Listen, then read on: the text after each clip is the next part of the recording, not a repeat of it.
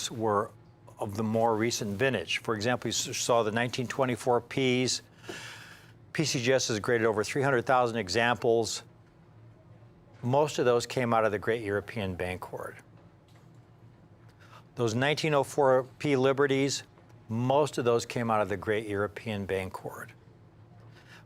But you saw very few bags of earlier dates, like the 1899 P. Understandably, as you go back in time, there are fewer of those coins around that were still uncirculated. There were very few bags, folks, of the 1899 P. This is an actual bag from the Great European Bank Hoard. These are the kind of canvas burlap bags they came in. There are very few bags of the 1899 P. I found some 1904 Ps, which is the most common date. It's hard to find records for 1899 Ps. Just to give you a reference point, folks. Again, this is the most common date, and here's one that's asking prices over $4,500 for an MS62. And again, the 1904 P, the 1899 Ps that we have are over 10 times rarer in this condition than the 1904 P. Here's another 1904 P, $4,200 for an MS62. This was sold in auction in, I believe, 2016 when gold was bouncing around between $1,200 and $1,400 an ounce. It sold for around $3,900 in MS62. Now, right now, gold is around $1,900 an ounce. So it's over $500 more an ounce than it was back in 2016, folks. So just bear that in mind when you look at this. Gold is a lot higher now than it was back then. We'll show you one more. This is really high. Very high asking price, $7,000 for an MS62. Again, a no 4P. When we have the good fortune to come upon a really exceptional deal at a great price, we pass our good fortune on to you. We got these 1899 Ps. Well, here we have gold. Again, it's been bouncing around $1,900 an ounce. We have these at such a great price for you folks. This is historic. These 1899 Ps that you're looking at, again, we have a limited quantity. Call in now.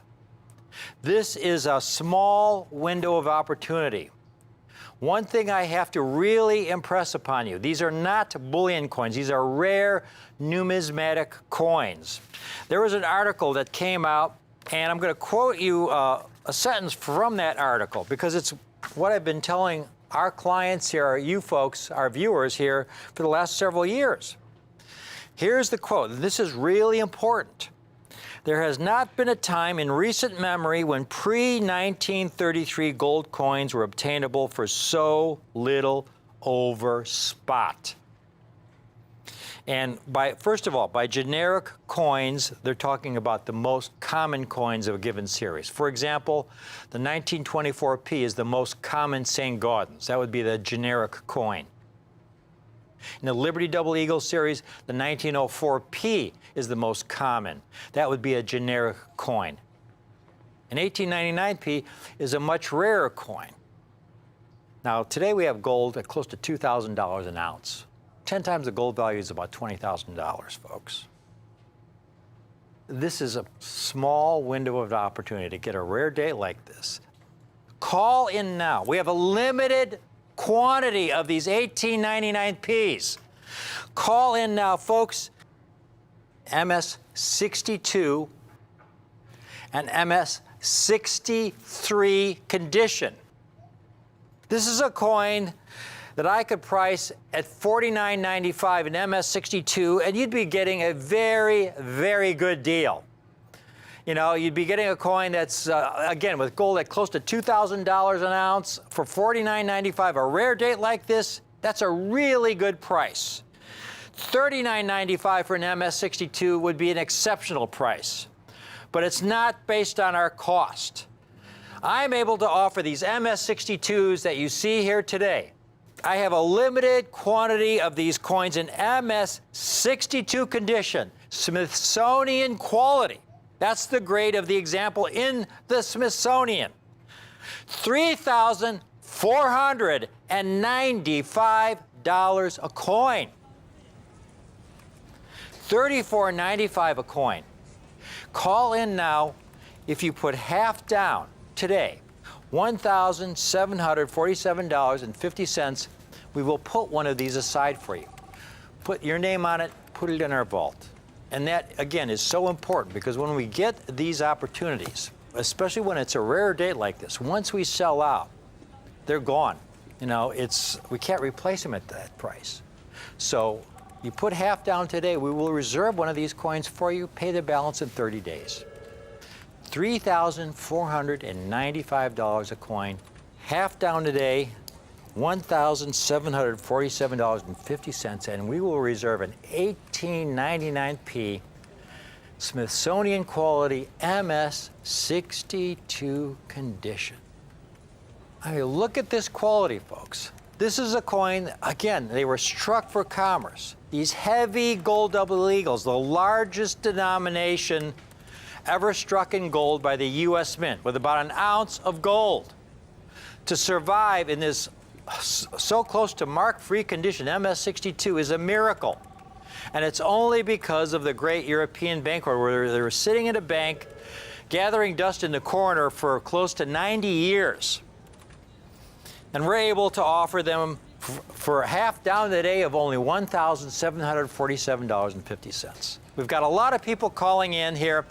The lines are lighting up, and I haven't even priced the MS-63s, folks. Now, the MS-63s, this is amazing quality for an 1899p. Again, there are only 65 examples graded at MS-65. You know, this is an extraordinary grade for an 1899p. Extraordinary. Look at this coin. I mean, it looks like it could have been struck yesterday. Again, remember, they're struck for commerce, ejected from the press, where they'd fall into a bin. One coin would fall on top of another. They would have deep gouges, deep cuts, deep scrapes. To survive an MS-63 is miraculous. Even more miraculous is the price. They're not $59.95, folks. $49.95, $44.95. Again, you go up in grade, you would expect the price to increase by at least 50%. You expect something around at least $49.95.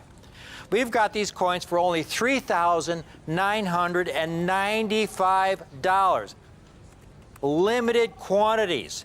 Half down today. If you can't afford to swing the entire $39.95, $1,997.50 down today, will reserve one of these 1899p's for you in MS-63.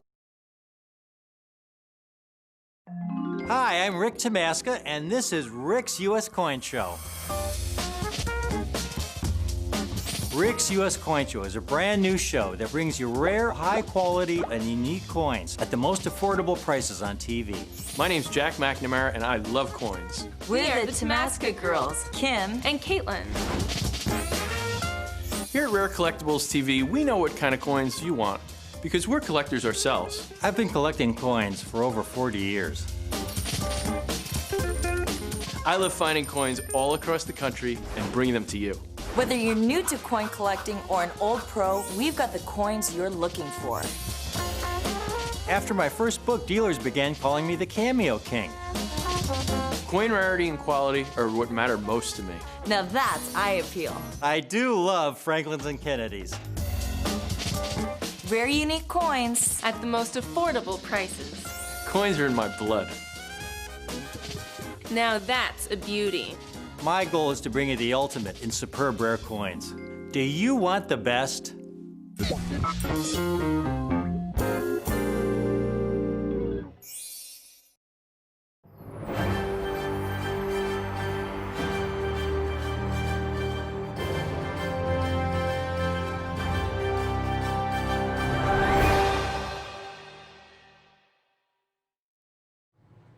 I'm going to share with you a coin that is arguably the most important American silver eagle ever struck by the U.S. Mint. Now, do I say this because it's the final year to feature artist John Mercanti's exquisite heraldic eagle, which has graced the reverse of this coin since the beginning of the series in 1986? Well, That is pretty meaningful, but I'm not sure that would make it the most important. Is it because it has a minuscule mintage of just 240,000 coins, making it the second lowest mintage of the entire bullion series? That's only part of the story. The reason that this is possibly the most significant Silver Eagle in the entire series is because of the historical circumstances that caused this coin to even exist. Much like the 1943 steel Lincoln cent struck during World War II, the 2020 Philadelphia issue Silver Eagle was struck because of a critical national emergency.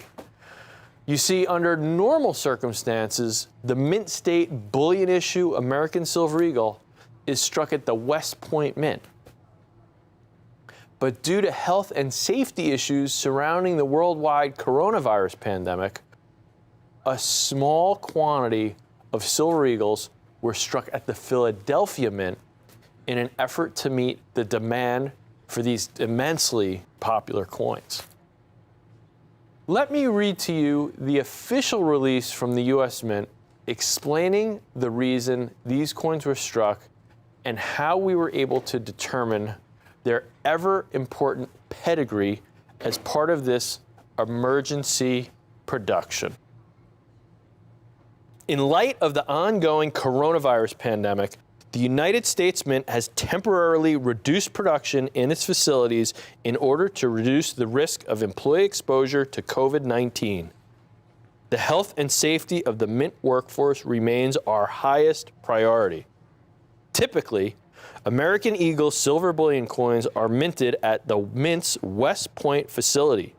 However, due to the reduced production at the West Point facility amid the coronavirus pandemic, from April 8th until April 20th, 2020, the United States Mint at Philadelphia produced 240,000 American Eagle silver bullion coins.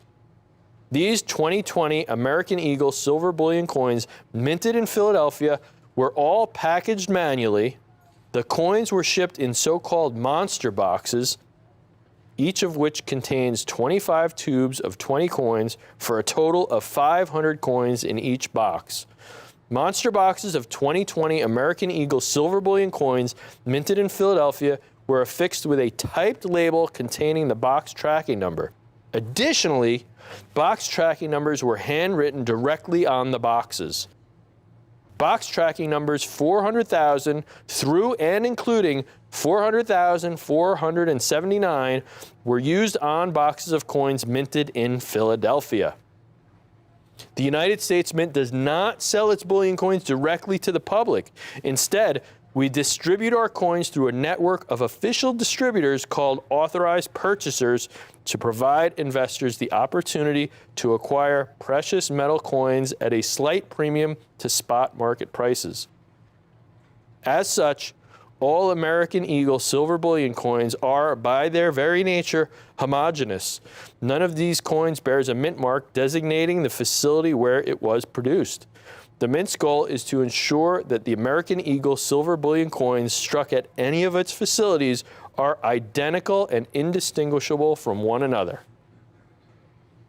This is huge. This is very interesting. And these coins have become incredibly popular. Now, at West Point, they have actually robotic machinery that puts these coins into the tubes. These tubes that go into the monster box, they have 20 coins. These coins in Philadelphia are manually tubed. Now, what that means is when they strike Silver Eagles in Philadelphia, someone manually has to pick up those coins and stack them and put them into these tubes. Now, what's that mean for the grade of these coins? It means it is much less likely to get a high-grade coin. Humans have to touch these coins. They get fingerprints, they bang together, they rattle around more. So the odds of getting a high-grade coin from this Philadelphia hoard is actually harder to get than the normal coins struck at West Point. That's important too, because as we talk about the grade of these coins, to get a Mint State 69 from this Philadelphia hoard is going to be even harder to achieve than a coin struck in the normal way and packaged in the normal automated way at the West Point Mint. this is a very, very exciting coin. Obviously, the historical impact of the coronavirus affecting this coin in a big way is going to make this a coin that forever is going to be remembered for these historical and trying times that we're going through. And, you know, a lot of coin collecting is just that link to history. You know, we love coins that relate to, you know, certain people or certain times, certain events. Like I mentioned earlier, you know, that 1943 steel Lincoln cent, you know, because of that history there, the importance of it. Or whether it's those coins from the early 20th century because Roosevelt wanted new coin designs and the artists like St. Gaudens that he worked with to do it. Or coins from colonial times that were struck to, you know, start our fledgling economy on its way. You know, the history of the coins is such an integral part. And for a coin like this, where it is directly affected by current events, I mean, that's a big deal. Now, let me show you a couple of things that I talked about here. First off, let's talk about this mintage. Here's a chart of all the Mint State Silver Eagles from 1986, which is the first year of the Silver Eagle series. And you look at these mintages, and you see at the peak years, you've got 47 million, 44 million, you know, above 40 million. And then you'll see, you know, lots of these in the 20, 30 million range. You get down to the bottom of the list, even the low mintages are around 5 million. We get down here, you see a few that are under 5 million, not many. These are the tough years. 96 is a notoriously rare coin, very hard coin to get. Mint State 69 though, very tough coin. It's a coin that is notorious for spots and things that prevent it from being found in high grade. Then we have our coin here, the 2020 P. And you see that P in parentheses, and that's because as the Mint stated in their official press release, that letter I read, the bullion issue coin is produced without a mint mark. They want these coins to all be interchangeable. So that P is in parentheses, or it's what we'd call like an implied mint mark, implied Philadelphia mint mark, meaning the coins don't have a mint mark on it, but we know they were struck in Philadelphia because of the pedigree. And we're able to know that only because, as the Mint mentioned in its letter, there was a small amount of boxes of coins with serial numbers that can be attributed back to Philadelphia. So when the Mint releases these coins, they release them, as they said, in a green monster box, which looks like this. This one isn't from this year, so the serial number does not match what I talked about, but this is what they are. 500 coins in a box. They're all in tubes like this. Here's a partial tube. Again, these aren't from this year. I'm just wanting to show you what it looks like. 20 coins per tube. And then these tubes are in this box, 25 tubes per box. And this is how the Mint distributes the regular issue Silver Eagle, which the Mint calls the bullion issue. I'd call it either the Mint State or just the kind of regular issue Silver Eagle. You can see here a handwritten serial number. This is again from a different year. This is a West Point box. This is not a Philadelphia box. And then stickers here also with serial numbers. So when these boxes are released from the Mint this year, if you get a box with a serial number in that range that the Mint mentions in the letter, you know that it comes from Philadelphia. But once you open the box, if the coins don't have, a mint mark, how do you know they're pedigreed to that? Well, we are working with NGC, who does a great job, obviously, at grading and authenticating coins and collectibles. What happens is, when a dealer gets a box that has the proper serial numbers, between that 400,000 and 400,479, you can send it to NGC, and they will authenticate it. They will make sure the box has not been tampered with, the box has not been opened, the serial numbers are legitimate, nothing's been changed or altered. Once they confirm the box is truly a box from the Philadelphia Mint, only then, under their extremely tight security, will they open the box and then grade the coins, and then on the holder they put that implied P mint mark. And in this case, they also mention that is from the emergency production. So we're able to pedigree these coins, and this is much like the GSA hoard of Morgan dollars that we all treasure. It's a special pedigree from the mint, and it's really important as collectors. And like I said, the pedigree is so important on this because of its historical place in history here, the historical impact that led to these coins being produced under these emergency conditions.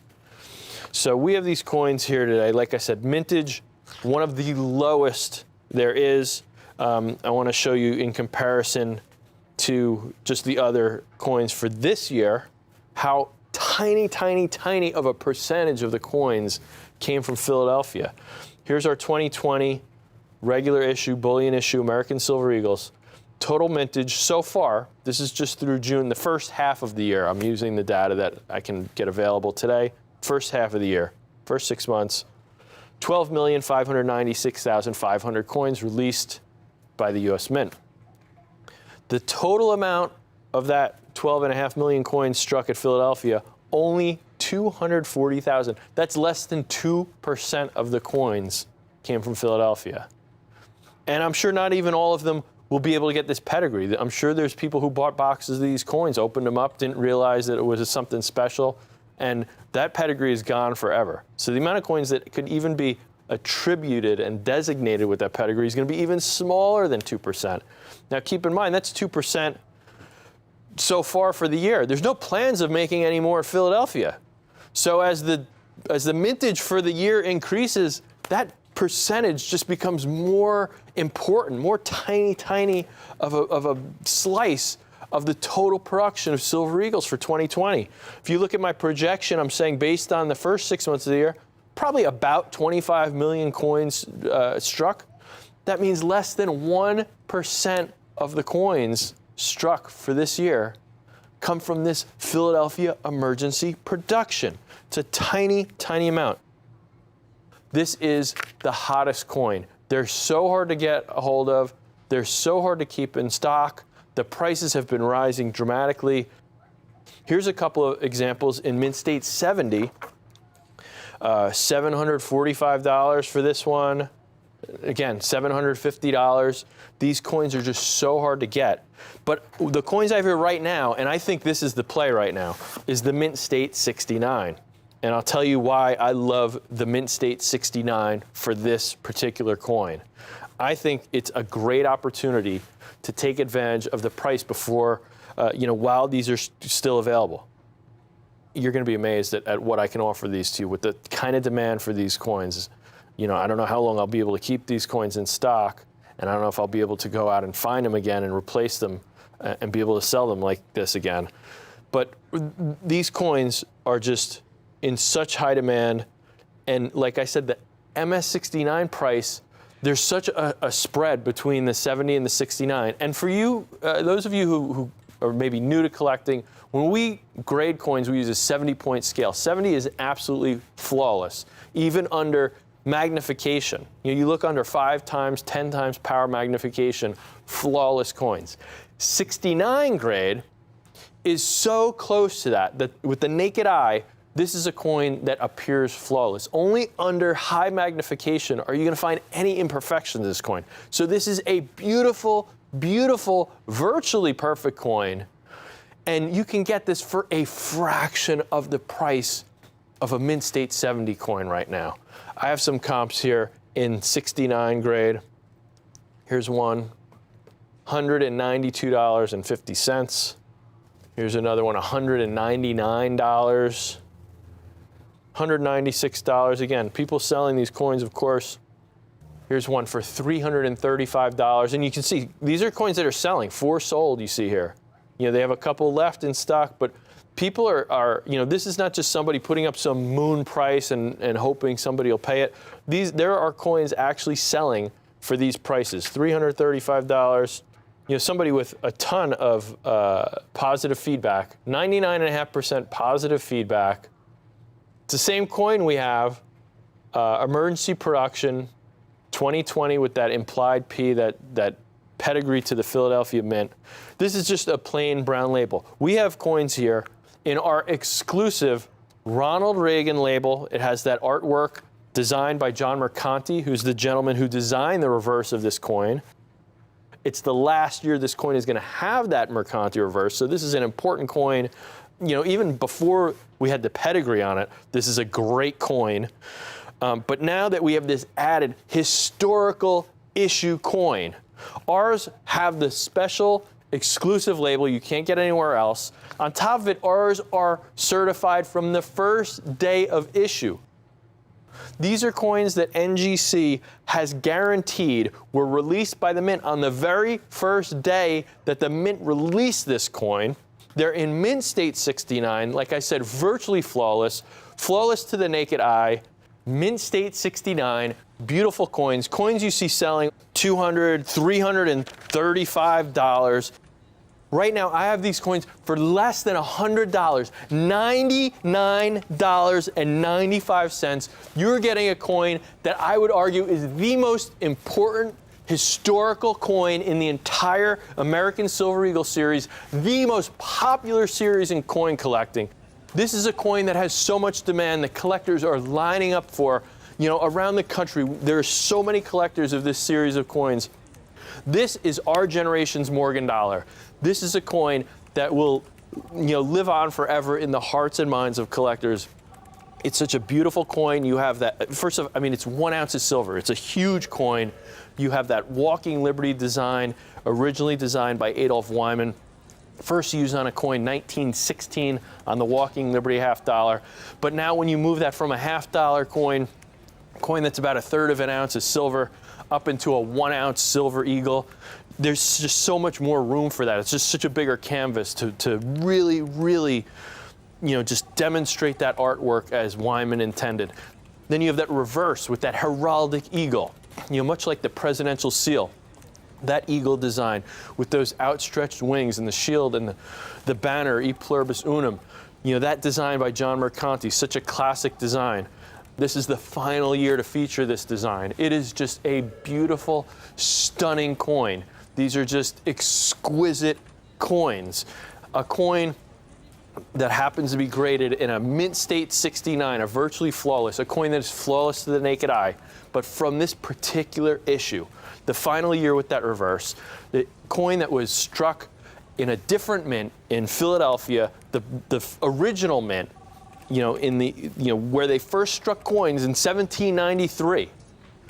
They struck silver eagles, only 240,000 of them in 2020 because of an emergency worldwide pandemic that is just turning our world upside down. And this coin is just such an important historical coin. From the first day of issue, for less than $100 is just an opportunity that is here today, but I don't know how long this opportunity will be here. It's so hard just to get these boxes pedigreed, especially, I mean, the first day of issue has come and gone. So once we go through the allotment that we've received, you know, I can't get first day of issue anymore. It is just a coin that just has all of those things we look for as collectors. Obviously a beautiful coin, obviously a high grade coin, obviously a great value, less than $100, and from the most popular series in all coin collecting. And this is just, you know, one of those moments in time where we have a coin that is kind of the perfect storm of all those attributes, a coin that is such a piece of our history here. I'm just kind of overwhelmed by this coin. There's just so much going on here. I think I remembered everything because it's kind of mind-boggling the importance of this coin and how many different features there are. But most importantly here, I think, is just the history of this coin. The moment in time that these coins were struck, why they were struck, just makes it so important. And like I said, I think this is the most important coin in the Silver Eagle series. If you're a Silver Eagle collector, or if you're if you collect any coins, or if you collect anything, or you know what, even if you don't collect coins, if you're, you know, an American and, you know, you're living today and you're a student of history, this coin is just so important. I hope you're able to add one to your collection. And thank you so much for joining me here. I'm Jack McNamara, and you're watching Rare Collectibles TV.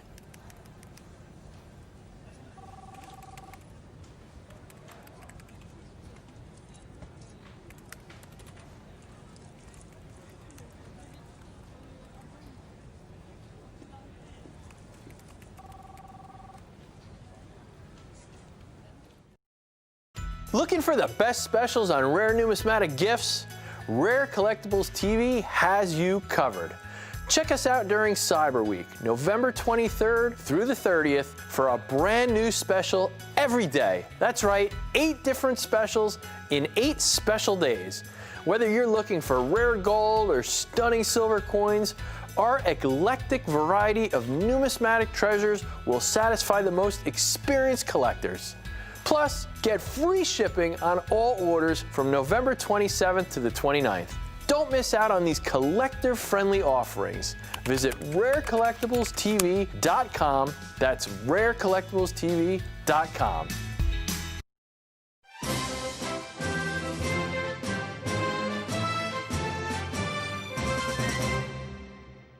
Hello, Jack and Rick here once again. The Coin Guys. The Coin Guys are back, and some of you may be wondering, all right, what surprise do they have for me today? Well, Jack, we're calling it the Great American Silver Dollar Hoard. What we have, folks, it's simply the greatest hoard of uncirculated Morgan and Peace dollars that Jack and I have ever seen or handled in our lifetimes. Nearly 50 bags of mixed date, brilliant, uncirculated. This is not a full bag, folks. This is like a little less than half a bag here. It's heavy. Yeah. Nearly 50 bags of mixed date, brilliant, uncirculated Morgan and Peace dollars. This is the Great American Silver Dollar Hoard. This is one of the great silver dollar coin hoards, folks, in the history of U.S. numismatics. Bags and bags and bags of these coins. Uncirculated, and that's so important, uncirculated mixed dates struck between 1878 and 1935. Jack, I do believe that you and I work harder than any other coin team in the country at finding these most extraordinary, once-in-a-lifetime, rare coin finds for you folks, our viewers. And to be able to offer them at the lowest possible collector-friendly prices. As a collector of United States rare coins, there's nothing more exciting than knowing we have a rare coin find that quite often represents a truly once-in-a-lifetime opportunity. In all my years at Stax, we never were able to offer this many mint state Morgan and Peace dollars, at these kind of prices, rare silver dollars that, shouldn't even exist. That's really some interesting point you really brought up there, Jack, that our viewers really need to know. You just mentioned the word Stax. Stax Auction House is the oldest, most established rare coin auction house in the country, and you were a buyer at Stax for almost a decade. Yeah, Stax dates back to the 1930s, the Great Depression, and they've handled many of the greatest rarities in U.S. coins, including a coin that's believed by most serious numismatists to be the very first silver dollar ever struck by the United States Mint. I saw this coin at a show. I got to look at it in my hand, and it's an amazing coin. It looks like a proof, and it's from 1794. That's really. I mean, this is a coin that's over $10 million today. Folks, he's not talking about the first year silver dollars were struck, 1794. Right. He's talking about the first silver dollar ever struck in 1794. Right. It was like a specimen 66 or something, it's an worth tens of millions of dollars. Wonder coin, yeah. And in all the years with Stax. Yeah. All the years at Stax, we never had a collection, a hoard of silver dollars like we have here today. When I was there working the counter buying coins all day long, we would get a bag of Morgan dollars now and then, but they were always low-grade circulated coins that were all, worn. They weren't these uncirculated coins like we have here today. And what we have here is the most thrilling hoard of brilliant uncirculated Morgan and Peace dollars I have ever seen, and I'm pretty sure that I will ever see. We worked so hard assembling these sets because Jack and I recognize what a truly great buying opportunity cherry picking. We cherry pick these coins, the finest Morgan dollars from these bags for the collectors watching our show today. The set we have assembled, we're calling our collector-friendly Morgan set because they offer the ideal combination. Exceptional, eye-appealing, extremely scarce, uncirculated Morgan dollars at the lowest possible collector-friendly price, especially for all our viewers who have never owned a superb uncirculated silver dollar before. This is that moment in time to start collecting these coins. Because not only have we selected some great quality examples of some great dates, but again, we have them at a great, great collector-friendly price. Please take a look at the coins Jack and I have selected for you today, folks. Yeah, we have some great coins here. The first date we have is the 1881S. Oh, that's the most famous date in the series. Right. I mean, they're just beautiful. It's famous for being a coin that was so well made. 1881 San Francisco Mint coins are just known for a very flashy luster, very reflective luster. Look at these coins. They're gorgeous, Jack. It's really important to stress at this point. Again, we have a lot of new viewers. We're talking about brilliant, uncirculated Morgan dollars, not circulated Morgan dollars. And there's a huge difference. This is what you're getting, folks. Look at this coin like it just was struck yesterday. These coins are struck. They're ejected from the coin press. They fall into bins. Right. And they go through coin counting machines. They're thrown into bags. And they're typically really, really baggy, even if they've never been in circulation. But right. These are uncirculated. And there you see the small S below the eagle's tail feathers at around 6 o'clock, meaning it was struck in San Francisco. Right. Now here's the important part, though. These are uncirculated because most Morgan dollars that you find are very circulated. Are circulated. Yeah. And Jack, here's some that I got in a local coin shop, and these are rarer dates in uncirculated condition. Right. These coins would be worth thousands, tens of thousands, even hundreds of thousands of dollars if they were uncirculated. Right, exactly. I got them for $35 a piece because they were circulated. So much of this is about the condition of these coins. You know, these are pretty typical Morgan dollars. These are the kind of coins I used to see over the counter at Stacks all the time. The kind of coins I was buying. 1896. Now that's an Usually look like 1896. this. I believe that's an O mint. Because if that was an 1896P uncirculated, it would be several $100s. But it's a New Orleans mint, very rare coin in uncirculated condition. Let's see, what do we have here? An 86. 86O. I got that for $35. Is that Here's also an 86O, Jack.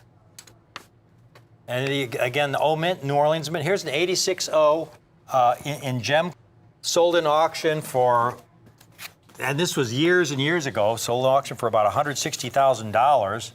That coin would probably be a $250,000, $300,000 coin today.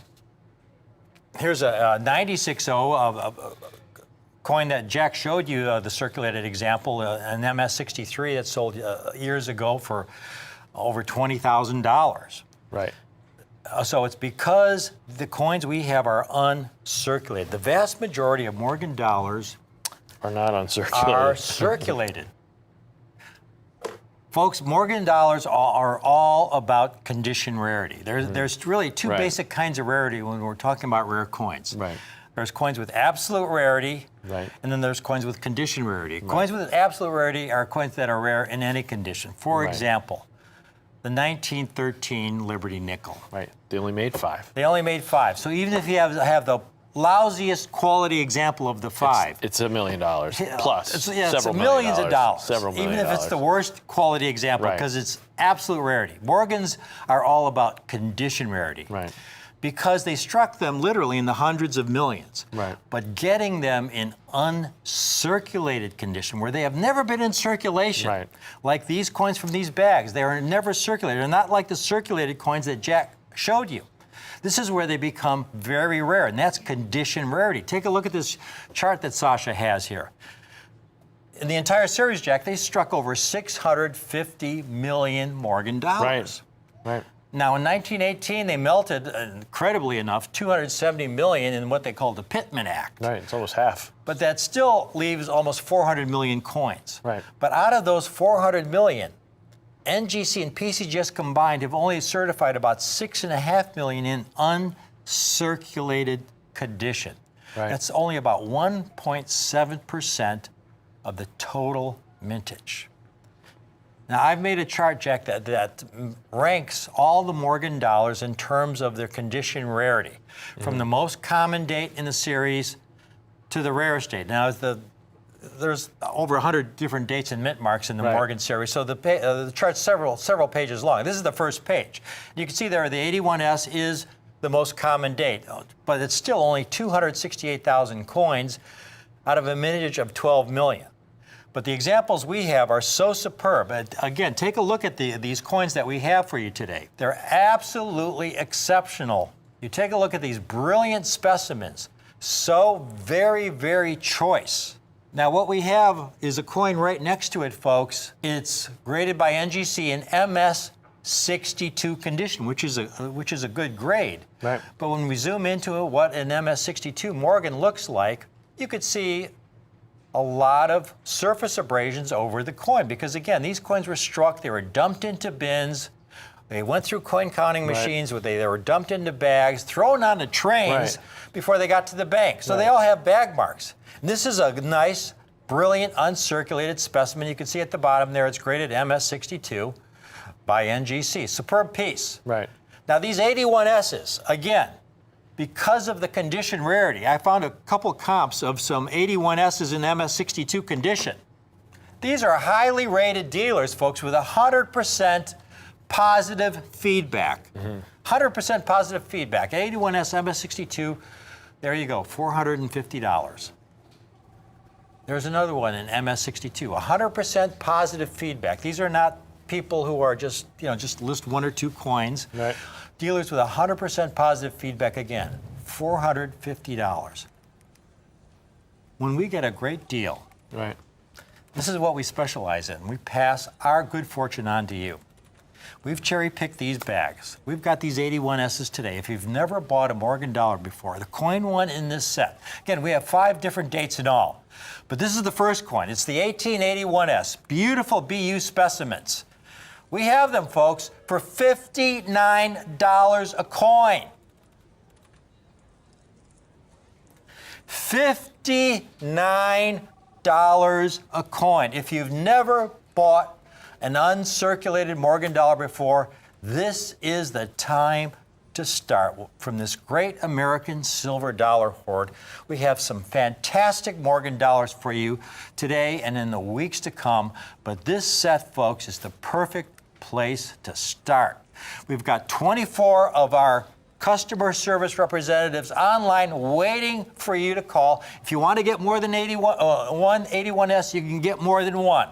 They're only $59 a coin. This is the date that they had the most of in the bags.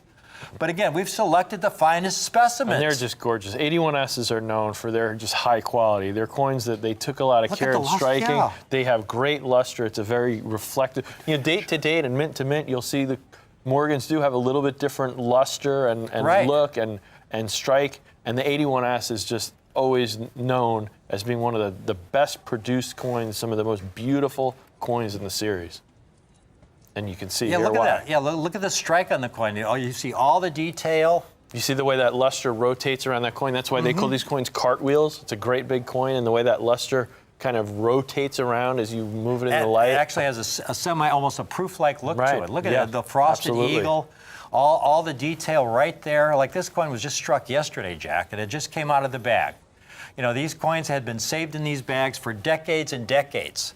And we've got them here for you. So fresh, and they're only $59 a coin. Now, that's the first coin in this set. Now, here's what we're doing in this set, folks. Because what we're doing is, we've got the second coin. It's an 1887P. When you look on our rarity chart, it's a little tougher than the 1881S. Each coin in this set is progressively rarer than the coin before in terms of the condition rarity. You can see the 1887P, they've only graded 211,000 examples in uncirculated condition. You take a look at the 1887P today. Take a look at this, folks. Beautiful luster, Jack. It's a Tougher beautiful than coin. the 81S. Gorgeous coin. But what we're able to do is offer it for the same price as the 81S. In other words, if you get the pair, the 81S and the 87P, you can own both for $118. Now, again, I want to stress the most common date in the series, you saw dealers asking $450 for MS62 examples. And here we have the 81S and the 87P for only $118. Now, we already have a lot of people calling in.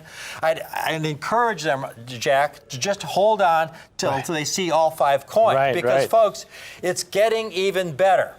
That's the second coin. Now we go to the third coin. Now, this is really cool. Here we have scarce dates, fewer than 50,000 certified in mint state condition. The 1900P, turn of the century coin. Right. This is one of our top picks, Jack. And we don't have that many of these, but we wanted to have this coin in the set because it's the first year of the new century. Right. Only 36,000, it's almost 10 times rarer than the 1881S. Take a look at this piece, folks, the 1900P. Oh, that's beautiful. It's extraordinary. The coins that Jack and I have picked out, again, there were some examples, they were just a little too baggy. Look at this specimen. 1900P. We've got a lot of people calling in asking for the 5-coin set. Look, you get the 81S, 87P, 100P. It's also an additional $59, all 3 for only $177. So in other words, the 81S, if you just want an 81S, it's only $59. You won't find a better price anywhere, folks, for a beautiful, brilliant uncirculated specimen than the piece we have here, this 81S for $59. But here you get the 81S, the 87P, which is even tougher, and then the really scarce 1900P, all 3 for only $177. In other words, we're passing our good fortune on to you with this opportunity.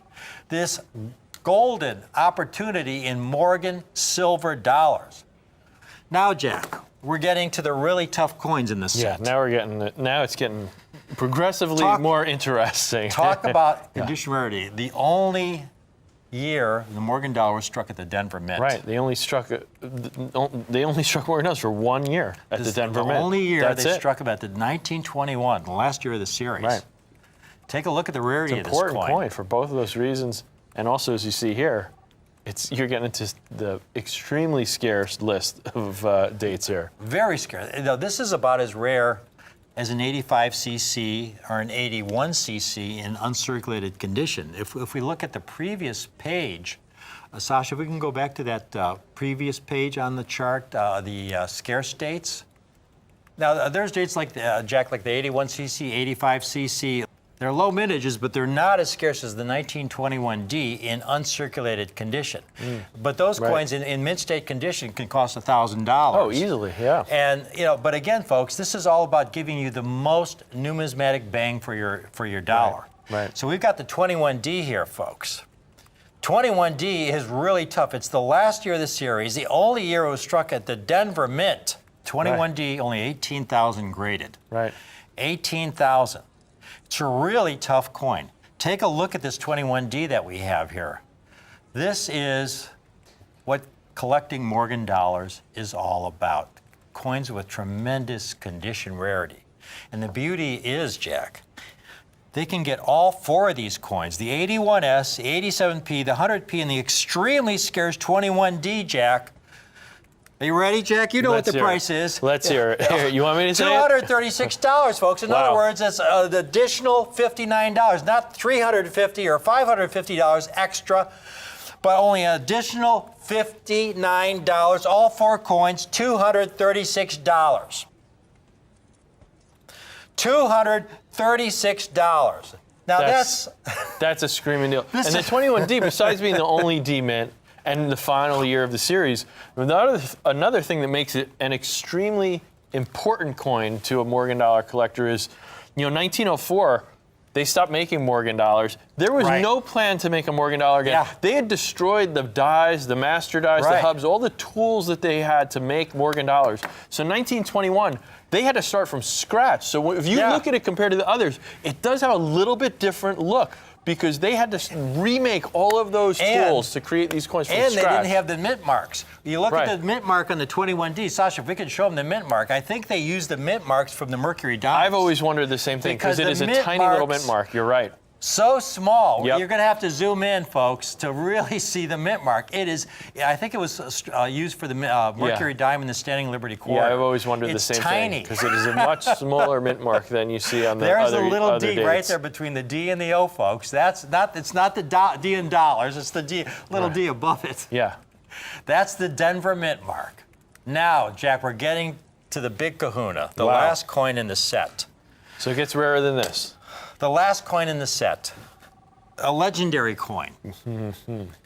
Talk about condition rarity. They Yes. struck over 5 million examples. But these coins are so rare in mint state condition. The 1880 New Orleans Mint. It's really a legendary coin. I remember as a collector going back to the early 1980s, I'd always be looking for really nice 1880 O's. Take a look at the rarity of this coin, folks. You're getting into the rare dates here. Only 8,300 certified. We've got comps here of 1880 O's. Yeah, this is a notorious date. This is a tough date in nice grade.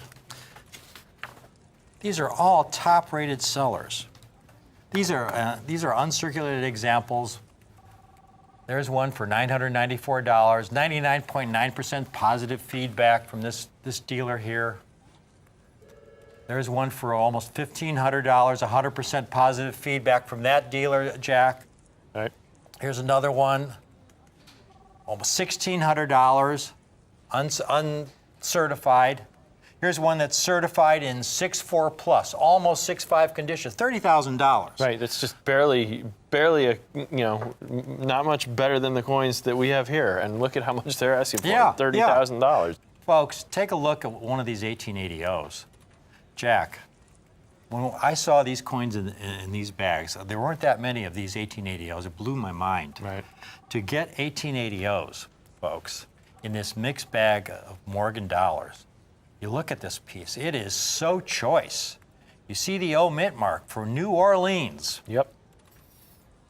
The last year they struck Morgan dollars at the New Orleans Mint was 1904. 1880 O mint state. We can offer the entire 5-coin set. We've got a lot of folks already calling in, ordering the 5-coin set, Jack. We yeah. haven't even priced it yet. We've got 24 operators here Right. taking your calls. We've got some open lines. The entire 5-coin set, folks, is only $595. That's about $120 a coin, less than great deal. $120 a coin, for some coins that are extraordinary. Beautiful coins. Take a look at these if you've just tuned in. Just stunning. This Stunning is the coins. Great American Silver Dollar Hoard, a collector opportunity that Jack and I have put together for you, this 5-coin set. 5 different dates. We've got this in the beautiful presentation case you see here if you get the entire 5-coin set.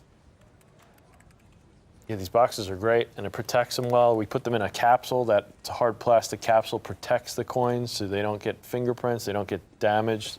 You know, they're just as nice as when we first put them in here, so that they don't get damaged in your collection, in transport, anything.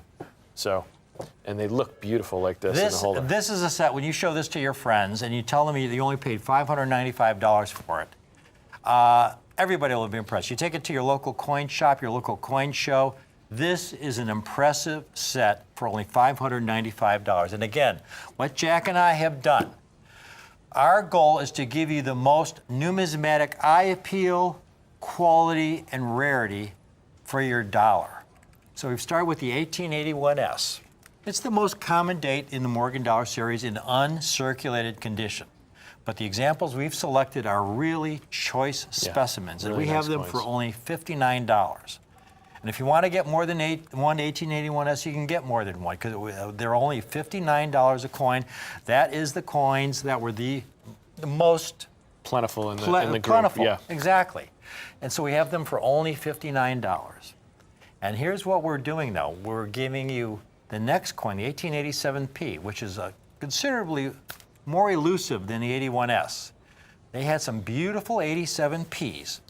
And if you want to get the two coins, the 81S and the 87P, we're giving you the 87P at the same price as the 1881S, the pair for only $118. And then, Jack, what we've done is the next coin, the 1900P. This is a coin that's scarce, almost 10 times rarer than the 1881S. But again, when we got this bag, we got a great deal on it. There were mixed dates. And we're able to offer the 100P for basically the same price as the 81S, $59, all three coins, the 81S, the 87P, and the 100P for only $177. And the 100P, again, that's the turn of the century coin, very popular coin. Oh yeah, everything here, well over 100 years old now. Well, the 1900 being the most recent coin, that's 120 It's a years classic. old. But the next coin is where we really knocked it out of the park. And a lot of you, I hear, are ordering the 4-coin set because the 4-coin set includes the extremely scarce 1921D, only around 18,000 certified in uncirculated condition. And it's the only Morgan dollar struck at the Denver Mint. And we're offering all 4 coins, the entire 4-coin set for $236, $59 a coin. We've got a lot of people calling in asking for the 5-coin set. The 5th coin is the 1880O. The 1880O in mint state condition is a rare coin. Notorious coin. It's in high extremely grade. rare. Yep. I mean, examples, we showed you one. An MS64 Plus is $30,000. Yeah.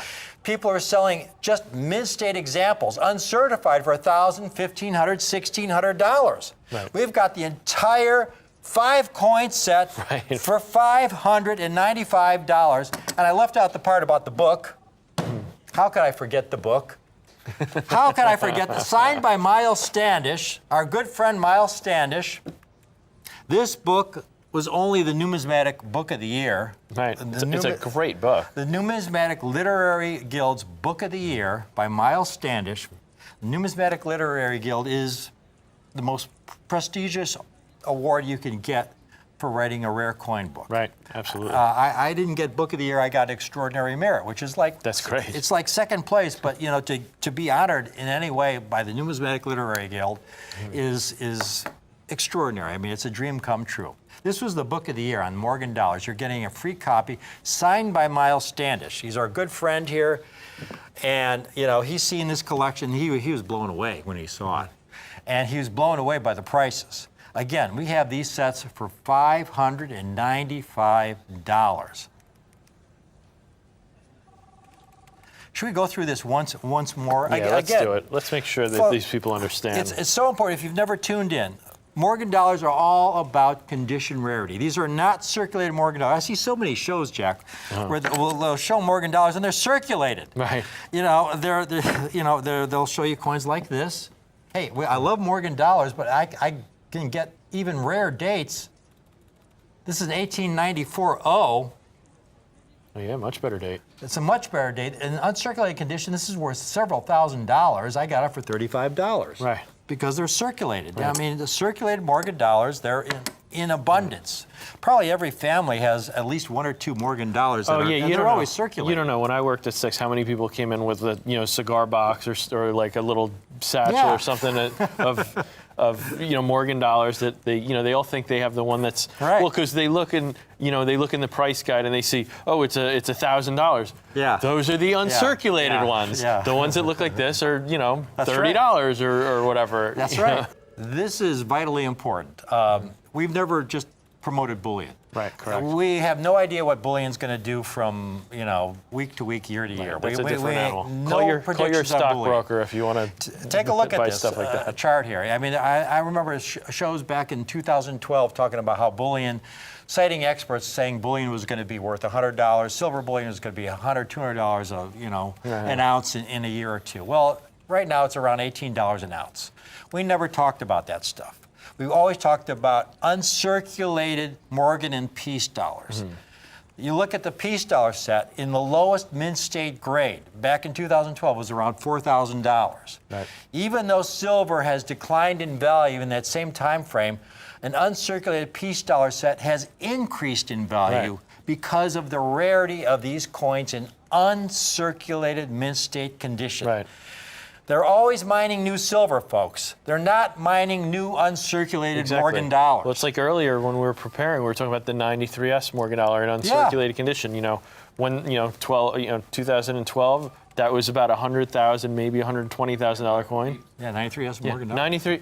Yes, it's the perfect example in the Morgan series. A 93S. You know, 5 Yeah. years ago, that coin in mint state, it's about $100,000, $120,000. Yeah. Today, those coins are selling for about $175,000 to $200,000. Good luck in if a you're mint lucky state. enough to find. They've only graded around 30 Oh coins. yeah, they only come up. They Yeah. only come up for sale maybe once every year or two. Yeah, You know. yeah, Anyway, yeah. I mean, that's why it's so much money. It's that rare of a coin. But it's a perfect example of what happens. The price of silver doesn't. It's completely Yeah, it's unrelated. it's irrelevant. Unrelated. Call in now. We're closing this out. This Right. is the Great American Silver Dollar Hoard. This is a collection Jack and I have assembled, beginning with the 1881S Morgan dollar. You're getting a beautiful, brilliant, uncirculated specimen. Just beautiful, choice, uncirculated. Right. And it's only $59 for an uncirculated Morgan dollar. Right. But you really want to go for that set. The 5-coin The set, set is is really where the it's best at because value. each additional coin is progressively rare. Right. The 87P is the second coin. It's even rarer than the 81S. That 2-coin set is only $118, but then we get to the 3-coin set that includes the 1900P, which is almost 10 times rarer than the 81S, and yet we're offering the 3-coin set for $177. In other words, that's $59 a coin. But this is where we just knock it out of the park. Going to the 4th coin is the 21D, which is extremely scarce, only around 18,000 examples certified, and yet we're able to offer all 4 coins for $59 a coin, $236. But the set you really should get, folks, is the 5-coin set that features the 1880, extremely rare 1880 in uncirculated mint state condition. Only around 8,000 examples certified in uncirculated mint state condition. The dealer's selling that coin by itself for over $1,000. We've Right. got the We entire get the whole set for way less the than whole the set, one folks, coin. Yeah. $595 in the custom holder you see here, along with a signed autograph book from Miles Standish on Morgan dollars, the Numismatic Literary Guild's Book of the Year, folks. Right. All for $595. Jack, this is a collector special. This is a great It's- opportunity. It's truly collector-friendly prices. If you've Right. never bought a rare coin before, this is the perfect place to start. A Morgan Dollar Series, the backbone of U.S. numismatics. Oh, absolutely. You go into any coin shop, go to any coin show, almost every shop will have some Oh, yeah. Morgan dollars. Absolutely. But you won't see a set like this, not at $595. Right, not these dates. At a coin in shop this or grade. coin show. 1880, 21Ds, 100Ps, all for $595. All right, Rick, let's wrap it up here. You never know what you're going to see on the show here, so stay tuned for more great presentations. So true. So that's what makes it so fun. Thank you, folks.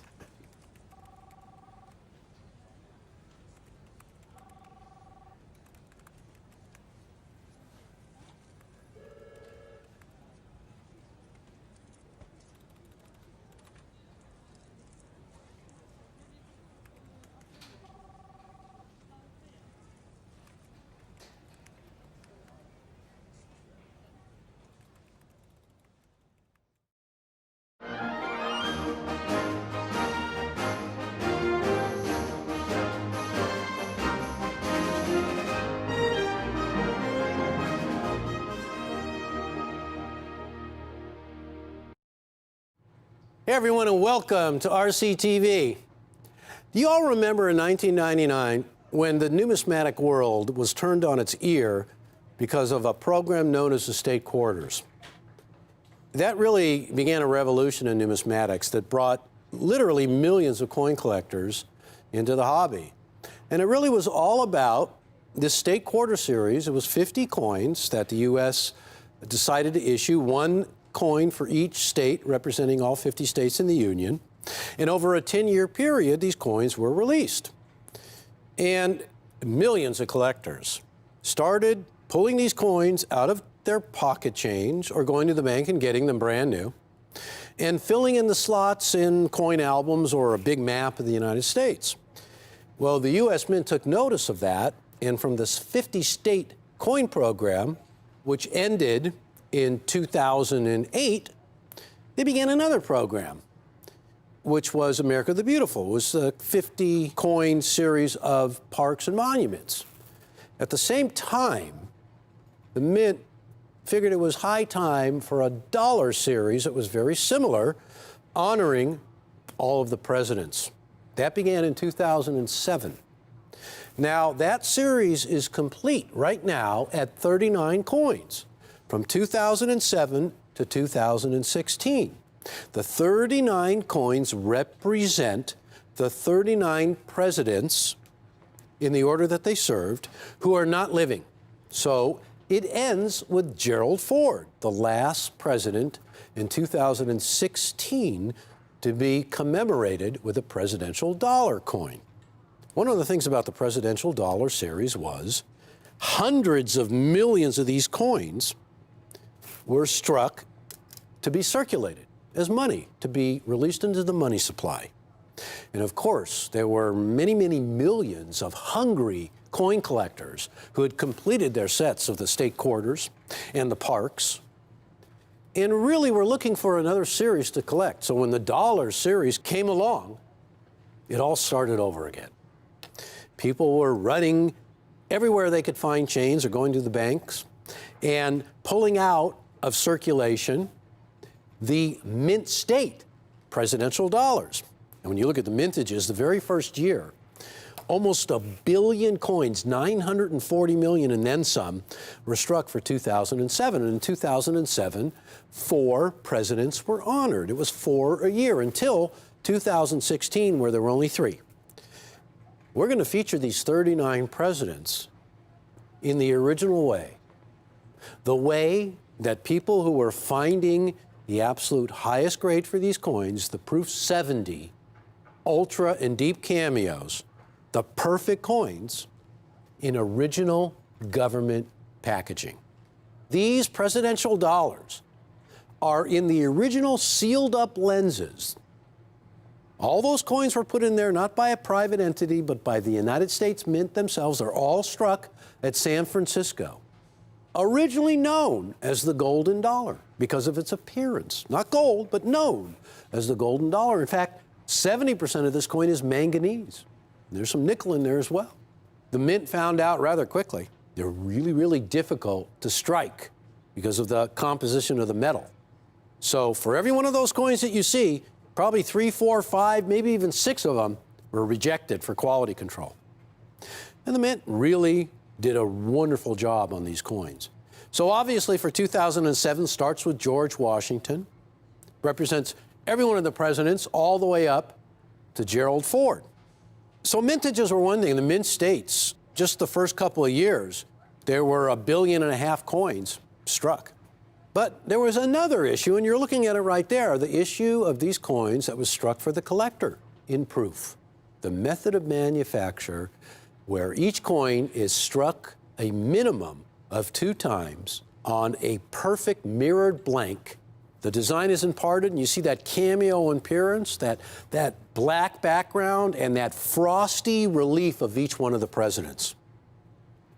Now, proof coinage is a little bit different than the mint state.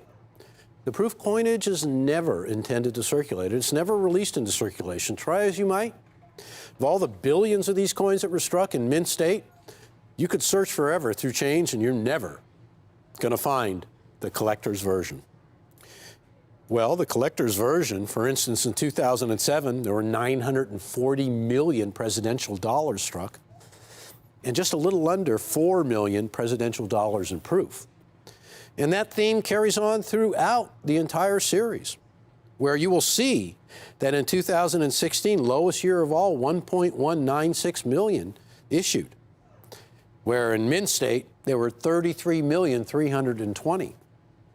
here's an opportunity to get the highest quality coins known to man. Because when you see these coins in the highest grade attainable, this is where they come from. It's almost a guarantee that if you don't submit these presidential dollars in their original packaging to the grading services, that you will have no chance whatsoever for the ultimate grade of Proof 70, Ultra Cameo, or Deep Cameo.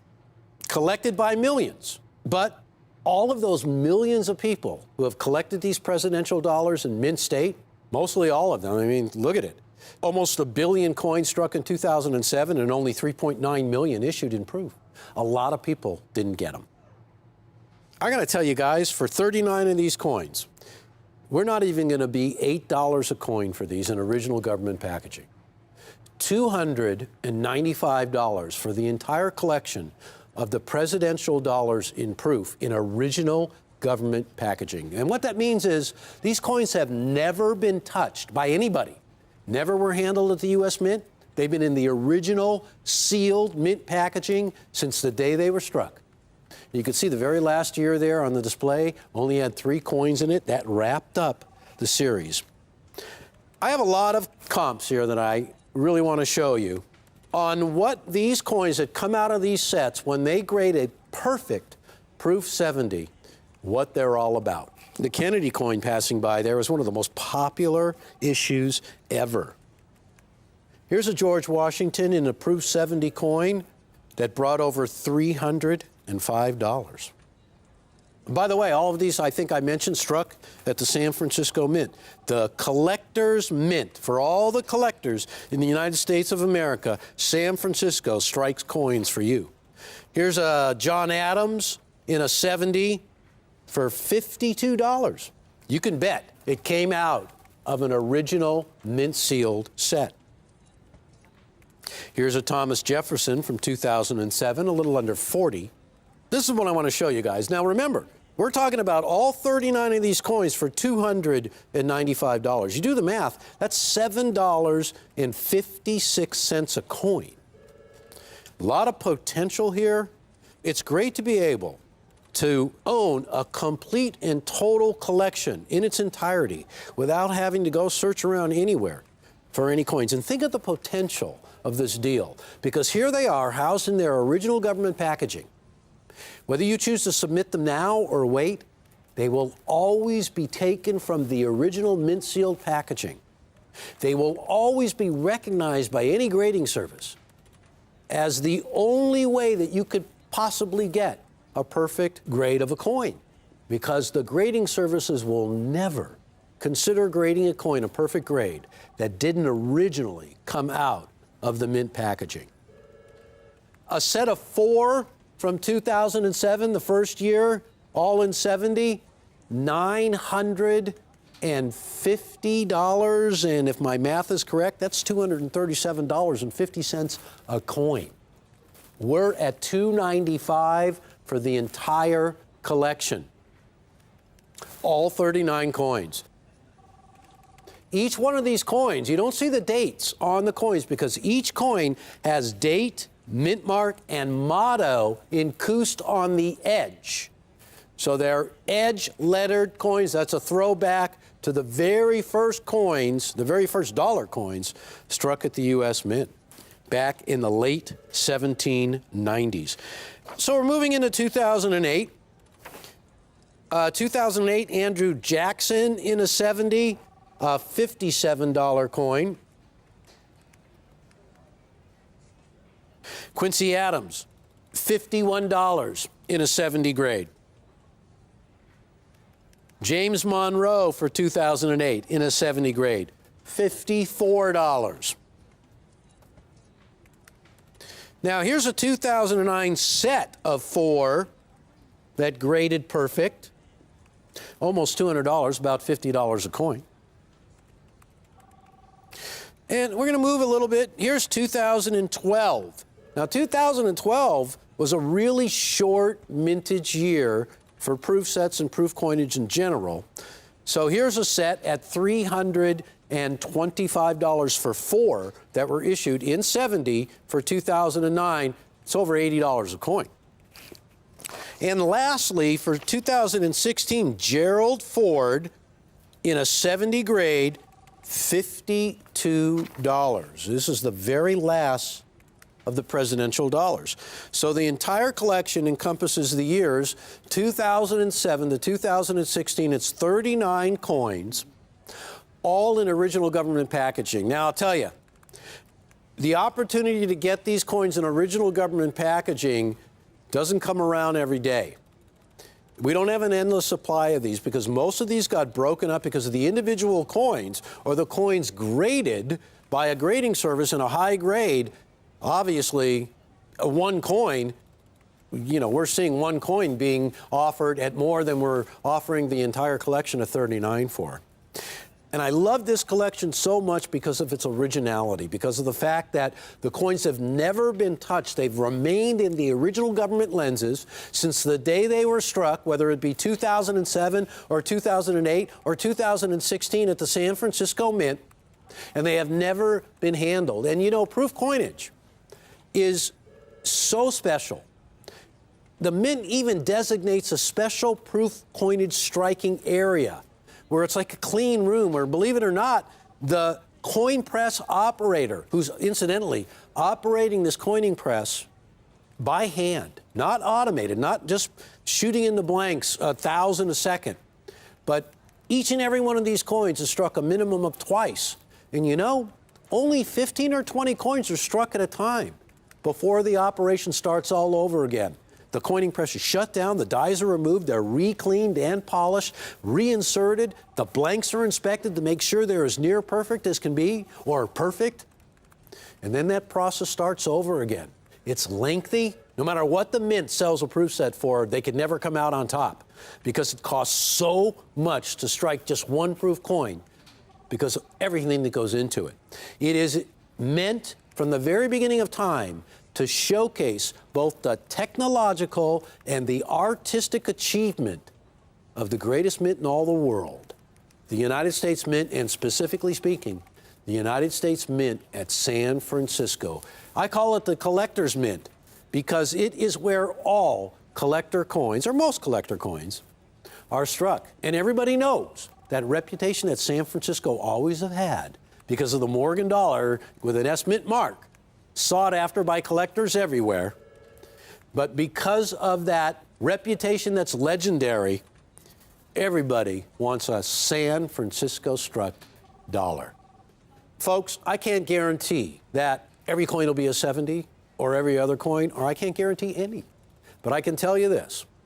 When you see all these coins that are represented, even at $300 for just one, or $237 for one, or $80 for one, every single one of those coins that garnered that spectacular ultimate grade of Proof 70, a grade of perfection, came from original government packaging. You can bet on it. There's no two ways about it. So this is a collection for the ages. All 39 of the presidential dollars issued in Proof Ultra Cameo from the San Francisco Mint for $295, all in original government packaging. And I want to thank you for watching Rare Collectibles TV. And of course, as always, I invite you to stay tuned for more great coins. Thank you.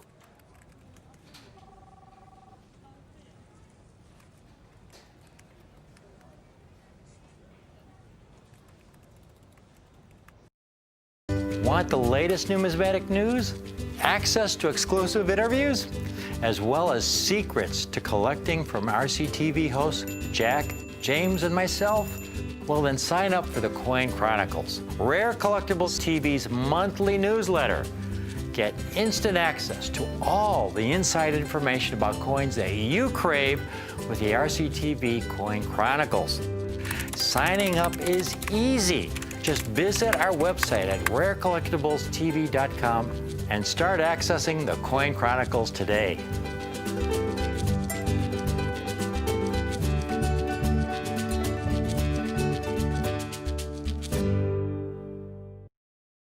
Miles, do you know what I was so thrilled about? Back in 1992, After all these years when you're buying proof coins from this 1971 for decades, all the coins were clad. They had taken all the silver out. Right. Remember that? It felt like such a loss. And then in 1992, the Mint decided to reinstitute the 90% silver half-dollar, quarter, and dime in their proof sets. Exactly. And superb quality. The very first sets, it was such an obvious difference because that snow white cameo and that silver was so different and beautiful compared to the clad, which Well, was it kind just of shows up Yeah. snowy white compared to more of a darker gray satiny look, and Yes. not as precise and not as stark. No, definitely not. And the coins were struck in limited quantity, folks. Take a look here. What we have today are the silver-proof Kennedys from the statehood quarter era. In other words, the silver-proof Kennedy struck from 1999, which was the first year of the statehood quarter series, to 2008, which was the last year of the statehood quarter series. So you have 10 years of silver state proof sets. That's right. Then you have the silver Kennedys, and these are each individual coin that came from each individual year of the state quarter program from 1999 to 2008. Now, folks, we've got an option for you here. This is going to be a short presentation because while I have almost 30 of the sets in 6.9, I only have 7 of the sets in 70 condition. It's really difficult. You guys, NGC is really strict when it comes to the 70 grade. And I'm sure, Miles, as a verifier over all the decades, there were a lot of times when the graders would hand you a coin that they graded 70, and as the finalizer, as the verifier, you would look at it and say, no, guys, I'm sorry, this is not a 70, and you would kick it back out. It's human nature to always find something wrong. Yeah. And that's why coins fall out of those holders and they go down to 69 from 70. So, you know what? We try to have the quality be consistent and precise, Yeah. and keep the coins beautiful for Exactly. collectors to like. Exactly, yeah. Folks, these are incredibly elusive. To get one of these coins, I mean, And you've got a couple of good offers here. You've got them both in 69 sets and 70 sets. every one of these, again, folks, I review every one before I even submit it to NGC. That's why it has my ECC seal, because again, I review these, and you can see beautiful 90% silver Kennedy half dollars during the statehood quarter era from 1999 through 2008. The grading fees alone, again, if you're going to try to do this set yourself, you'd find that the grading fee is $20. There's a handling fee of $10. They're going to ship the coin back to you registered mail, which is $24. The cost of the coin, some of these silver issues, folks, Kennedy half dollars are $30, $40, $50 just for the coin ungraded. So if you try to do it on your own, for a 6/9 set would end up costing you well over $1,000. And then we have these same sets in 70. And very importantly, they struck a lot fewer of the silver sets than they did the clad sets. The silver sets are very, very low mintage. And look at these 70s. Absolutely flawless. Flawless under higher magnification, and that, I understand, is the standard, where they take a coin, and if it looks flawless under normal grading conditions, they then review it under higher... Well, no more than 5 power magnification to find anything wrong with it. Exactly. And these coins have been deemed not to, and that's why they make the 70 grade, and they make it through the verification process, and they get shipped back to the owners. And you can see for most of those years, they struck fewer than 1 million examples. That's the total mintages, folks. Now, we've got these sets today, the 6/9 sets, okay? The 10-coin set. The entire set, folks, is only $479. That's $47.90 a coin for the 10-coin set. $479 for the set in Proof 69 Ultra Cameo. They're all going to be graded by NGC in the state-of-the-art NGC holders. With my ECC seal, I've reviewed every one of these before they get submitted to NGC. Ultimately, Rick, they've been double verified. That's NGC exactly. has verified them in their final state That's of the grade, right. and you've approved them for your I'm customers. really picky when it comes to proof coins for my clients. Extreme, I want my clients to have the best. Now we get to the 70s. You know, folks, now is the time for the 70 cents because I was not involved in the 70s back when they first came out some 15 years ago because the coins were going for moon money. I mean, here's some auction prices, folks, and these were for clad Kennedys with higher mintages. A 2000 that sold in auction for over $1,200, just the one coin. And here's one, a 2001 that sold for $1,725 for the one coin. Here's a 2002 that sold for $977. A 2003 clad that sold for over $2,500. This is a price realized. You know, I was not involved in the 70s at that point in time. I just thought the prices were too high for what you were getting. Well, the prices, you know what, the prices make it very collectible. You've set it so that you know, somebody can get a nice 10-coin set in 69 or a 10-coin set in 70. Yes. Get a wonderful package of coins in the mail of a great Kennedys. And, you know, there's so many, you know, you have so many collectors of Kennedys around the world and on your television show, Rare Collectibles Television, that want to collect Kennedys. These are all the silvers from 1999 to 2008. Exactly, and this is the great time, folks. You know, at $300 a coin, this set would be $3,000, which would be, you know, a much better price than you would have had to pay, say, 10 years ago. Exactly. $29.95 would be a great price. $19.95 would be an even better price. But you've got a fantastic price. I've got a today. fantastic price. We only have 7 of these sets, but we have the entire set, folks, for $1,095. $109.50 a coin. Folks, now is the time to build an incredible ultimate proof Kennedy collection. Because now I have a limited number of these sets. Limited number of these sets in NGC Proof 70 Ultra Cameo, the finest possible condition and grade, for $109.50 a coin. In other words, the entire 10-coin Statehood Series set for $1,095. I only have 7 of these sets assembled at this point in time. It's really difficult putting this set together, especially the 1999. You know, I have a hard time getting that coin. You know, in the history of the U.S. Mint, there's only going to be one state quarter program. Yes. And these are going to be the largest size coins issued in those state quarter program. That's right, yeah. And they'll be the only silver Kennedy half dollars from that program, period. They're going to incredible demand for these. The Kennedy half dollar series. When you look on the NGC registry, Miles, and you look at all the collectors who have sets entered in the registry in the half dollar series, I mean, there's a lot of collectors with Walker sets. But the Franklin and Kennedy sets have by far the most collectors with their sets on the registry. And especially the Kennedy. It's a global coin. Yes. His presidency of Camelot was very global. You know, I know collectors in South America. I know collectors in Europe. And I know collectors in Asia that collect John F. Kennedy half dollars simply because of his presidency and what he meant at the time. I remember when he was in Germany. What was it? Ich bin ein Berliner. That's it. Yeah, John, that famous moment in time when he visited Germany. We have the set for you today, folks. Again, a short presentation. We have these sets in Proof 69 Ultra Cameo for only $47.90 a coin, $479 for the 10-coin set. Again, reviewed by myself and then submitted to NGC.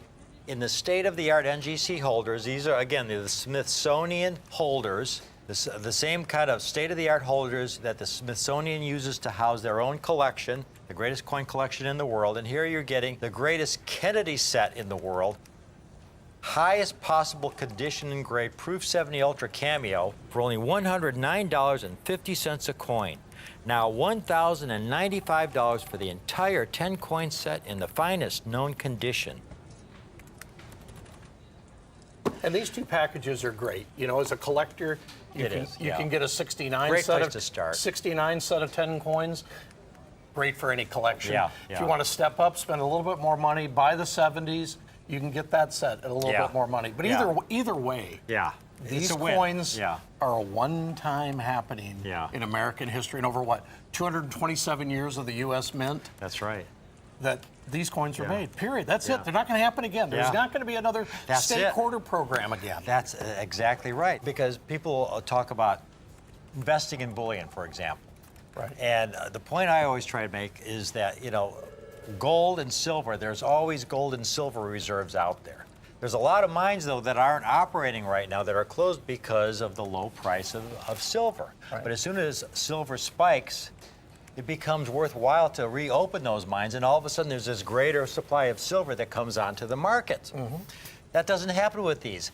What struck is all there is. No, that's it. That's it. Like I said, in 227 years in the history of the mint, there's only been one state coder program, like I said. Yeah. These are the only Kennedys, Yeah. one of the most popular presidents in American history on a coin, one of the most heavily collected amongst beginning Yeah. collectors, A would I say continuing novice series. collectors, Yeah, yeah. or advanced collectors. Yeah, yeah. The global thirst for Kennedy and his coinage will always remain popular. Folks, get them now. 10 coin statehood series set. Kennedy half dollars, 1999 to 2008. The silver issues, not the clad, the lower vintage silver issues. 6.9 Ultra Cameo, only $479. But then the ultimate set, the same years for only $1,095. We've got a lot of people calling in. Got to cut it right here because, again, I only had a limited number of these sets in 70 from Miles and I. Miles, thank you so much. This has been a thrill to be able to do this presentation with you. Thanks for watching, folks, but please stay tuned. We do have another great United States coin presentation coming right up.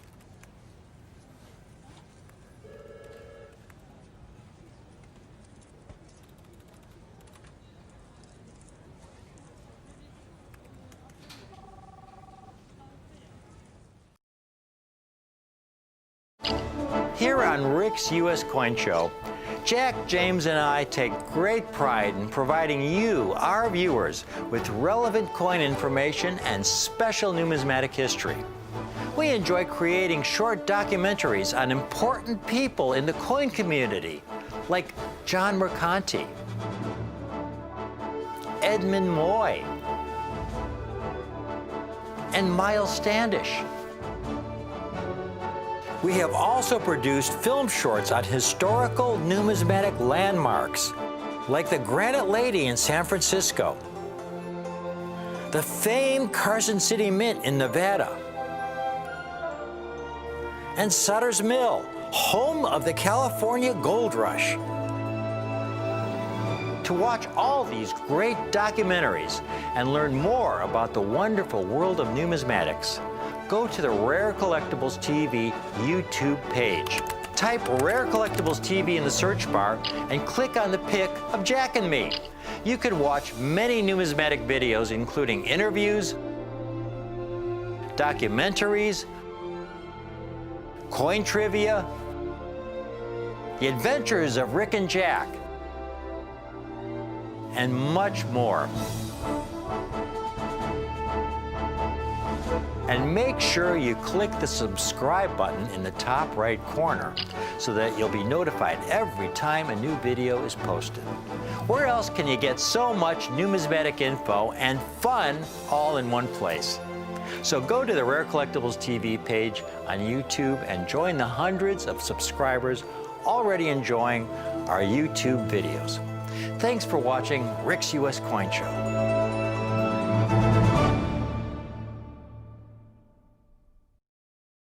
Hello, everybody. Welcome to Rare Collectibles TV. I'm James Gerstel. The reason why I'm so excited is because we have the final coin in the American Silver Eagle series, the American Silver Eagle dollar.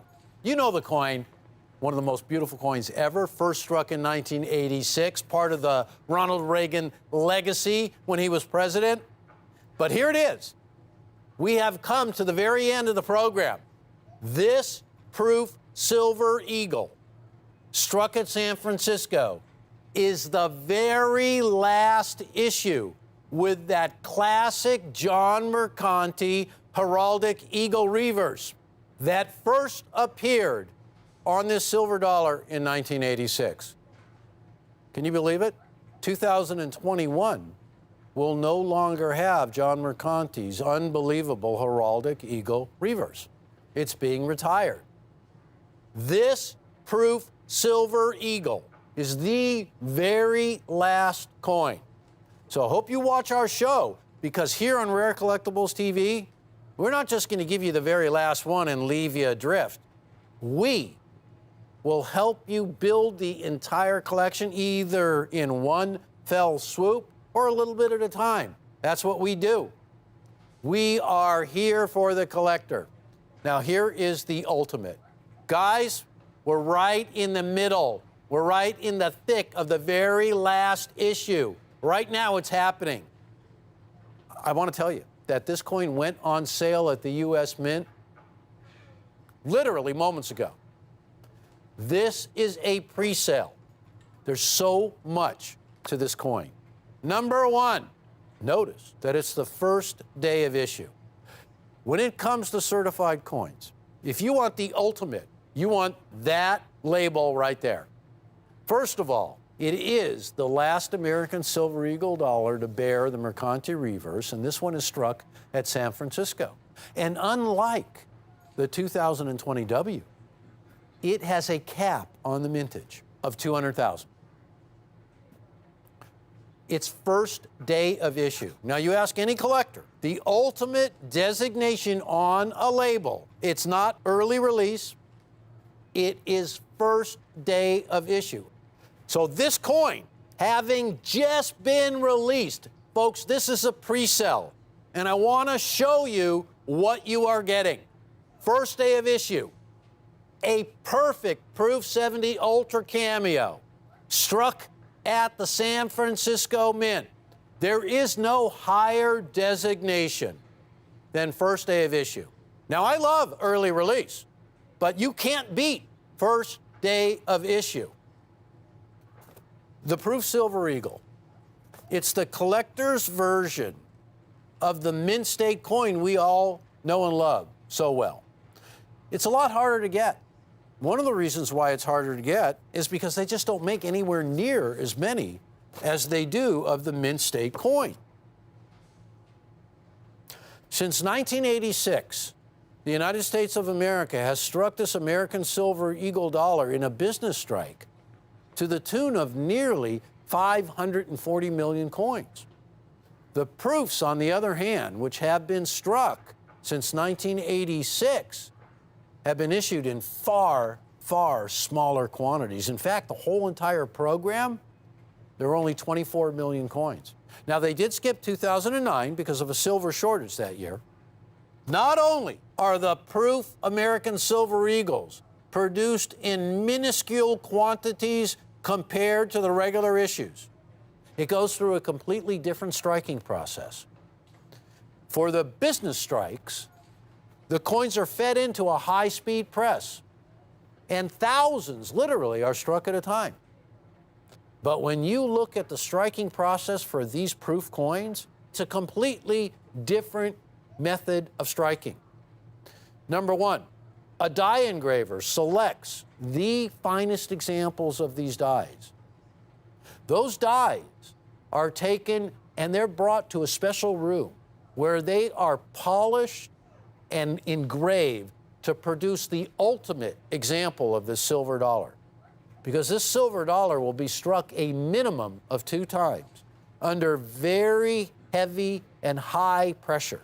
Unlike the business strikes, the rims are higher and the detail of this coin just jumps off the surface. That special striking is good for 15 to 20 examples. And then the coining press is shut down, the dies are removed, and a new pair of dies are installed. And the striking process begins again for a very limited amount of coins. Now, what we're living this year is an unprecedented slowdown, in fact, a shutdown of the United States Mint. Because of the difficulties we all have gone through for 2020, there has been no production at the U.S. Mint. So the coin that you are looking at right now is the very last issue of this American silver dollar before it's retired forever. And a new design for the reverse will take place. This is the final issue, and we're able to offer it in the ultimate version. Ladies and gentlemen, $229 a coin. $229 per coin. This is the ultimate version of the most popular silver dollar in the world today. The largest silver dollar of the U.S. Mint ever struck. Do you realize this coin is bigger than a Morgan dollar? It also features the Renaissance design of the original Walking Liberty half dollar from 1916. Adolph A. Wyman designed that obverse, and it was groundbreaking. It was the first representation of an allegorical, a figure of liberty, kind of mythical, ever to grace a coin. Its design has been known as the ultimate in numismatic design on silver. The reverse. That was contributed by just the 12th chief engraver of the U.S. Mint, John Mercanti. These coins are totally perfect. And a third party has agreed that every one of these coins will be absolutely perfect. And there's a lot of intensive grading. In fact, there's 3 people who grade each coin. So you get the ultimate in accuracy, and in this instance, you get the first day of issue, the highest grade attainable, a proof 70, the highest designation of mirror and contrast, known as cameo. In this case, ultra cameo. When you take a look by year, it really illustrates how many collectors there are of these coins. Take a look at all of these figures relating to each and every year that the coin was produced. Beginning in 1986, 1,446,000 coins were struck. That was the highest mintage year. And demand for the coin, now naturally, first year is always going to be, people are going to, just the first dollar ever made of this sort. But take a look every year. So many collectors are purchasing these coins and building complete collections. That's where these coins go. The dream is to get a perfect graded coin, a perfect grade. Now, it's not very often that the Mint will say, we're only going to strike 200,000 of these coins. Generally, the mintages are open until the window closes, the period of time closes that they can be sold. In this instance, a cap has been put on the mintage. There will be no more than 200,000 coins issued. Well, if you take a look at the 2020 W figures right below it, you can see already how many of those coins were ordered for there to be a high mintage this late in the year. Almost impossible. I would be very, very surprised if it even reaches that maximum. But nonetheless, that's where we're at. This is a pre-sell at $229 for a very special release. First day of issue. There is a really short period of time by which your coins can be submitted to the grading service. There's only one way that it works. For you and me, it would be very difficult to do because number one, you got to get in line at the U.S. Mint. You got to buy enough Silver Eagle 2020 S's to even submit to get one in a perfect grade. So you got to buy a lot of multiples. You got to wait for them to come from the U.S. Mint. Don't forget, just started selling these.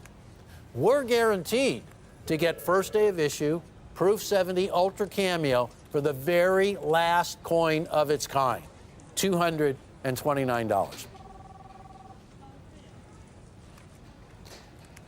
I want to let all of you know why this coin is so special. The reverse is going away, but you know what is staying? This exclusive label.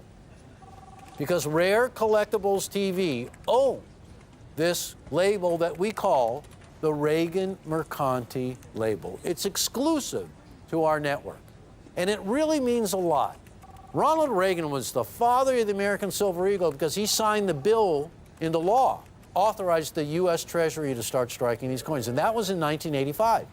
It was known as the Liberty Coin Act. It had 2 parts to it.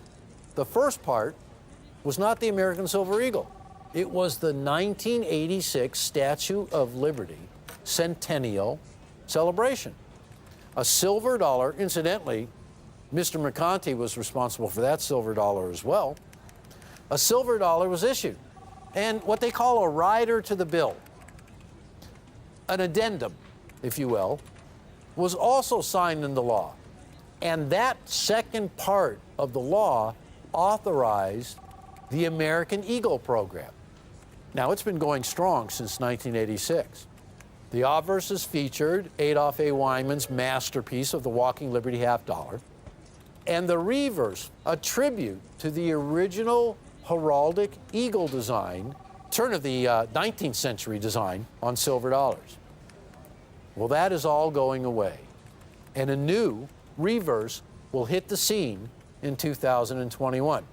Well, you can imagine, in this year of the mint being closed, how pent up the demand for this coin is. Have you guys been watching our show? We have featured a silver eagle that is known as the emergency release. And what that simply means is that the U.S. Mint, because they were striking no coins, went back to their archives, to their stockpile, and they released some coins from 2017 that they were holding. Those coins have been highly sought after just because there was nothing available in 2020 from the U.S. Mint. Finally, a small trickle of the current dated silver dollar. And lo and behold, it's the last one ever.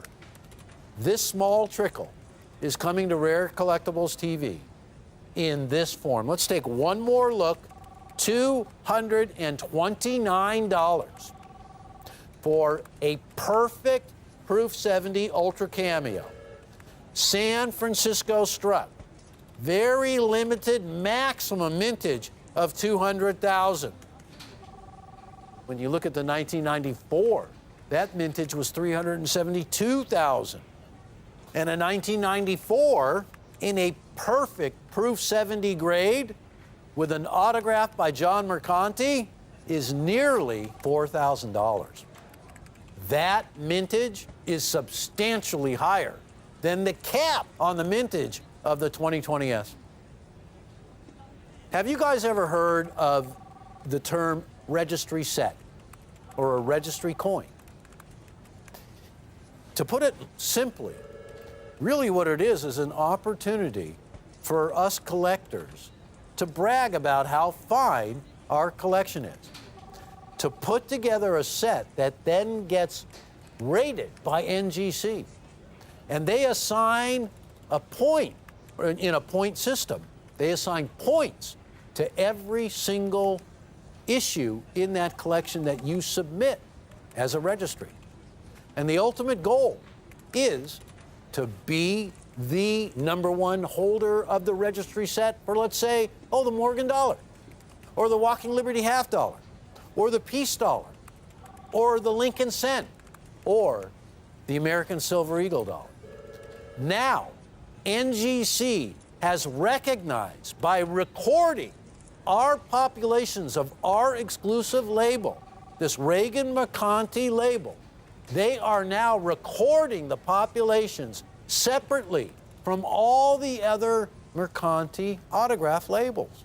Ours will be the only label that has those individual designations. This is information that will allow you to put together the finest registry sets attainable. This exclusive label with a Proof 70 grade is all Rare Collectibles TV. And one of the reasons why we love this label is the connection. The connection between Ronald Reagan and John Mercanti was a really amazing one. John Mercanti first came to work at the United States Mint in 1974. His tenure at the U.S. Mint lasted all the way to 2010. He finally became just the 12th chief engraver. That's how he retired. But his career featured things like this. You see that Ronald Reagan that was created by John Mercanti when he was at the U.S. Mint. He sculpted that. Reagan became president when Mercanti was at the U.S. Mint. Mercanti was at the Rose Garden during the signing of the Liberty Coin Act that authorized these coins. His connection to Ronald Reagan, timeless. So Reagan appears on our label because that bust that you saw that was sculpted by Mercanti became that label. That artwork was based on that sculpture he did. And he signed it, each one of those. So the connection that John Mercanti had to Ronald Reagan and to the United States Mint and to this silver dollar, timeless. But his reverse is being retired.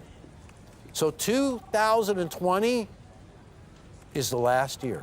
And specifically, this coin from San Francisco, the last silver eagle the U.S. Mint will issue in proof that bears the original heraldic eagle design of John Mercanti, the 2020S. Now, everybody who buys a coin right now at $229 is guaranteed the following: an absolute perfect example graded by NGC with our exclusive label.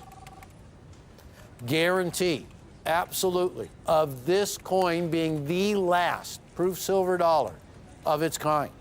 There will never be another one. A perfect proof 70 grade. Now, I got to tell you, first day of issue is really important here. Imagine being able to own a first day of issue of the last silver dollar of its kind in the highest grade attainable, $229. If you can see your way to do it, purchase as many of these coins as you can. Because from first day of issue, which lasts really just, it's fleeting, just like the name describes, first day of issue. So once that's gone, they then go to early release, which is pretty darn good. What you want is the very last one designated as the first ones at the grading service, the first day of issue. That's everything. And we have it all with a great price as well. Ladies and gentlemen, the reason why you watch Rare Collectibles TV is just for this sort of an event. We love rarity, and we love a great price. But when you couple all of that with everything this coin has going for it, our exclusive label, the highest grade, the last one of its kind, a fantastic inside price, you're going to want to own more than one of these. All right, ladies and gentlemen, this is the end of this presentation. Here's the warning. The last one of its kind in the highest grade you can get, first day of issue. That is it right now. Don't miss out. $229. Don't go anywhere. More great coins are coming up. Thanks so much for watching.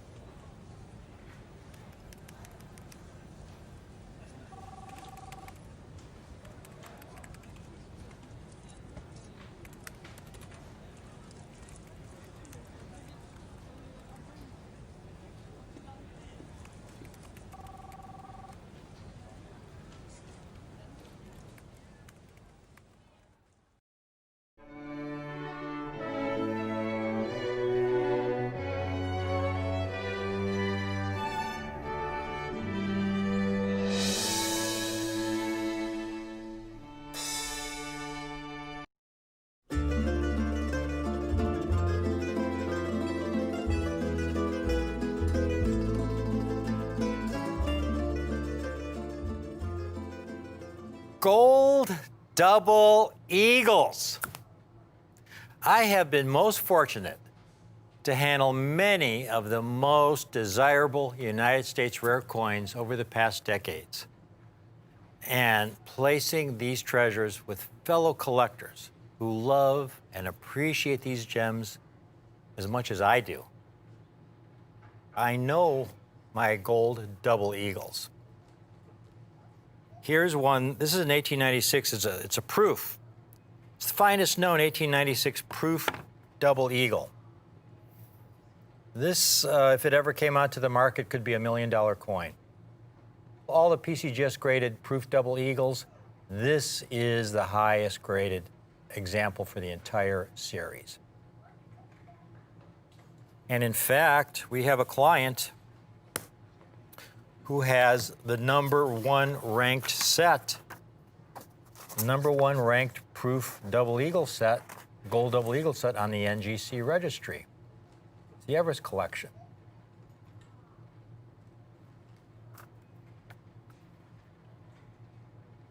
Now, I have a great gold coin for you today, folks. This coin really should not exist in the condition that I have it in. It's a coin well over 100 years old, and these coins I have never been in circulation, all right? They've never been in circulation. In other words, they were taken from a mint bag like you see here. This is one of the original mint bags that was the source for many of these coins. They have been sitting in a bank vault since the 1930s. But I'll tell you about that in a minute. I'd like you to take a look at these coins that I have for you today. This is the rarest Liberty Double Eagle we have ever offered in quantity, and it's an 1895P in MS 62 condition. That means they're mint state, uncirculated coins. How can a coin over 100 years old have been preserved in such great condition? They are so rare in the condition you see these coins in, folks. Now, these are gold double eagles. They're the largest gold coins struck for commerce by the United States Mint. Over the centuries, the Mint has struck gold coins in many different sizes and denominations. And here's a chart that shows the different sizes of gold coins that the U.S. Mint struck from the late 1700s through 1933. The coin on the far left there is a $1 gold piece. It's a tiny coin, folks. It's smaller than a dime. Very small coin. And then you have a $2.50 gold piece. And then there's a $3 gold piece. And then there's a $4 gold piece, which is referred to as the Stella. And then you have a $5 gold piece, which is about a 1/4 ounce of gold. It's about the size of a nickel. That's a larger gold coin. And then you have the $10 gold piece, which is about a 1/2 ounce of gold. And it's referred to as the Eagle, because up until 1850, the $10 gold piece was the largest gold coin struck for commerce by the U.S. Mint. And so they referred to it as the Eagle. And then they discovered gold in California in 1848. And with this abundance of gold, our nation was able to strike even larger gold coins, which was of great benefit to the banking system. And this larger gold coin was twice the size of the Eagle, with virtually an ounce of gold. And so they referred to it as the Double Eagle. And there's an example. It was a specimen. Only 2 were struck in 1849, and the first examples struck for commerce came out in 1850. Now, that coin you're looking at, folks, that coin is considered the single most valuable coin in all of United States numismatics, that 1849 Double Eagle you're looking at. It's valued in the tens of millions, perhaps hundreds of millions of dollars. For commerce, they began striking these gold eagles for the general public in 1850. Right now, at this point in time, is a great time to acquire rare, high-grade gold double eagles. There was an article that came out. The title of it is "It Time for a New Perspective on Generic Gold?" And this just came out a year ago, and there's a paragraph in here that encapsulates what the article is all about. To quote, "There has not been a time in recent memory when pre-1933 gold coins were obtainable for so little over spot. Now, what do they mean by that? Well, when they refer to spot, they were referring to the value of the gold. And right now, spot is around $1,900 for an ounce of gold. I'll give you an example from my personal experience. Just 15 or 20 years ago, I had some gold double eagles. And gold at that time was about $350 to $400 an ounce. And these were uncirculated gold double eagles, common dates. They weren't rare date Liberty gold double eagles. They were like a 1904, one of the most common dates. And I remember selling it to a dealer for around $3,500. Now, the Liberty gold double eagles I have for you today are a much rarer date. They're from the 1890s, folks. Rarely do you find mint date Liberty gold double eagles from the 1890s. The story of these coins really starts with the Great Depression. It was economic devastation for our country. In 1933 alone, folks, it was estimated that there were 4,000 bank failures in 1933 alone.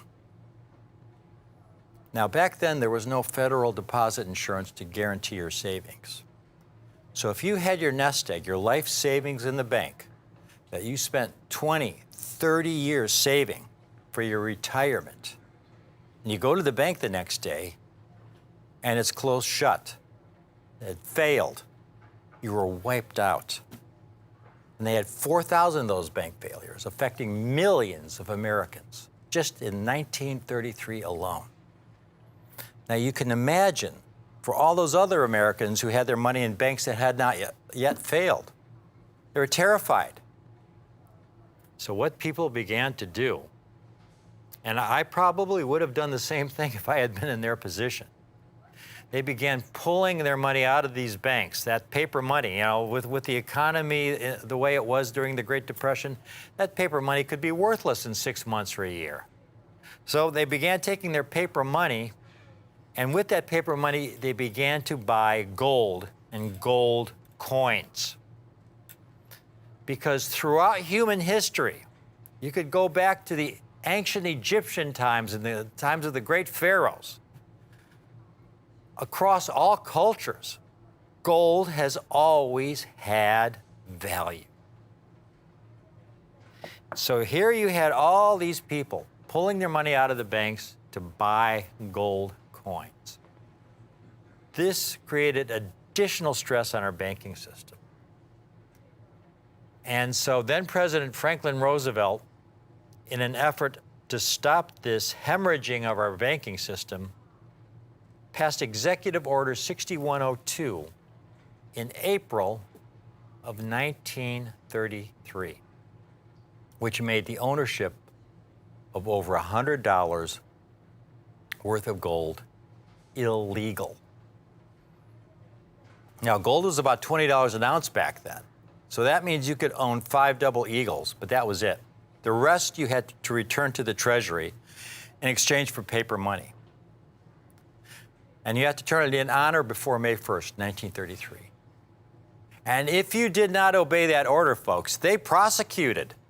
And it was a severe penalty. If you were caught with over $100 worth of gold, and this happened to many citizens, you faced a $10,000 fine or 10 years imprisonment or both. And it was prosecuted. So what did the government do with all these gold coins? Did they put them away in a vault for future use for, maybe sometime in the future, 50, 100 years in the future? No, they melted them back down into gold bars. These statistics from 1933 to 1940, fully 39% of all the double eagles ever struck from 1850 to 1933 were melted back down into gold bars. That's over 50 million coins melted back down into gold bars, gone forever. Which is just one of the reasons that finding any gold double eagles it's extremely, extremely difficult.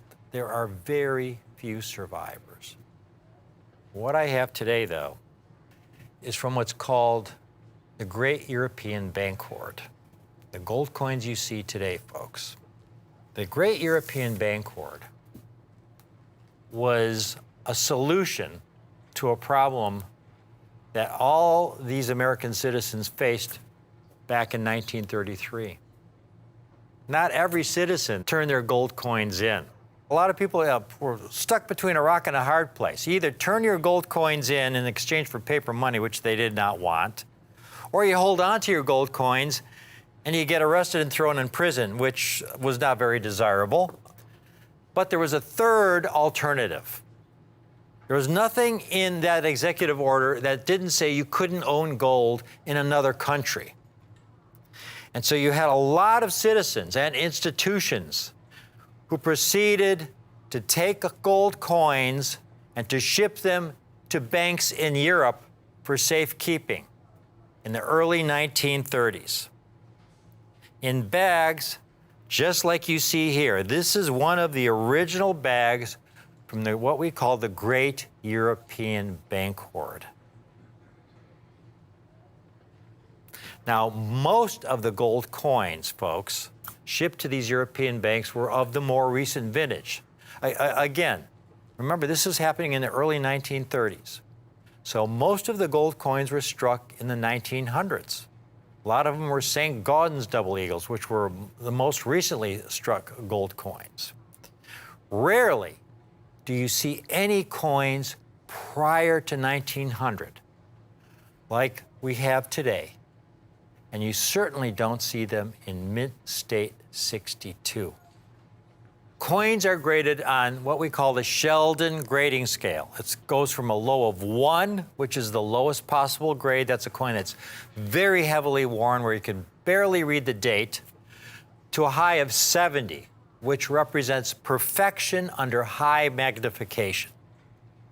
Only the most modern coins, proof coins and mint state coins struck by the U.S. Mint today over the last 20, 30 years ever grade 70, when they have advanced technologies that allow them to strike perfect coins. There are no Liberty double eagles, folks, that grade MS-70 or even MS-69 or even MS-68. MS-62 is a coin that was never in circulation, with very, very minimal bag marks. It somehow has survived the process of striking the coin. Again, these were large, heavy coins struck for commerce. They didn't receive any kind of special treatment. These heavy coins, 25% heavier than a Morgan dollar, were struck in the die press, ejected into a bin. They would go through coin counting machines. They would get dumped into bags and get shipped to banks throughout the country. So that by the time you would get one of these coins from the teller, even though it had never been in circulation, it would have numerous heavy bag marks. I've got a couple examples right here as an educational tool. Here's a 1903, never in circulation, but look at the deep gouge on Liberty's lower jaw there. This coin is not even gradable. When you have a deep cut like that, again, from one double eagle falling on top of another, it's not even gradable. Here's another one, a 1907, a later date. And you could see the deep scuff on Liberty's cheekbone and on the lower part of her neck there, just deep gouges. So even though this coin is not circulated, it's uncirculated, it wouldn't be gradable. You could send it to NGC or PCGS and they would say uncirculated, damaged. Even that 1849 in the Smithsonian, folks, even though they only struck 2 specimens in 1849, you'll notice at about 8 o'clock in the fields, 3 very prominent and deep reading marks. My guess is this was the first of the double eagle struck. And it fell into the bin. The obverse was facing up at the bottom of the bin. And then the second coin that was struck, as it was ejected down into the bin, the rim of that coin with the reeded edge, the rim landed on top at 8 o'clock on that first coin. And that's those reading marks you see right there. It's probably MS62, MS63 quality. So the fact that these have survived at MS62, when you take a look at one of these, folks, these are a miracle. Never been in circulation. A coin that's never been in circulation, grades MS60 and higher. MS meaning mint state. Anything below MS, if it's a grade of 58 or 55, it gets an AU, meaning almost uncirculated. These are mint state, and they're mint state 62, meaning they're uncirculated with very minimal bag marks. Folks, if you've ever had the privilege of going to the Smithsonian, they have the greatest coin collection, United States coins in the world, including that 1849, and considered the single most valuable coin in all of U.S. numismatics, valued in the tens of millions of dollars. You look at their Liberty Double Eagle collection, some of the most incredible Liberty Double Eagles in existence. The 1895P in the Liberty Double Eagle collection at the Smithsonian is a stunning MS63. And what I have for you today is just one grade below the Smithsonian specimen. Incredible MS62 examples from the European bank hoard. Again, these coins should not exist.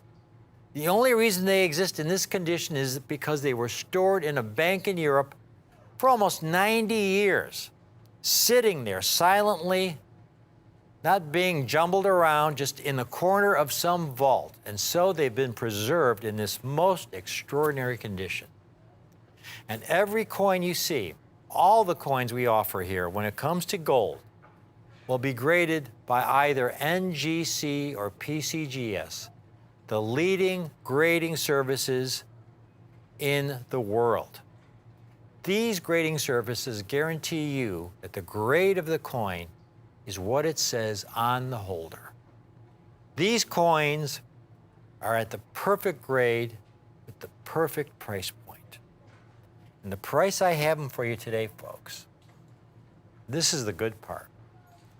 Because when we get a deal like this, where we get some good fortune coming our way, and we get a much rarer date for just about the same price as a much more common date, we pass our good fortune on to you.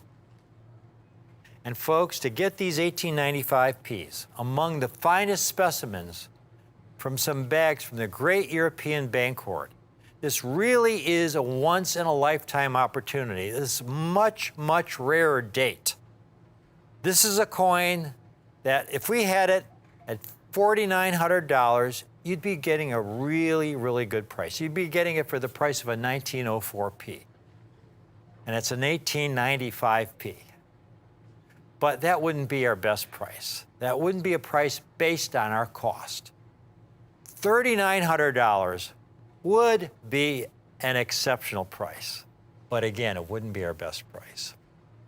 Gold is around $1,900 to $2,000 an ounce. These have about an ounce of gold in them. In previous decades, a coin like this would have been 10, 15, 20 times its gold value.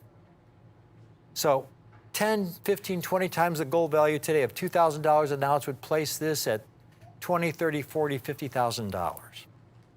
I have these coins today. This is a small window of opportunity. It's a limited time offer. We have a small group of these 1895Ps, folks. We have fewer than 100 examples. Call in now, because once these are gone, that'll be it. We get a lot of people who record the presentation, and they'll call in a week later asking to buy one of these coins. And so often we are sold out, and we cannot replace them at the original price we have them at. While we have these, folks, call in now. They're not $3,900. They're not $3,495. $3,195 a coin for an 1895p MS-62 condition, folks. Among the finest surviving specimens from the great European bank hoard. My wish is for everyone who wants to own one of these really, really extraordinary early gold double eagles to have the opportunity to do so. We have a 2-payment option. All you have to do is put half down today of $1,597.50, and we'll pull one of these aside and put your name on it and put it in our vault and pay the balance in 30 days. And you'll own an 1895 Liberty Double Eagle, mint state 62, among the finest known. Here, when gold is $1,900 to $2,000 an ounce, you've got the largest gold coin ever struck for commerce by the U.S. Mint pre-1900. So few survivors in mint state condition. To give you an idea of how rare these coins are, here are some double eagles we've shown on previous presentations on Rare Collectibles TV. And you can see most of these coins came out of the great European bank hoard. And because the St. Gaudens were struck after the Liberty Double Eagles, the St. Gaudens were struck from 1907 to 1933. And the bulk of the double eagles in the European bank hoard were of the St. Gaudens series because they were the most recently coined struck. And so you see the 1924p, over 300,000 examples certified, 44,000 in 6.2, but 50,000 in 6.5, because again, they were more recently struck, they were preserved in a higher condition than the earlier Liberty Double Eagles. Even the rarest piece at the bottom, the 1914S, about 26,000 in all grades, almost 5,000 in MS-65. And that's one of the rare coins in the St. Gaudens series. And then, though, when you get to the Liberty Double Eagle series, by far the most common Liberty Double Eagle in mint state condition that was hoarded in the greatest number in those European bank vaults was the 1904p. When you find a Liberty Double Eagle in uncirculated condition, there's about a 35 or 40% chance that it's going to be a 1904p. And there's about 150 different dates and mint marks in the Liberty Double Eagle series, folks. So again, that gives you an idea of how much rarer all the other dates are once you get past the 04p. The second most common date is the 1900p. Much rarer than the 1904p. But then you go down to the bottom there, and you see the 1895p, which is much rarer than the 1900p. Again, when you get to pre-1900 Liberty Double Eagles, there were very few bags of those stored in those European bank vaults, folks. And you can see only 9,300 coins in MS-62 condition, and only 7 have survived in 6.5. An MS-65 would be in the tens of thousands of dollars. Now, the only comps I could find for Liberty Double Eagles in MS-62 were that much more common 1904p. Here's an example in MS-62 that sold in auction for almost $3,900. 1904p, most common date. Here's one, a dealer with 100% positive rating, $4,200 for an MS-62. Here's another dealer with 100% positive rating, $4,200 for an MS-62. Here's another dealer with 100% positive feedback, $5,400 for an MS-62. Again, this is the 1904p, by far the most common date. Folks, this is not the kind of coin you're going to find at your local coin shop or your local coin show. An 1895p in this extraordinary high-grade condition for only $31.95. This is why I host Rick's U.S. Coin Show. I sure hope you would like to own one of these coins, because this is, again, a small window of opportunity. This is a very rare date. We bought this small hoard. These are among the finest specimens from the Great European Bank Hoard. We have fewer than 100 examples. Every coin collector, or even non-collector, if you've never bought a rare coin in your entire life, a Liberty Double Eagle, especially a rare date pre-1900, in this extraordinary condition, at this kind of price, folks, this is a coin I would hope you'd put away for yourself, your kids, your grandkids. If you've got more than one, get one for each of them. This is a coin you want to keep in your family for the long term. This is a piece of U.S. history. There are so few survivors. And again, pre-1900, you just don't find them in this kind of condition. And for $31.95, folks, what a great value and opportunity it is for all of you watching today. I sincerely hope you take advantage of this opportunity. This is a great, great piece of U.S. history. It's a great numismatic coin of the highest quality at a great, great buy it now price. Thank you for watching.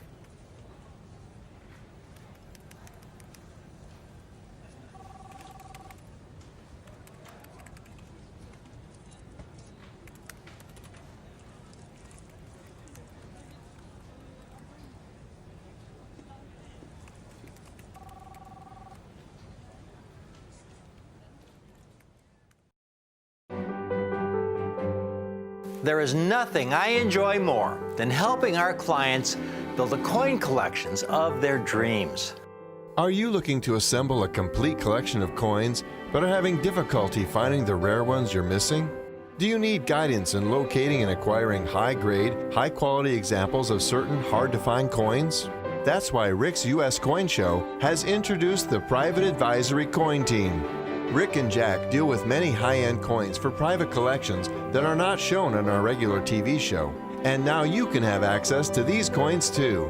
With the collective wisdom of our team and the breadth of our relationships at Rick's U.S. Coin Show, we have access to the most prestigious private collections, coin shows, and dealer inventories across the country, all to help you build a numismatic coin collection of your dreams.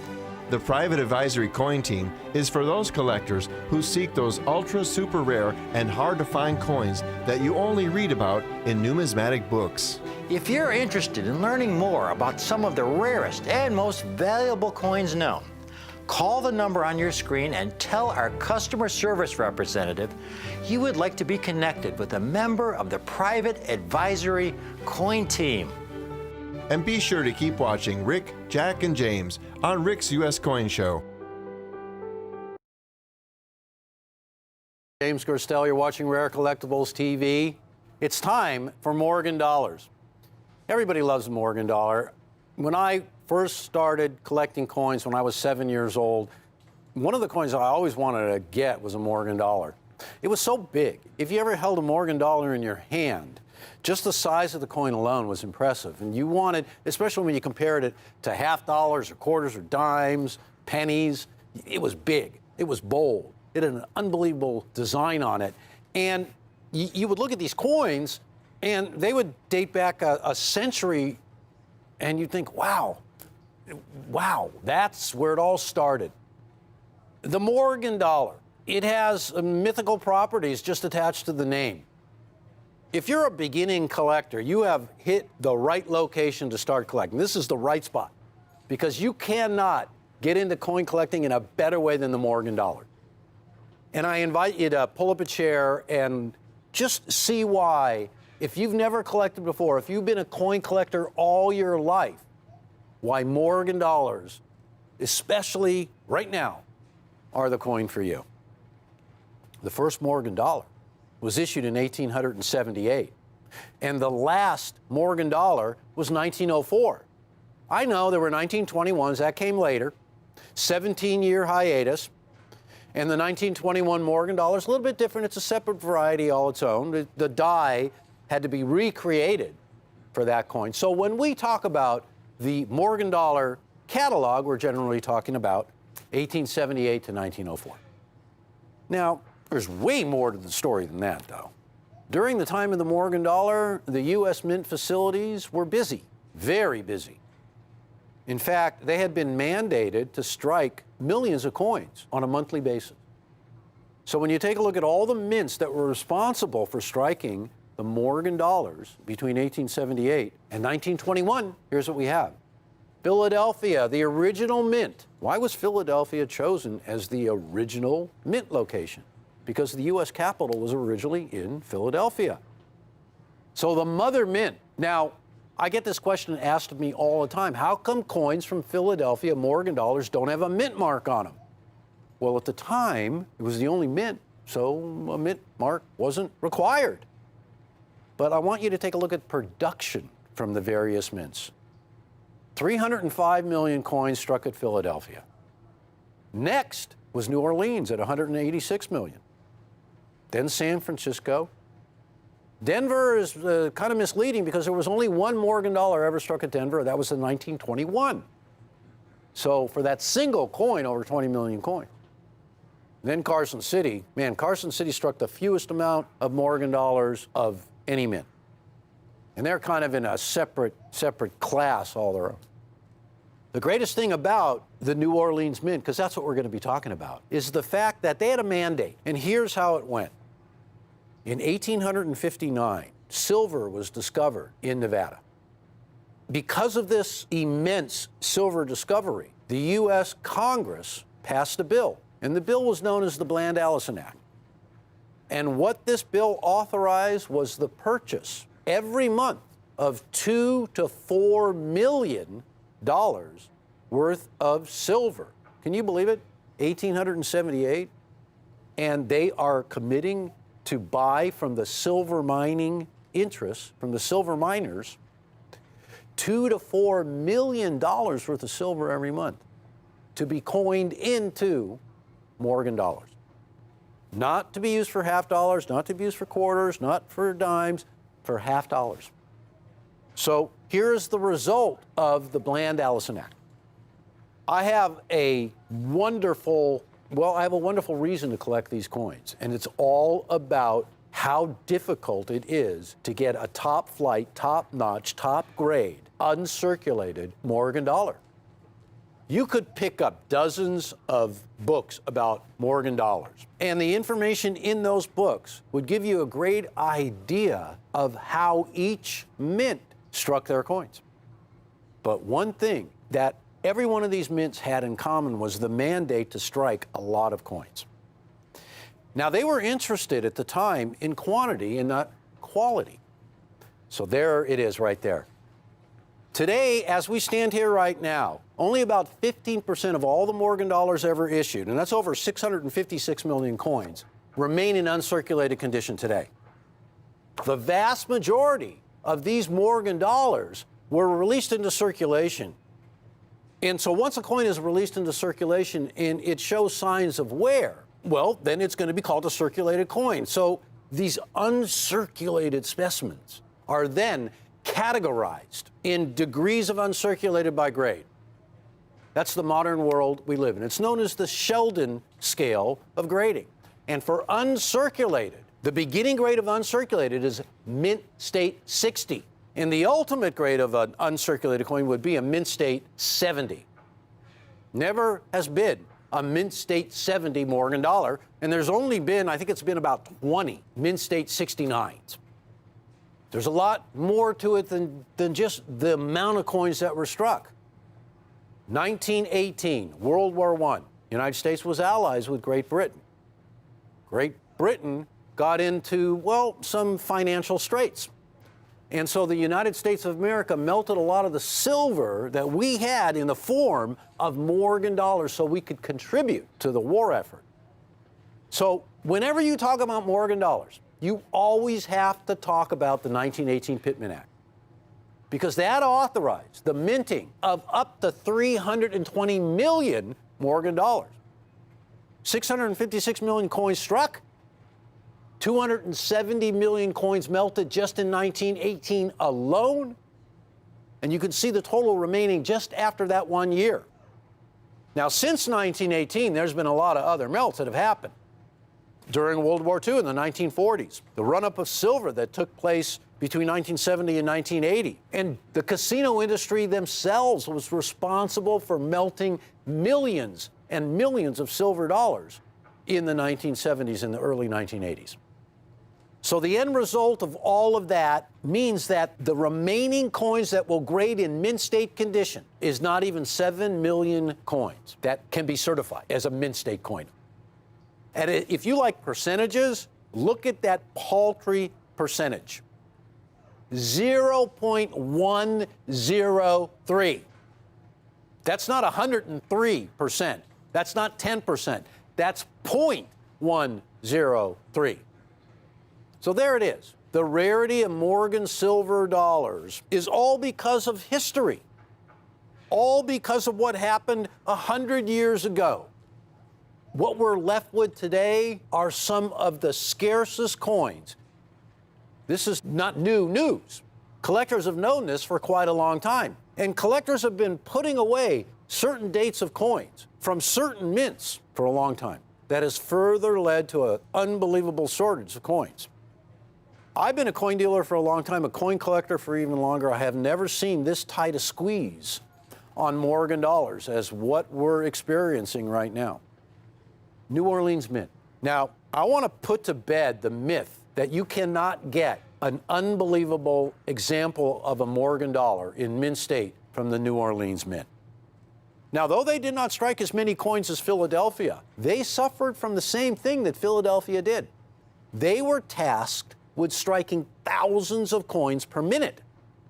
Once they cranked up those coining presses, and once they began fulfilling the requirement of millions of dollars worth of silver every month to be coined, it was nonstop. But I want you to know something about New Orleans. They struck 186 million coins. Here's the thing. It's not that they overworked the dies at New Orleans. It's that they were not as expert in the die preparation as they were at San Francisco, which is known for having the most eye-appealing strikes. Now, in order to find a coin that replicates that strike of San Francisco, you got to search through, whereas the coins from San Francisco, you might have to search through 100 or 200 or maybe even 500 coins to find that ultimate gem. From New Orleans, 10 times that many. It's harder to find those rarities.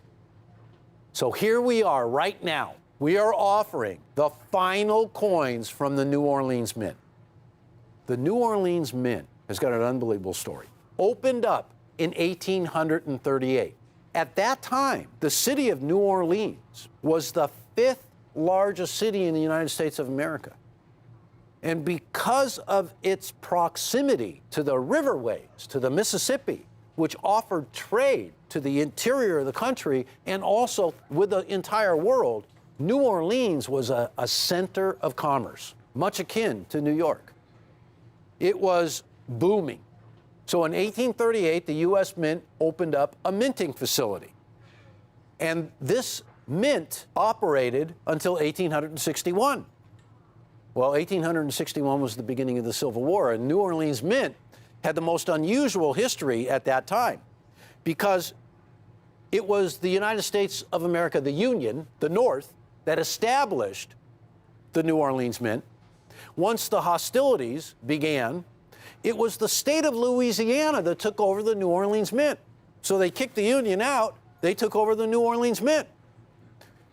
Shortly after that, the Confederacy took over the New Orleans Mint. So the New Orleans Mint is the only mint that can say it was a U.S. mint, a state of Louisiana mint, and a mint for the Confederacy. So its history is, well, lengthy. In 1861, the mint closed down for the Civil War. And it reopened again in 1879 when the first Morgan dollar was struck. All the other mints struck the first Morgan dollar, except for Denver, of course, in 1878. But New Orleans, 1879. And the New Orleans Mint operated until 1909. But the last Morgan dollar to come out of New Orleans, the 1904. Now, the 1904 Morgan dollar is an anomaly. It's a coin with a really small mintage, 3.7 million. An 84S, 1884S, one of the kings of the Morgan series, has a mintage of 3.4 million. So 3.7 million is pretty darn small. It's kind of amazing to me that you can even get your hands on a 19040 because it was the last one from New Orleans. So you had a lot that circulated that got worn out, and then you had a lot that just disappeared because, hey, the last one, it was a memento. Rare Collectibles TV, we're offering 19040 in a mint state 64, just to kind of whet your appetite. The last Morgan dollar from the New Orleans Mint. And as I said, this coin is really an anomaly. It has a very low mintage. It is the last Morgan dollar ever struck at the New Orleans Mint. And it really bookends what we call the pre-21 Morgan dollar series. Now, since coin collecting has gotten so popular, there's a lot of talk about coin collecting everywhere you look. There's books coming out left and right and catalogs, and all of a sudden there's people springing up who never sold a coin before or are in the coin business all of a sudden. I want you to take a look at 1904s from New Orleans. That one's got a little bit of dark color to it. Ours will not, I can tell you that. Ours will be extensively white. There's a mint state 64 right there at $325. Hold on to your hats. If you would like to own a 19040 in mint state 64 and you don't want to spend $325, no, I can't help you, I'm sorry. No. And you don't want to spend $325, take a look at what we have. 040s for $139. Graded mint state 64, certified bright white. Look at that coin right there. Now that is amazing. And why is that amazing? Well, take a look at the cheek of Liberty. Now, if you want to get an instant lesson in how to grade Morgan dollars or how to make sure you get a really nice uncirculated Morgan dollar, you take a look at the cheek. Because if you see a cheek that's all scuffed up, all scratched up, you don't want that coin. So what we look for are clean cheeks, as clean as you can get. Now, every Morgan dollar, even the highest graded one known to man, is going to have a tick or two on its cheek. But when you hand pick examples, we're able to bring a coin like that that'll put any 040 to shame, not for $325, but for $139. And I hope I have your attention now, because we mean business here.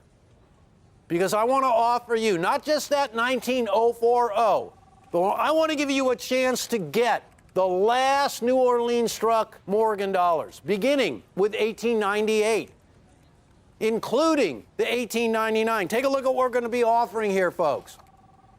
1898-0. Look at the mintage, 4.4 million. 1899-0. 1899-0 is a tough date. You can take a look at that column in red, and you can see 1898-0, 1.6% have been certified in 6.4. The 1899-0, 0.4%. 1900-0, with a mintage of 12.5 million, 0.3% have been certified. None of these are high percentages. The 19010, again, 0.33%. The 19020, now tell me, when do you ever see these dates? Never. You always see the extremely common coins, 1885, 1884, and 1883. And the 19040. The 19040 has the lowest mintage of any one of those coins there. 3.4% have been certified. Not 34%, 3.4%. So that's kind of an anomaly there as well. I mean, these coins are a lot scarcer than their price will ever indicate. Now, ladies and gentlemen, if you've been watching our show, you will note that this presentation is a little different. This presentation at one time had all 7 of the last New Orleans coins. It also included the 19030. But here's the thing, the 19030 is one of the key date Morgan dollars in the series. Its mintage is so low, it's only 330,000, we just can hardly get any more. So we can no longer include it in this set. So we brought it to a 6-coin set, and here's the thing. We have a really small amount of 1903Os in Mint State 64.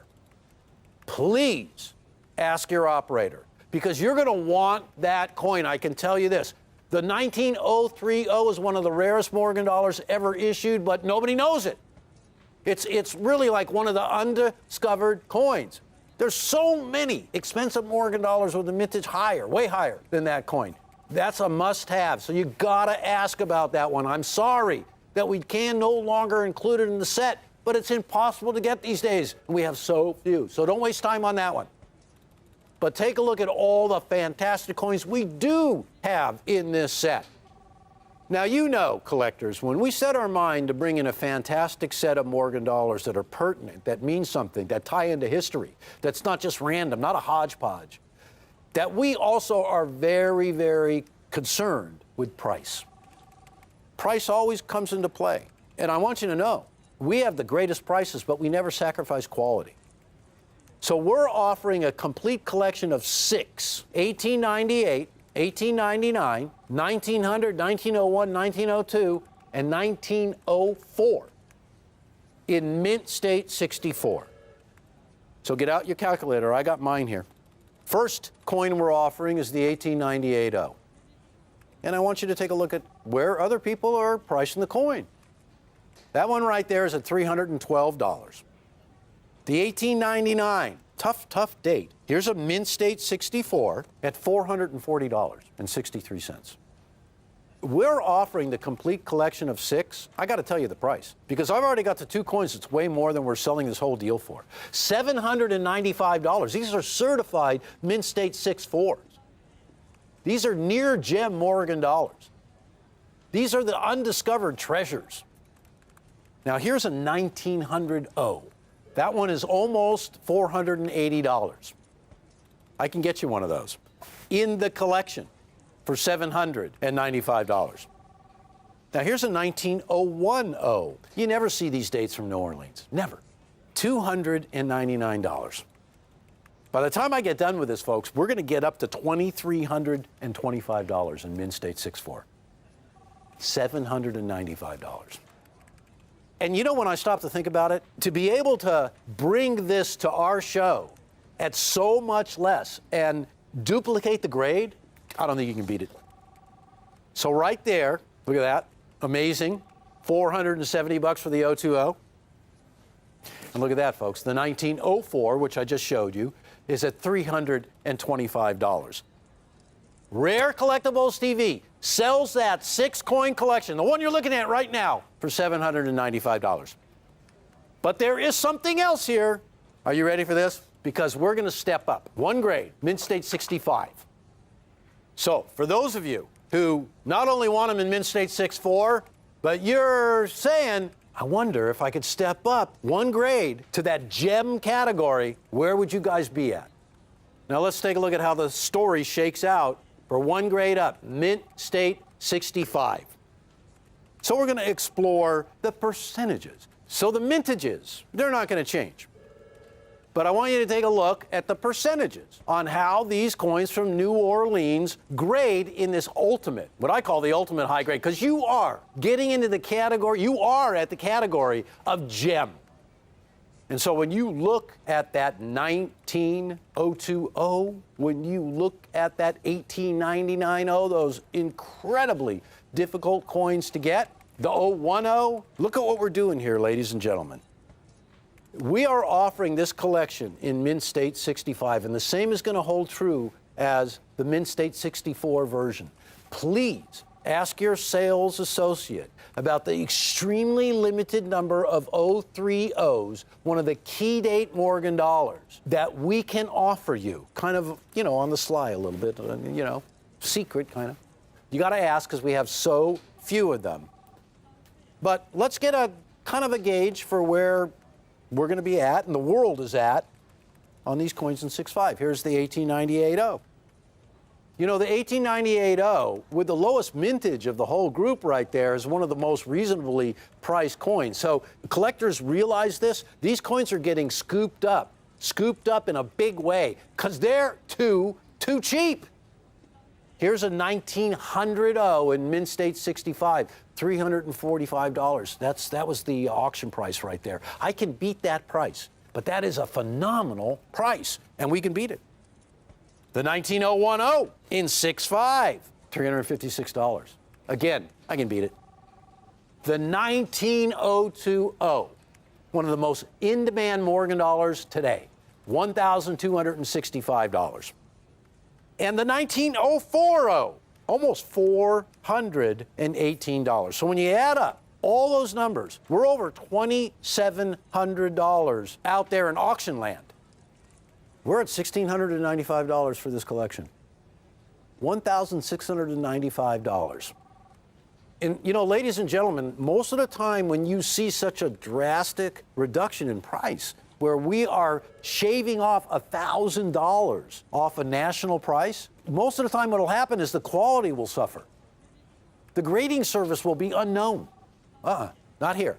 This is top flight all the way. This is what you want to have. These coins are as fresh as the day they were struck. They're impossible to sort today. It's so hard. So $1,695.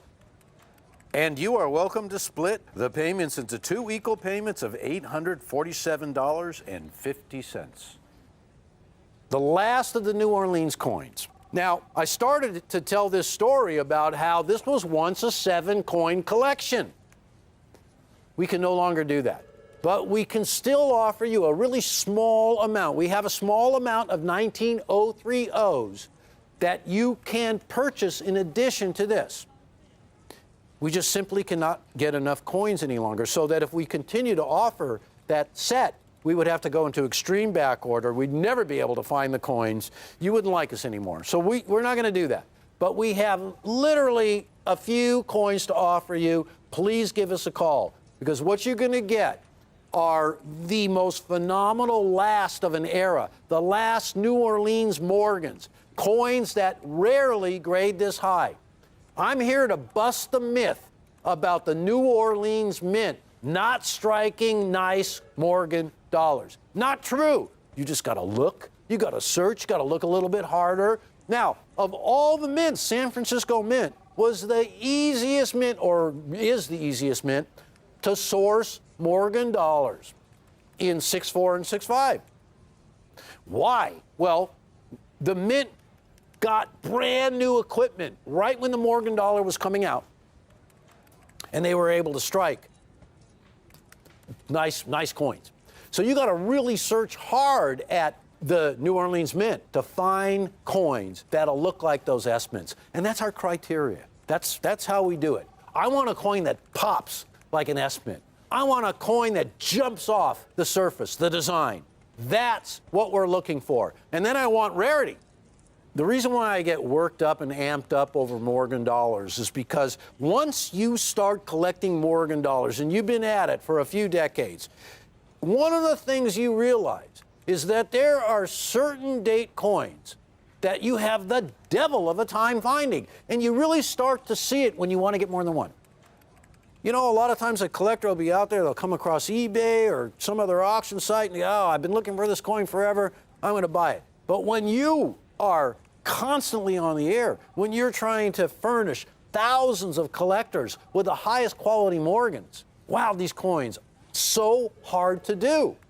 It's so hard to continue continuity in these dates. Some of it's luck that because of our exposure, the coins that we are offered, the collections, just put us in a position to bring to you coins that nobody else can get at the prices that we do. So I want you to give us a try if you never have before. That's the first thing. Because one thing you're going to find is we never take the easy way out. Never. So these aren't random dates. This is solid. 1898, 1899, 1900, 01, 02, and the 04. And if you ask, you could be in line, or I shouldn't even say that, you can get a 19030 if you act quickly. So let's go over everything. In Mint State 64, we are offering these final last 6 pieces of the New Orleans Morgan dollars. We're also offering the final Morgan dollar. the 19040 in a Mint State 64 for $139. You can bring this to a 6-coin collection that includes that 19040 and all the other coins that I mentioned. However, you are going to have to ask about the 030. Now, here's the other thing, guys. When we took the 030 out of this collection, we also adjusted the price accordingly. And I want you to know you're going to get a great deal on that coin as well. But I want to concentrate on the fabulous bag-free cheeks. The bag marks are hardly noticeable on these coins. If you're a Morgan dollar collector, that is everything. The lack of contact marks on these coins is really something to write home about. So from 1898 to 1904, except the 19030, we are offering this collection in Mint State 64 for $795.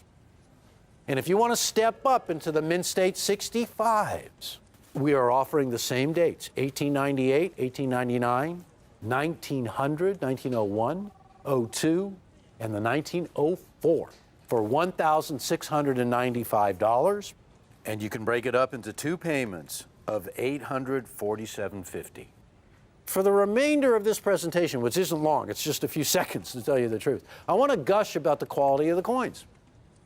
The thing about grading and the grading services, the accuracy is beyond reproach. But we go a little beyond the technical aspects of the grading because we are really interested in something known as eye appeal. Because we're collectors first, right? We want the best that we can get, but it's also got to be the most eye-appealing coin. And the stars have aligned right here in such a way that we had access to these Morgan dollars that are hands down some of the finest you're ever going to see and some of the most obscure dates you're ever going to get a chance to own. But here's the bottom line. These are the last of the Morgan dollars from New Orleans. 2 ways you can go. Mint State 65 gem, $1,695. A full $1,000 off. $1,000 less than the market out there. That's big. And huge amount of difference between our 6.4s and everybody else. We're at $795 for those dates that I mentioned in Mint State 64. Not circulated coins, Mint State 64. And why am I screaming? Well, because we are saving you a lot of money. I found a discount house that was selling this collection for $910 in Mint State 64. $910. That is an inside price. We're $795. Now, for those of you who collect with us, you know you can expect everything in a collection of coins. Well, this one delivers even more than that. So I want to thank you so much for watching, and I invite you to stay tuned for more great stuff. See you soon.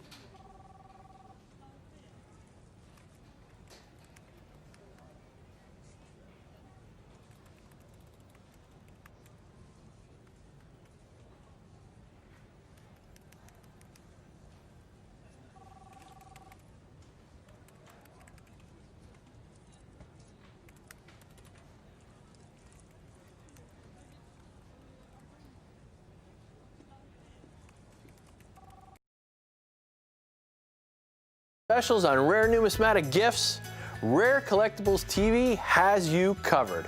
Check us out during Cyber Week, November 23rd through the 30th, for a brand new special every day. That's right, 8 different specials in 8 special days. Whether you're looking for rare gold or stunning silver coins, our eclectic variety of numismatic treasures will satisfy the most experienced collectors. Plus, get free shipping on all orders from November 27th to the 29th. Don't miss out on these collector-friendly offerings. Visit rarecollectiblestv.com. That's rarecollectiblestv.com. Here we go, guys. Are you ready? I'm James Gerstel. You guys are watching Rare Collectibles TV. Do you remember one of the most popular presentations we've ever had on Rare Collectibles TV? Do you remember the Great Depository Hoard? Folks, it's time for the Great that depository hoard one more time because that's going to be about it. I want to show you just how vast this hoard of coins were. Now, these were all Walking Liberty half dollars. We're talking about coins that were minted beginning in 1916 and last in 1947. You know the Walking Liberty half dollar, the present day American Silver Eagle obverse, that big, beautiful allegorical of liberty striding forward, welcoming in the new century, the 20th century, brought back in 1986 on the Silver Eagle. We've done something that no other show has ever done before. We purchased 150,000 Walking Liberty half dollars.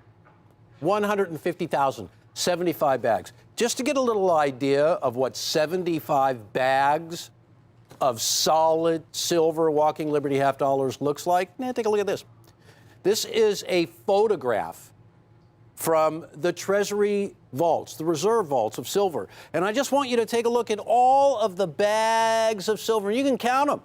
They're twos, just right. I mean, 75 bags with 2,000 coins in each bag, 150,000 coins in all Walking Liberty half dollars. You'll never see anything like that, ever again. The Walking Liberty half dollar was one of the true American Renaissance coins. If you don't know the story of the American Renaissance, the redesign of American coinage began in the early 1900s. Two main proponents of the Renaissance were Teddy Roosevelt, President of the United States, and Augustus St. Gaudens, the world's preeminent sculptor and the designer of the St. Gaudens Double Eagle and the $10 gold St. Gaudens Indian. And more importantly, he began the Renaissance, the great redesign of American coinage. Now, here's the thing. We have an unbelievable opportunity to own these original coins. This is like a treasure hunt. These are unsearched. I got to tell you, folks, if there are overdates in this deal, if there's the rarest Walking Liberty half dollars, not a single coin has been removed out of this deal. We didn't cherry pick it, is what I'm trying to say. Every single goodie, every single great date, every single original coin was left in this deal of 100,000 coins, 150,000 for you guys. But here's the thing. We're getting low. We're not going to be, well, we're almost out. It has been one of the most popular presentations ever on Rare Collectibles. We've gone through nearly 150,000 Walking Liberty half dollars. Now, the Walking Liberty half dollar was the workhorse of American commerce. Struck to be spent. Struck to be released into circulation. Struck, in this case, we're listing 1917 to 1947 because those are the dates that we found in this deal. But I want you to take a look at the quantities that were struck at all mints of the Walking Liberty half dollar, the Franklin half dollar, and the Kennedy half dollar. Obviously, the Kennedy half dollar is the leader. Franklin half dollars, you see where they came down, and the Walking Liberty half dollar, that workhorse of a coin. Most do not exist, ladies and gentlemen, because the last one was issued in 1947. It's been quite a while since then. These coins do not circulate any longer, folks. I want you to take a look at this deal. It's big, big, big, big, and we're going to offer an opportunity to get in big here. Here's the deal. You can go for 25 coins at a great price, 50 coins or 100. All original. Once upon a time in the United States. And you're going to see I can see a couple of AU unks at the top right there. See that golden one going by? Folks, this is a deal that will never come around again. It came from a depository in Delaware. Now, you'll note when you get the bags that there is the state seal of Delaware on our tags because this depository was located in the state of Delaware. 150,000 Walking Liberty half dollars were packed away in a vault. They had been there for generations. We got a crack at this deal and we took every single coin because it was superlative. Its quantity, the fact that they were all Walking Liberty half dollars. Most of the time, when you guys get in on a deal of half dollars, they're going to be mixed in with Kennedys and Franklins and some Walkers, if you're lucky, and worn out Barbers. But in this case, they're all original. The most popular half dollar in terms of its longevity, in terms of its beauty, in terms of its allegorical design of liberty, was the Walking Liberty half dollar. Before we price it, though, here's some Walking Liberty half dollars, 5 coins as a matter of fact, from the 40s, 1941 to 45, at $160. Here's a set of 3 at $85 each, also from the 40s, 1943 to 45, the World War II years. Here's an individual 1935. I pulled this date because I saw 35s in there, over $30 for that coin. And on 1937, in this case from San Francisco, out there in the real world, we don't deal in the real world. We're all about finding hoards and buying them so right and passing that along to our collector customers. But you're not going to pay, that's a $38 coin. One coin, $38. So here's our deal. There's so much to talk about. Adolph A. Wyman, the designer of the coin, he was a pupil and a protege of Augustus St. Gaudens. He was one of the Renaissance designers. He only designed 2 coins for the U.S. Mint, much like Augustus St. Gaudens, the Walking Liberty half dollar and the Mercury dime. 2 beautiful, beautiful numismatic specimens. In this case, we're all about the Walking Liberty half dollar. Now check this out. 25 coins, $395. $395, $15.80 per coin. And we have live silver ready to go. Now, I know a lot of you out there have been dabbling and getting really deep into the precious metals, so we got the dabblers and the deep divers. And everybody is collecting coins these days, or so it seems to me. Now, if you've run into shortages of silver, I want you to know there's not many companies in the entire world that can bring you a deal that comes from as deep as a well as 150,000 coins, 75 bags. That's Rare Collectibles TV. Everything has to come to an end, and we're getting close. But I want you to know this is a tremendous amount of variety. There's a little sampling right there. A deal of 25 coins at $395. Now, the next step up, 50 coins, $739, a flat $15 each. 50 coins. And we all will be packaged in a canvas bag, sealed up with a label. You can see some of the display right there. There's a little shot of one of the bags. 100-piece lot will be available in this special offering. And the 100-piece lot at $1,395 for 100 coins, $13.95 a coin. We're splitting that up into 2 payments of $697.50. That does not happen often. 2 payments, $697.50. Walking Liberty half dollars are valuable. And one of the reasons why is at the time when the Walking Liberty half dollar was issued, it was the main coin used for commerce. Because back in the day when these coins circulated, they were a powerful amount of spending money. The half dollar bought a lot. Not like today where you don't even see half dollars anymore. You wouldn't pick a half dollar up off the ground if you saw one, would you? I would. Sure, I would, yeah. Back then, they were made of solid silver. So at $38.75 a coin, yeah, they're selling like gangbusters. But these coins, all our competitors, are not bringing you the well of 150,000 Walking Liberty half dollars.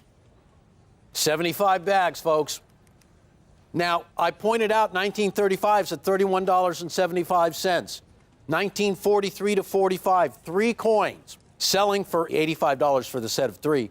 That's $28.33 each.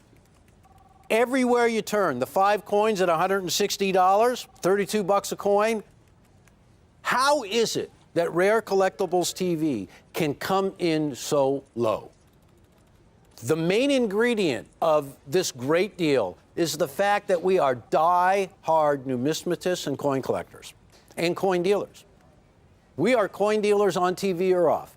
This deal was such an unbelievable buy that, you know, it just so happens that we broadcast. But this deal was one that everybody wanted. Everybody. Catalogs wanted it. People who just have big coin shops, people who don't do television at all, telemarketers, the guys that call you at 6 o'clock when you're about ready to sit down for dinner.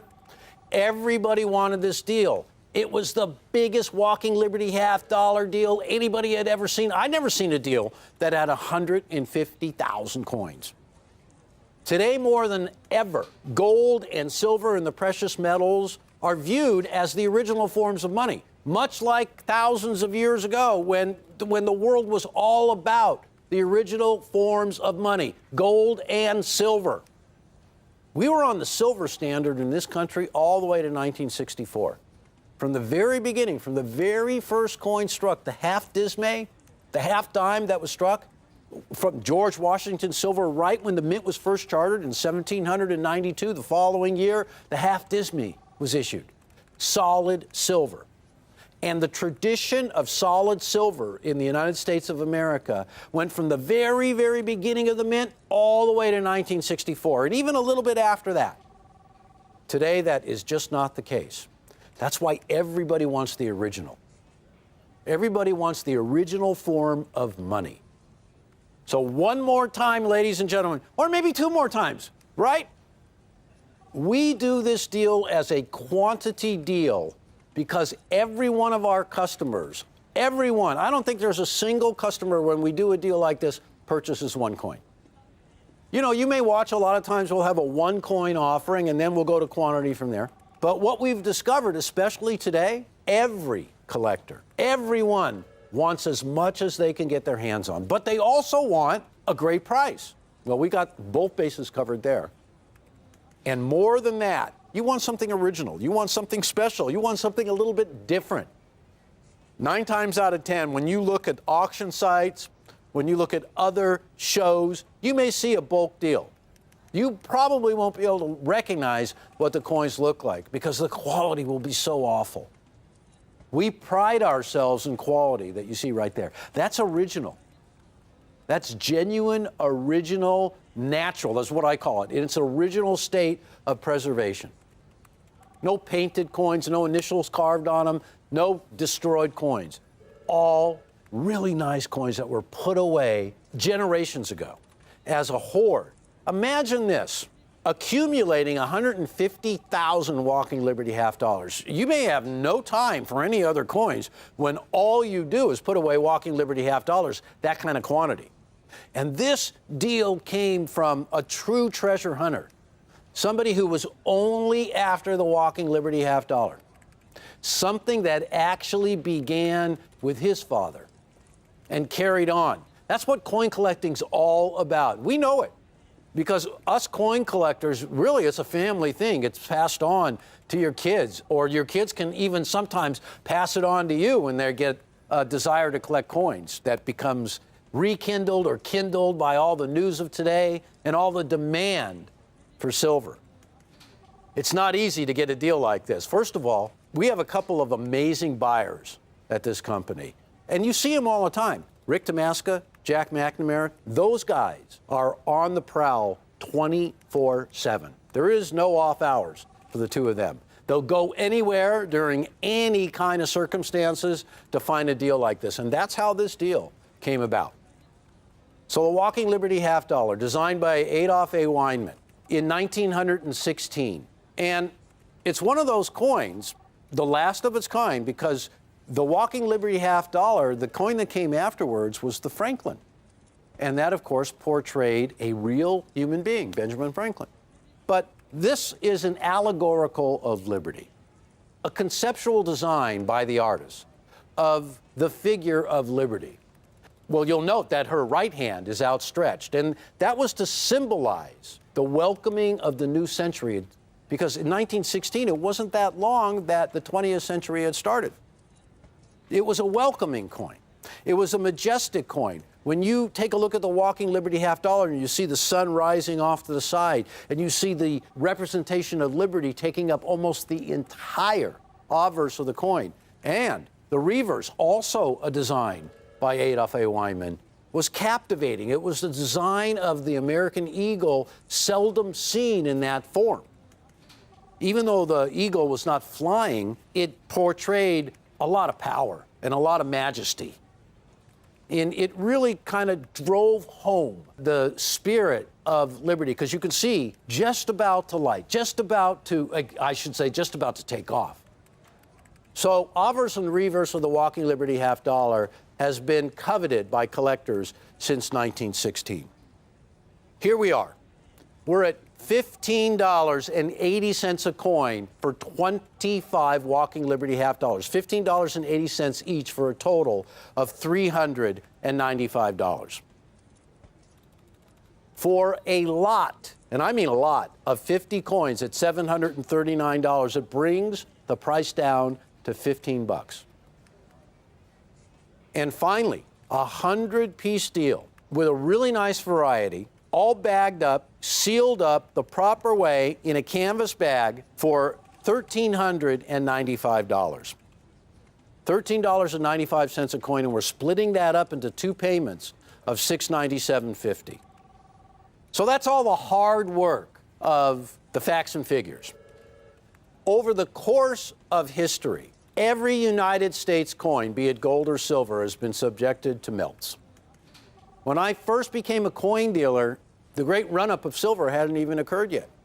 I got in the coin business in the late 1970s, so it was starting to pep up and it was starting to really get rolling, and everybody was starting to realize that, wow, these coins are something special. Well, silver hit all-time records, and the demand for silver exploded, and it has never abated. But one thing that has happened, coins get melted along the way. Millions and millions and millions of coins. We know this from all of the recorded history. The Walking Liberty half dollar was a coin that was used the most of any coin in commerce. Being 90% silver, quite a soft coin. Pretty large coin, too. In fact, it was the largest coin to really circulate in the United States of America. Morgan dollars did not circulate the way that the Walking Liberty half dollar did. The Walking Liberty half dollar was a commerce coin. Well, yeah, so was the Morgan, but more so the Walking Liberty half dollar. So they were subjected to getting worn out often. Those coins would be pulled out of circulation by the government, melted down, converted into bars or into other coins. And so the attrition rate of Walking Liberty half dollars was greater than almost any coin because its use was pretty much greater than all the other coins. So today, when you fast forward generations, this is where we're at, where if you're lucky enough to get your hand on a hoard of half dollars, never will they all be Walking Liberties. It just doesn't happen.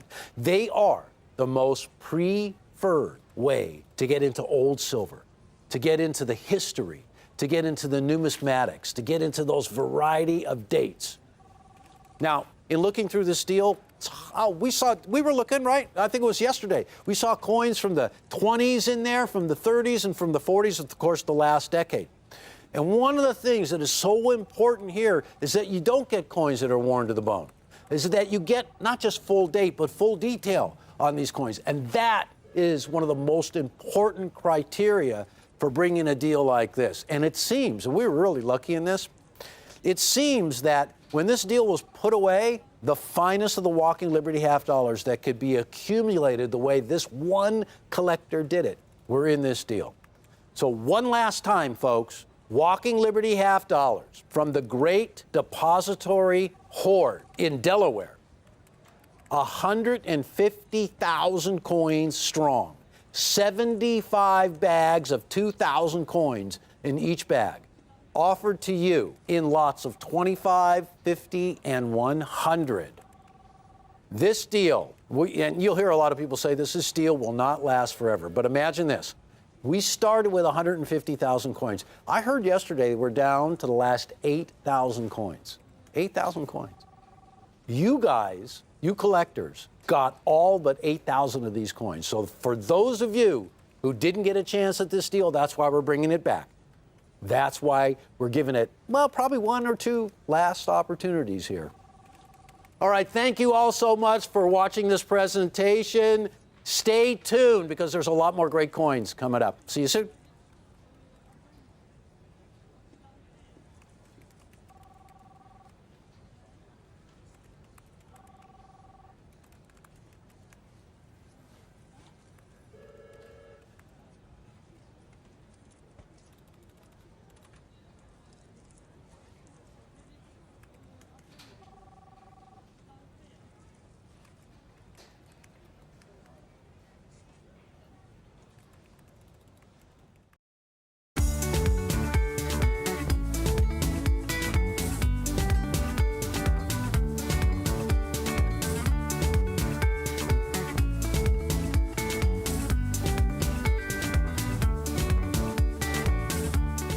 I'm Rick Tamaska. And I'm Caitlin Tamaska.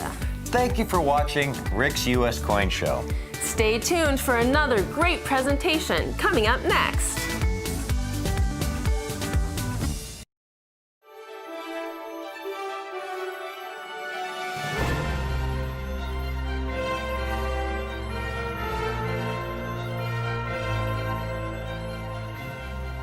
I know my silver dollars. Over the years, I have helped my clients assemble some of the finest United States silver dollar sets in the world. Here, for example, there were many awards that my clients have received over the years. Here's one from NGC for the finest Proof Morgan collection that they gave out to a client of mine in the year 2006. Best classic set. Everest Proof Morgan dollars. In fact, one of the coins from that collection is pictured right over here. The 1878 reverse of 79. That is the finest known Proof 64 cameo. That original set has since been broken up, and that coin now is in the current finest set, and it's been regraded.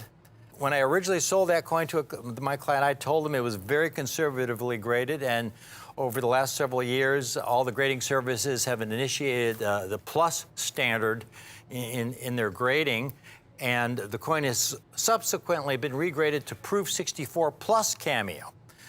And it's extremely rare. There's only perhaps 6 to 10 in existence. That may be the first Proof Morgan dollar to sell for $1 million at some point in the near future. At the time I placed it with the client, it was in the $250,000, $300,000 range, but it's going to be $1 million coin someday. Folks, I know my Morgan dollars.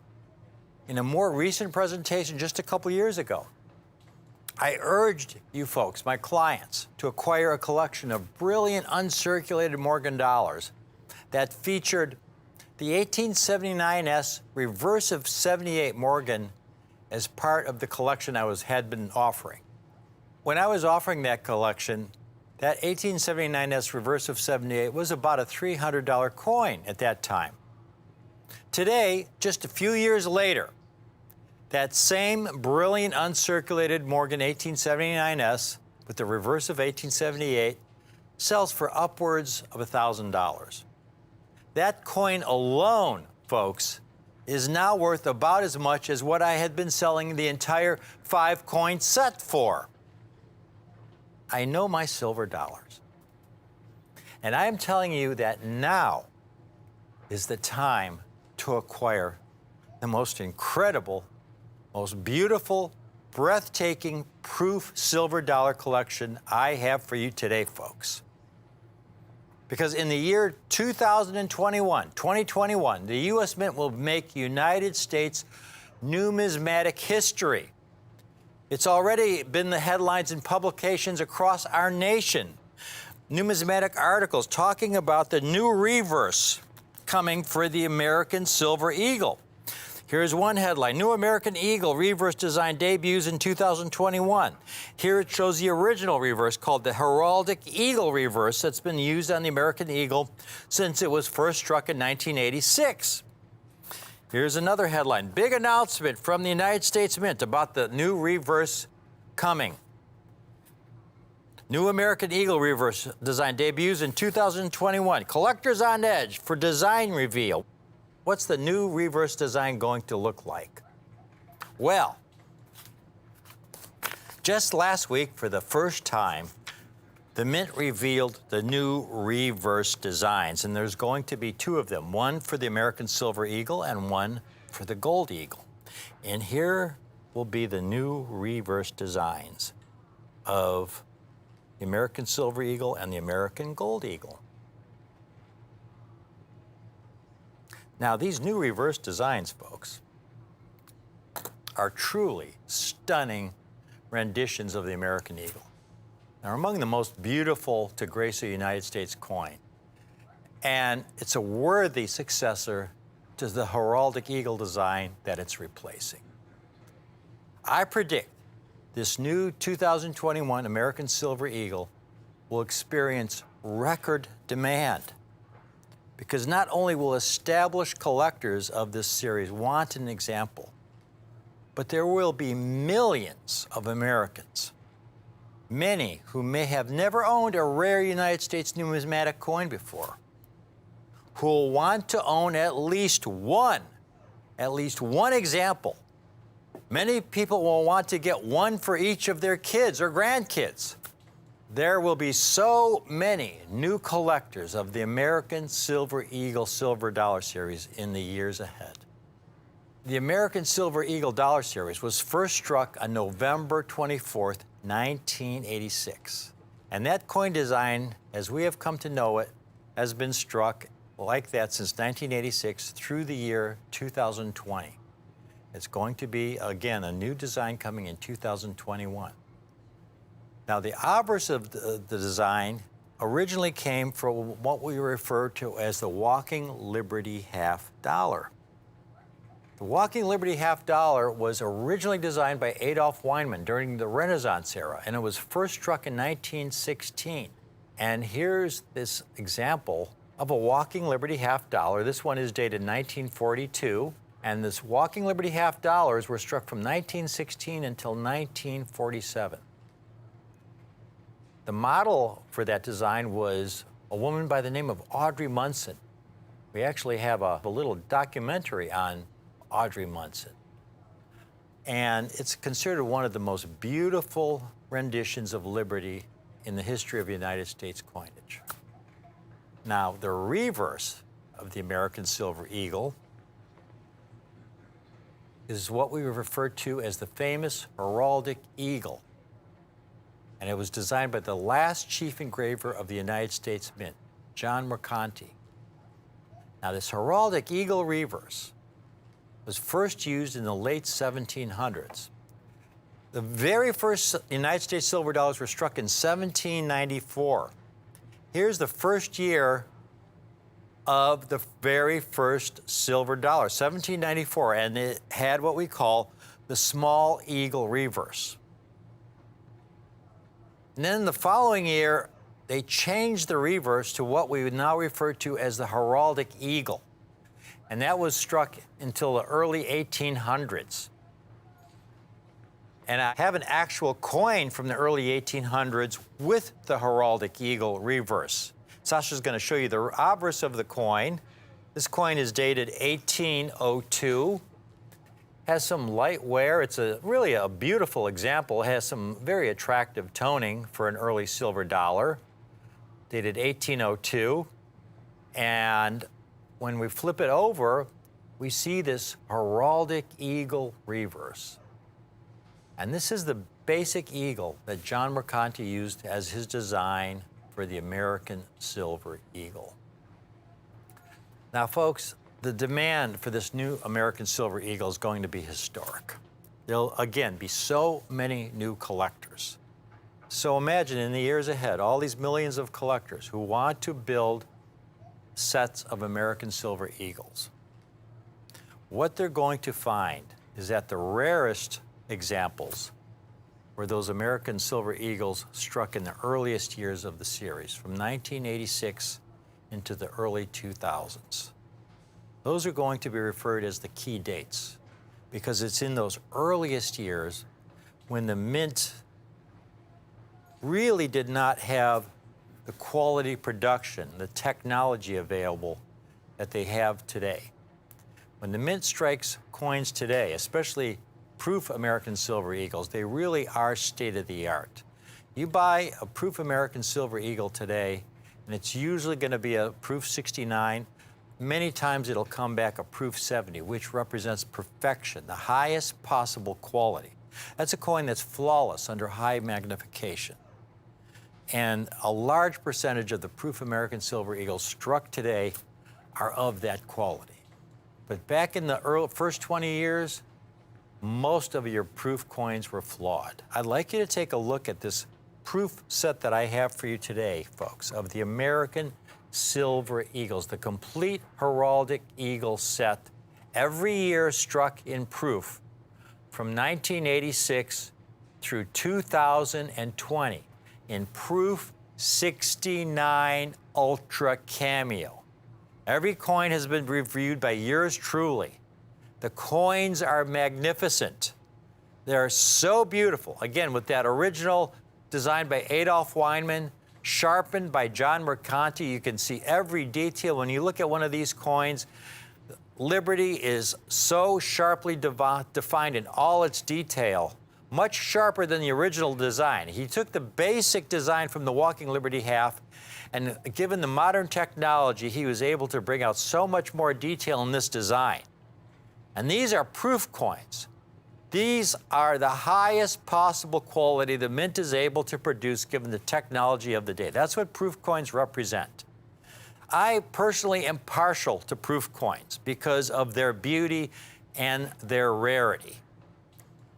Now, most American Silver Eagles that have been struck by the U.S. Mint are not proof coins. They're what we refer to as Mint State coins. Here is a Mint State American Silver Eagle. You can buy one of these from the U.S. Mint for $1 or $2 over whatever spot silver is at. This is examples in 1998.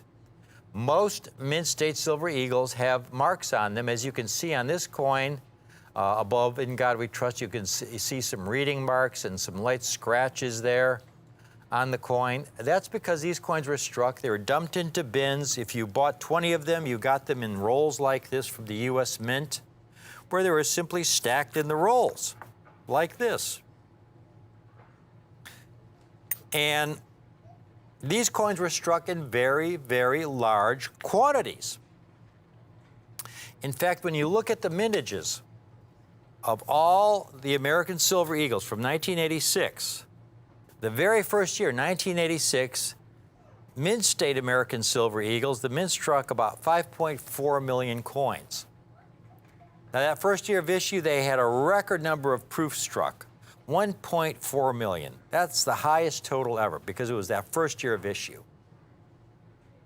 They haven't reached that number since. The next year, 1987, the Mint issued over 11 million coins in Mint State, only 904,000 in proof. And you go down through to the 1980s and 1990s, and again, the Mint State issues were 3 to 4 million coins, but on the low end to 10, 11 million coins on the high end. Proof coins, they struck 300,000, 400,000, 500,000 examples. 2000, they only struck 600,000 examples, over 9 million Mint State examples.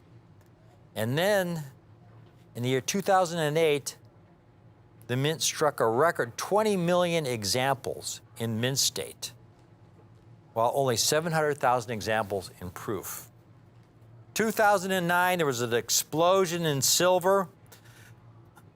The demand for silver coins was off the charts.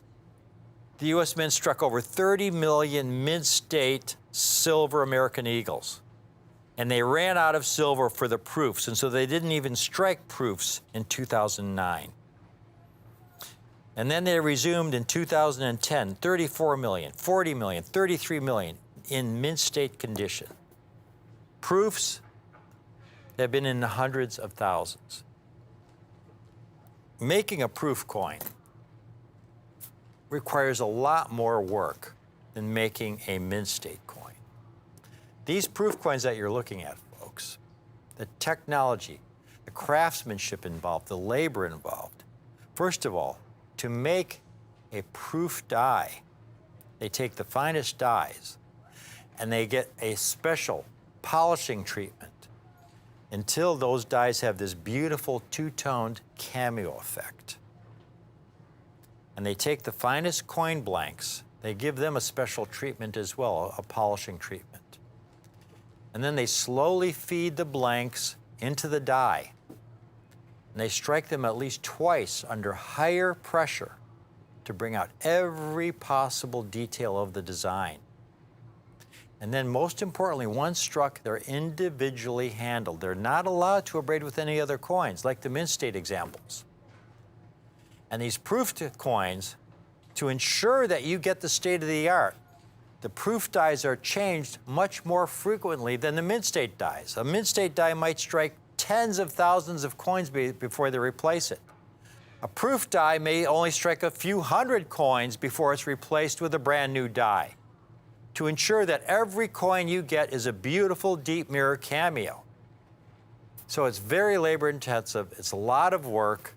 In fact, if you were to order a proof coin from the US Mint, the cost right now is around $60 to order a proof American Silver Eagle, where again, a Mint State example with silver right now around $24, $25 an ounce. A Mint State example might cost you $1 or $2 over the cost of the silver. Because again, there isn't the work and labor involved in making these Mint State coins. So the proof coins are really special.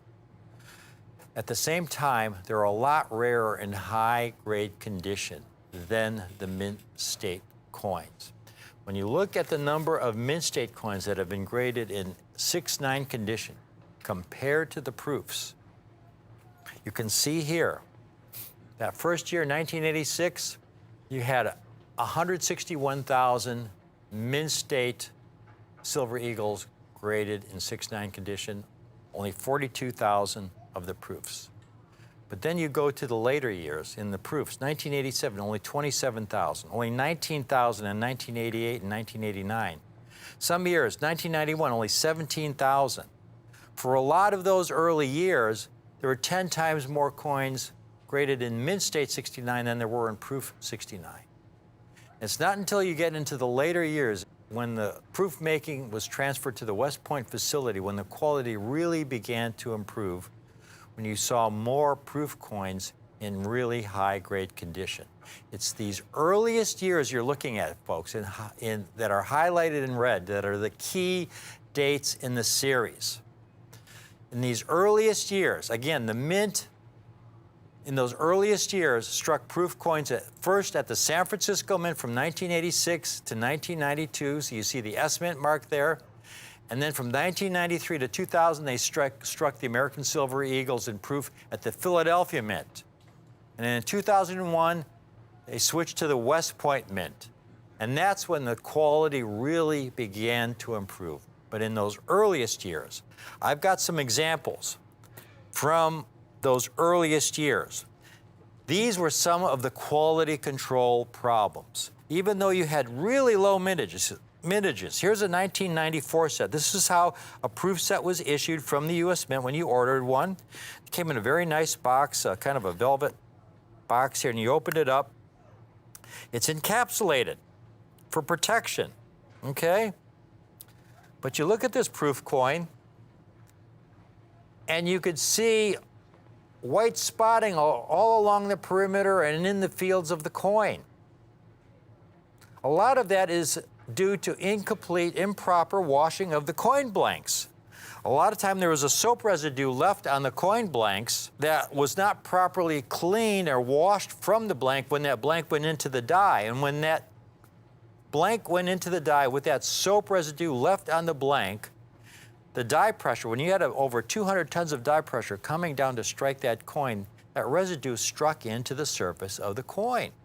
And so you had so many of these American Silver Eagles. Here's another one. This was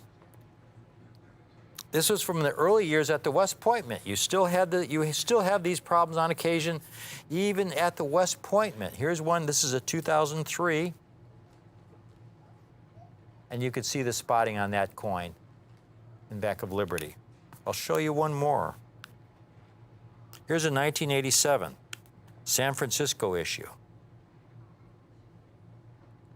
A lot of spotting in back of Liberty. And then you had customers or clients, collectors who would order these coins from the Mint. They'd see the spotting and they would try to remove it. They would some would actually try to scrub that spotting off the coin, and in the process, they would hairline, actually absolutely destroy the coin. Here's a 1997 that's been harshly cleaned in the owner's attempt to remove that spotting. You know, the coin's basically, at this point, just worth the silver. You know, it's destroyed. And that's the problem with so many of these early proof coins. Now, folks, this is the time to acquire this incredible set in Proof 69 Ultra Cameo. you've got these early dates. Take a look at this set. These are hand-selected. Now is the time to acquire these while we're able to get these key dates. These key dates, especially the S mints and the P mints, are getting so difficult to find in the condition you see them in. We have the entire set, folks, for $96.91 a coin. Think about that, $96.91 a coin for the entire 34 coin set. In other words, $3,295 for the entire Heraldic Eagle set from 1986 to 2000. Now is the time to acquire these sets while you can still get these early key dates for such a collector-friendly price. And there's a 94P. Look at that. They only struck 372,000 examples. Only 18,000 have been certified in Proof 69 Ultra Cameo. And folks, you're getting the finest 69 Ultra Cameos. This is all about buying coin and not the holder. Again, I review every example to make sure it's a Proof 69. A Proof 69, folks, is a coin that looks flawless when it's inspected by the grader at the grading service. The highest possible grade you can get on one of these coins is Proof 70. Proof 70, or Mint State 70, represents perfection under high magnification. These Proof 69s, when the graders get one of these coins, what that basically represents is a coin that, under initial inspection with their naked eye, looks flawless. They then pull the coin aside and study it under higher magnification. And if under that higher magnification they find a flaw, it gets a grade of Proof 69. If under that higher magnification it's still flawless, it then gets a grade of Proof 70, or MS 70. Now, MS 70s, Proof 70s go for moon money, folks. Here's just a few examples of some Mint State coins that have sold over the years in 70 condition. A 1999, just that one coin, sold for over $27,000. A 1988 sold for almost $10,000. This is what it sold for in auction. A 1990 sold for over $13,000. This last one, 1991, MS-70 sold for $34,500 in auction for those Mint State examples. And here we have Proof 69 Ultra Cameo. This is the perfect grade and the perfect price point. $3,295 for the entire set. And it's available on the 2-payment option. These sets are getting so difficult to assemble in Proof 69 Ultra Cameo. The Proof sets are at least 10 times more difficult to assemble than the Mint State sets because of the low mintages and all those quality control issues you have in these early dates in the series. When you find these early dates, the first year of issue, the 1986, that's a fair market value. This is a dealer with 100% positive feedback, $225. Again, that's one of the most common dates in the series that has the highest mintage. It's $225. But then when you get to a tougher date, here's a 1993. This is one of the lowest mintage dates in the series, with a mintage of only 405,000 coins. $1,000 for that coin alone. That's a PNG dealer, okay? Really a top dealer in the country. $1,000 for a 1993 and 6.9 Deep Cameo, which is PCGS's equivalent to the NGC Ultra Cameo designation. So it's the same grade. 6.9 Ultra Cameo for $1,000. Again, it's an early key date, low mintage. Another early key date, 1994, one of the lowest mintages of all. Certainly from that early era, only 372,000 examples were struck. And here's a Proof 69, $1,000, again, with a dealer with virtually 100% positive feedback. So just those 3 coins alone, you're over $2,200. Here's the next year, 1995P.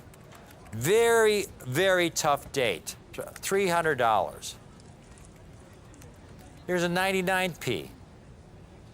549,000 struck, $200. Here's an individual selling the 32 coin set, which goes from 1986 to 2018.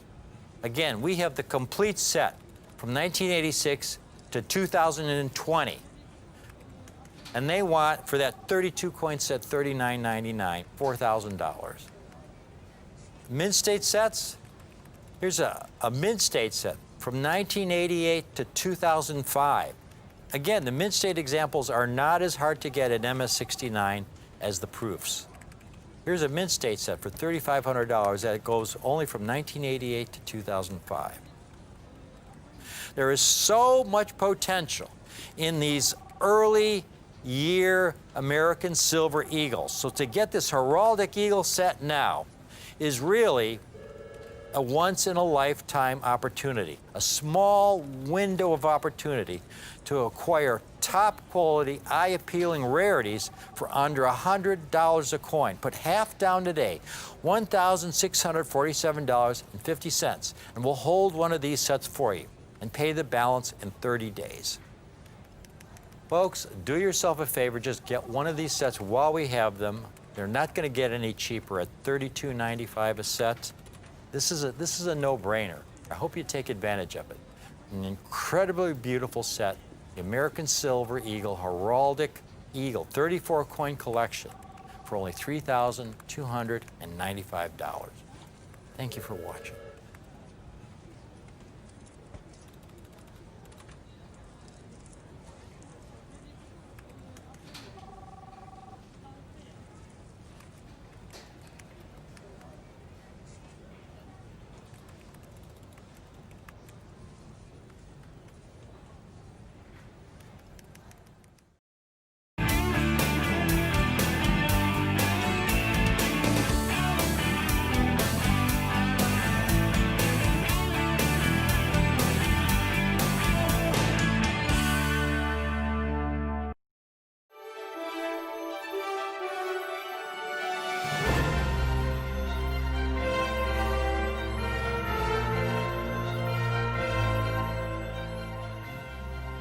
Welcome back.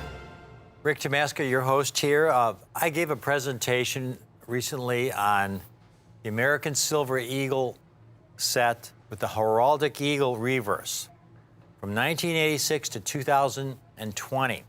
A historic set in Proof 69 Ultra Cameo that we have for only $3,295. It's an incredible opportunity. And it's a really buy it now opportunity because this is a set that's growing by leaps and bounds in popularity.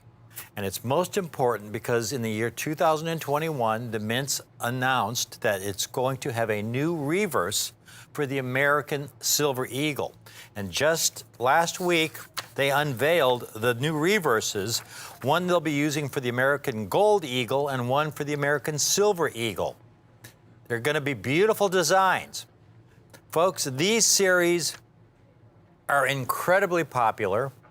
The American Silver Eagles is not just popular among new collectors, but so many dealers I've known for 30, 35 years who specialized in Morgan dollars and the finest Morgan dollar collections, who have been calling me for these finest American Eagles, and they especially are attracted to the proof examples. Now, the vast majority of American Silver Eagles that are struck, I'd say, probably about 95% of the American Eagles that are struck are the mint state variety. These coins are struck off of regular dies. The dies don't receive any kind of special preparation, any kind of special polishing. The coins are struck once, they're dumped into bins. If you order them from the mint in quantity, they come in rolls. The coins can be acquired from the mint for just a couple dollars over the value of the silver content. The proof coins, on the other hand, are struck in very limited numbers. It's a lot of work creating a proof coin. A proof coin is meant to represent the state of the art, the finest possible quality the Mint's able to produce given the technology of the day. The Mint's been striking proof coins now since the early 1800s, but it's over the last 40 years or so when they've really perfected the art of proof making. where they take these dies and they polish them until they have a mirror-like perfection in the fields. And the devices have an intense frosted cameo effect. And they slowly feed the blanks into the die, and they strike the blank at least twice under higher pressure, so that every detail of that design is struck into the coin as the mint intended. And most importantly, the coins are individually handled once struck. They're not allowed to abrade with any other coins. And now these dies, these proof dies, at the slightest hint of wear are then replaced. They may have only struck a few hundred examples, but if they are showing any sign of wear, they're immediately replaced with a brand new die. Unlike the mint state dies, which may strike tens of thousands of coins before they're replaced. So it's a very labor-intensive process, and they're struck in very limited numbers. Proof examples, when you look at these coins and compare a proof American Silver Eagle to a mint state American Silver Eagle, it's night and day. Now, folks, when we look at these mintage figures, I never bothered to add up the entire mintages for the mint state and proof ASEs. But if you added up all the mint state ASEs, it'd probably come to somewhere around 500 million coins over the entirety of the series. For the entire proof ASE series, I think you're probably looking at somewhere around 20, 25 million coins total for the entire proof ASE series. You can see a lot of dates there where they only struck a few 100,000 coins. I mean, they struck as many coins for the entire proof ASE series as you look at some of the later dates in the mint state series where they struck more coins in 1 year in the later dates there. You know, where they struck 30, 34 million, 40 million coins in some years in the mint state series, more in 1 year than for the entire proof series. So right there, that makes these proof ASEs really special. And to get a set in 6.9 Ultra Cameo for $32.95 is they're not going to get any cheaper, folks. I mean, if you can swing one of those sets for $32.95, now is the time to acquire them. What I have here in this presentation, I only have a few of these sets, is the ultimate. I have a handful of sets in Proof 70 Ultra Cameo. And folks, I'll tell you, I have so many Morgan Dollar specialists who call me on a regular basis looking for these coins in Proof 70 Ultra Cameo. And they have a lot of experience in silver dollars, in Morgan silver dollars, peace dollars, and they've handled them for decades. And they know that there are a lot of coins that decades ago they could have acquired for so much less than what the coins are going for today. And they see that taking place in these proof ASEs.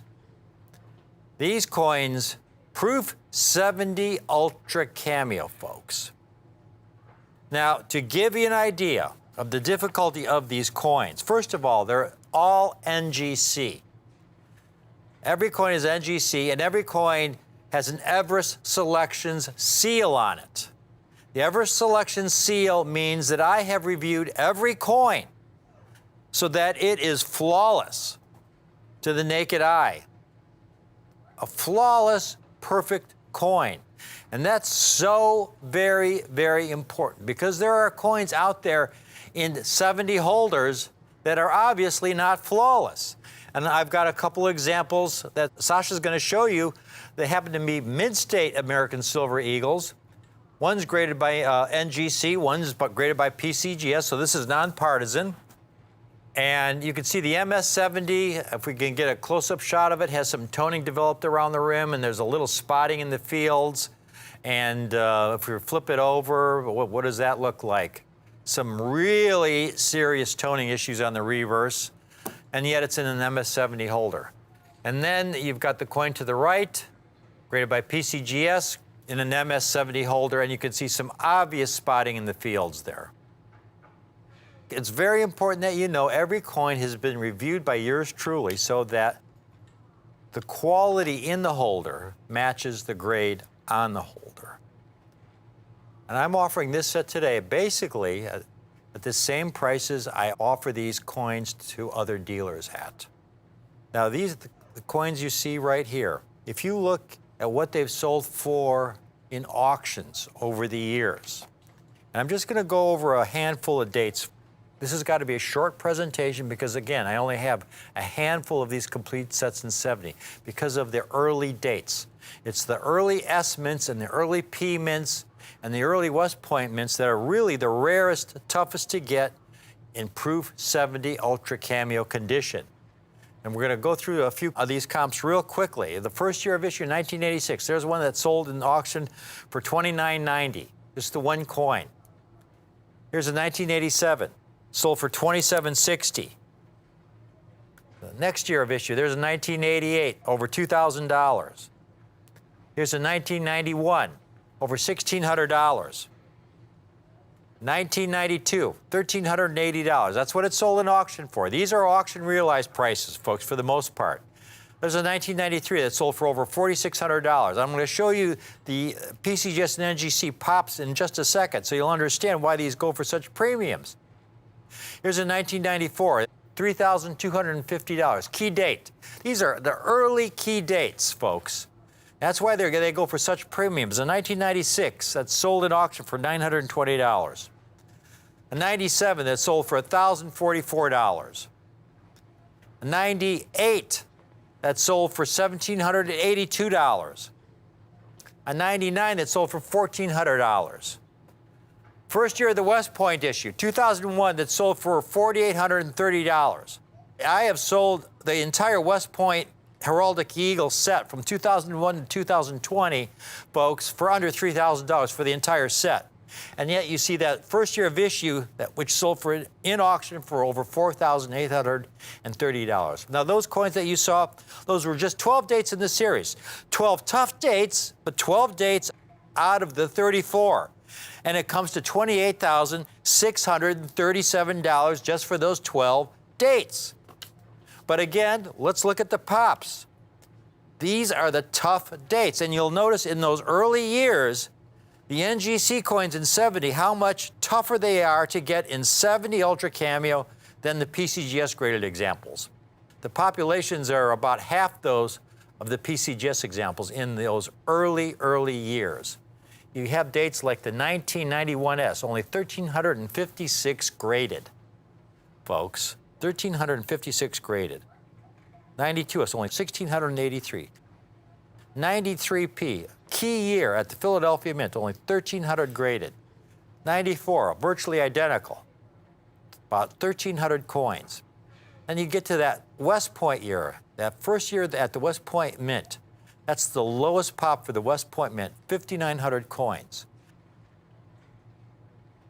As you go into 2003, 2004, 2005, you see more 70s as the quality control and the technology at the West Point Mint improved to the point where more and more coins were absolutely flawless that were struck at the West Point Mint.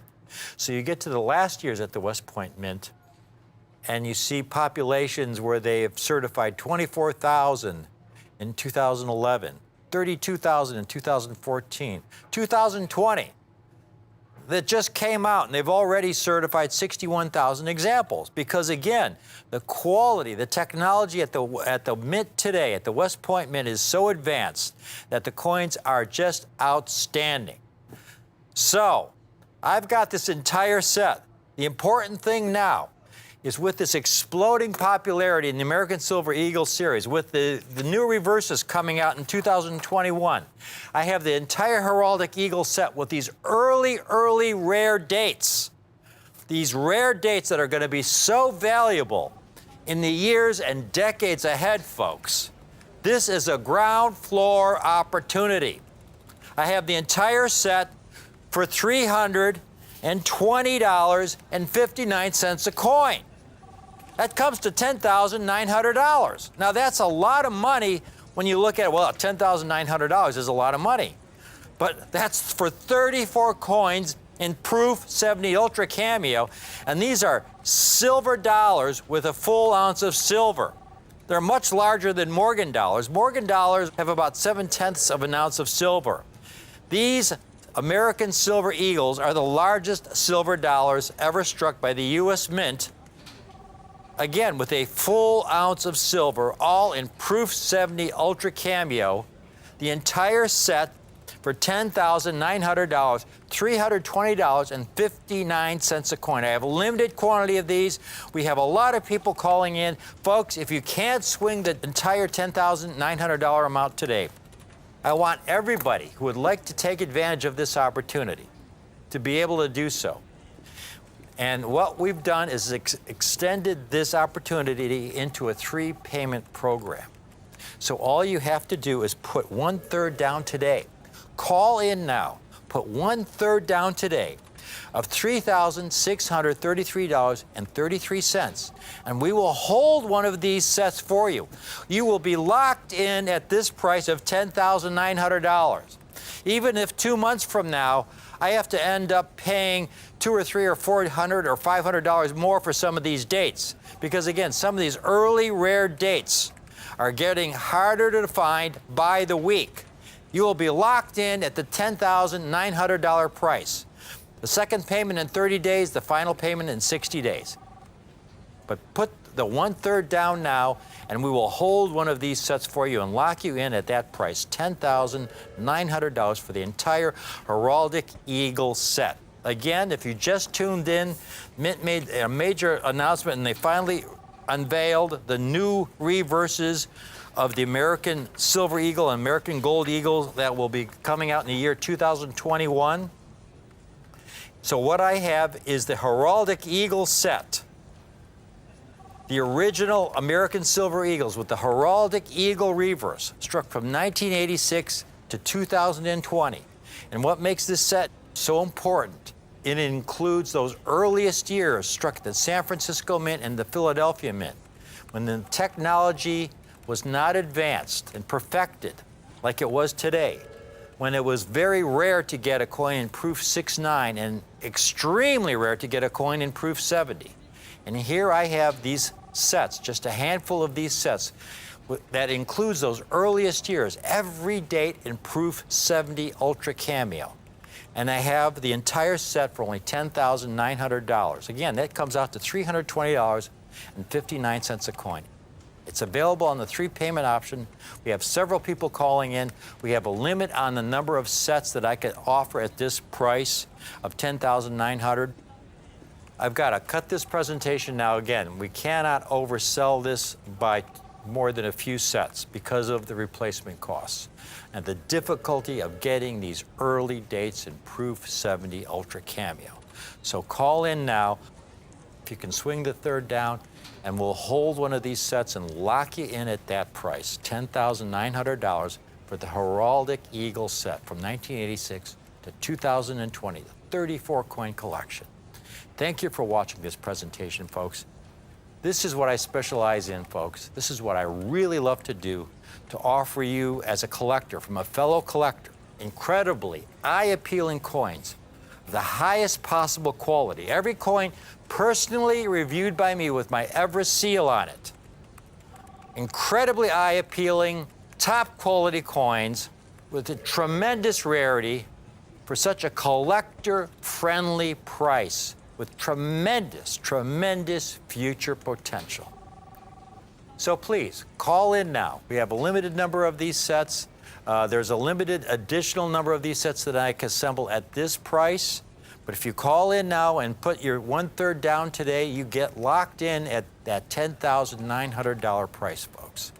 This is a small, narrow window of opportunity. This is a set, you know, when these 2021 American Silver Eagles come out with these new reverses, there'll be so many new collectors who will want to collect these coins, hundreds and thousands of new collectors, and they'll want to collect the entire set. And it's these earliest key dates that will be most in demand and have the greatest value in the years ahead. Thank you for watching.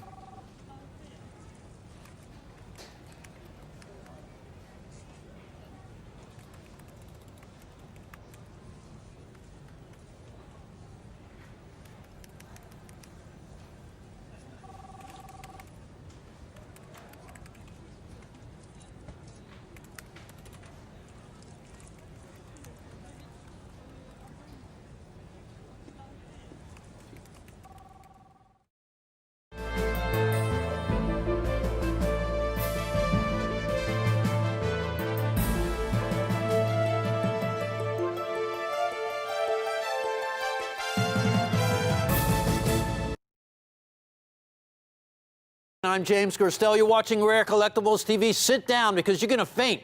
You are absolutely not going to believe what we came up with. The hardest coin in the world to get right now. It's a silver eagle. It's a very special coin. It's the only one of its kind. There has never been another one like it. And we're talking about a series of coins that have been issued continuously since 1986. It's the American Silver Eagle dollar, the largest silver dollar the U.S. Mint has ever issued. And we have the special anniversary one. This is the one that honors the 75th anniversary of the victory of World War II with a special issue coin. Now, let's just set the table, ladies and gentlemen, because this is a huge event. This was a sellout faster than any coins ever sold out anywhere. This is big. Most people aren't going to get one. It's a very low mintage. What are we talking about? Well, for 2020, struck at the West Point Mint, the U.S. Mint has issued for the first and only time ever a silver eagle with a unique privy mark. This is a pre-sale. The coins are on the way in. Now, this was highly restricted mintage, and the ordering was very limited, and it sold out lickety-split.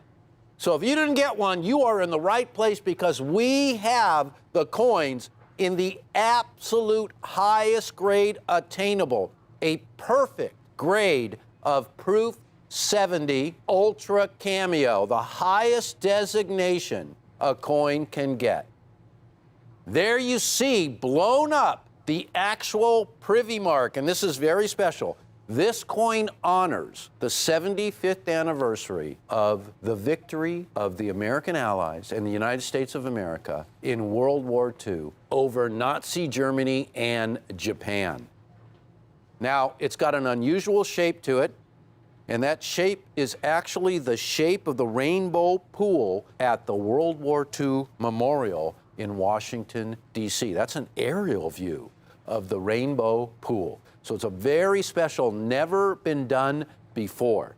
Now, this is important. I'm going to tell you why in a second. First of all, I think we really need to get to what a privy mark is. So if you'll allow me, I will read you the definition of a privy mark from the United States Mint. And it says here that this year, the U.S. Mint will issue a 75th anniversary of World War II Silver Eagle with a privy mark. And it says here in general terms, a privy mark is a symbol that communicates information about a coin's production. So right there, that will let you know that this is highly restricted mintage and the one and only privy marked Silver Eagle ever to be struck. Now, this is not the first time that privy marks or additional marks have been used on coins. And I'll show you one on a really early edition, a really early coin. This is a seeded Liberty $50 from 1852 with the rays and the arrows added to the coin. And that in itself was a symbol that served the same function as a privy mark by communicating information about production. When they changed, you see the arrows and the rays there on the coin, the rays of the sun going around the eagle's wings, and the arrows in the talons are indicative of a change in the design of that coin. It's also known as a privy mark. Oh, and there are lots of examples of privy marks all over the world, but never before has there been a privy marked American Silver Eagle. This is one special coin.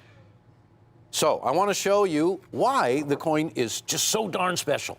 First of all, this was a really fast sellout, one of the quickest sellouts ever at the U.S. Mint. And here's why. Right here, you have a real simple breakdown of the business strikes of the American Silver Eagle. And there's over 500 million of them versus the collector strikes, the proof strikes. And you see that number in red, only 27,220,163 of the collector coins. Now, never mind that all the business strikes have become collector coins as well. But I don't want to muddle up the information. But we have two different strikes for an American Silver Eagle. A business strike or a mint state, kind of like a Morgan dollar. And then the collector's version.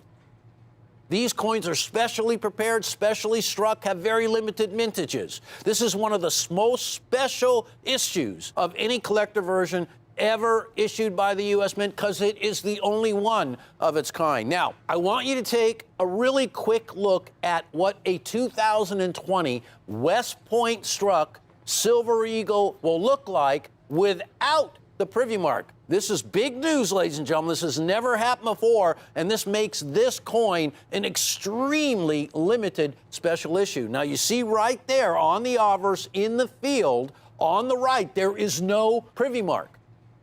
Now, that's a very special coin. It's a Proof 70. It is not, however, the special issue that sold out lickety-split, and that right there, ladies and gentlemen, is you won't get that coin. You're going to get the special one with the special Privy Mark. Take a look, ladies and gentlemen. The very first anniversary set for the Silver Eagle was the 20th anniversary, 2006. And I want you to note the mintage, 248,875. And it was an immediate sellout. That was a 3-coin anniversary set. Now, the next anniversary was the 25th anniversary in 2011, and that set was a 5-coin set, and it had an extremely low mintage, 99,882. Next was the 2012 San Francisco 75th anniversary 2-coin set with a mintage of 281,000. And West Point, the next year in 2013, had a 75th anniversary as well, where 235,000 coins were issued. Now, as you go down a little bit, you're going to see the coin we're talking about today. The 2020 World War II 75th anniversary Privy Mark, the only one of its kind, 75,000 is the mintage, and that is so low. Look where it falls on the rarity chart. It is bested only by the 1995 W Proof, a $25,000, $30,000 coin in a perfect Proof 70 grade like we have the World War II Privy. And from 2019, the enhanced reverse proof with a mintage of 30,000. Those are the only two lower mintages in the history of the program. So the World War II instant sellout. Now, ladies and gentlemen, this is a special coin that everybody wants to get. At over 500 million mint states and over 24 million proofs, the world is full of millions of Silver Eagle collectors. And there, unfortunately, for millions of people who never got an opportunity to get this coin, who were shut out, this is what we're doing right now. Here is your chance to get the coin in a perfect Proof 70 grade, the highest grade a coin can attain. The grade of Proof 70, the definition is perfect. A flawless coin under extreme magnification, absolutely no imperfections. A perfect condition coin. If you missed out, we have this coin in the highest Proof 70 Ultra Cameo grade for $1,895. And I got to tell you, we're going to split the payments in two payments of $947.50. It's a first release. The end of World War II, 75th anniversary, the only Silver Eagle with a Privy Mark. I mentioned a little while ago that any Silver Eagle in a high grade has become a collector coin, whether it be business strikes or proofs. Because with such a long series, this series began in 1986, and with such a long series, it outlasts the Morgan dollar even. There are more collectors for this coin than any coin series the U.S. has ever issued. Millions of collectors and hardly any coins for all those collectors. And just to prove it to you, I want to show you what mintages are like for the Silver Eagle in mint state. beginning from the very beginning in 1986. Those are the mintages every year of the business strikes. And there are so many collectors for these coins.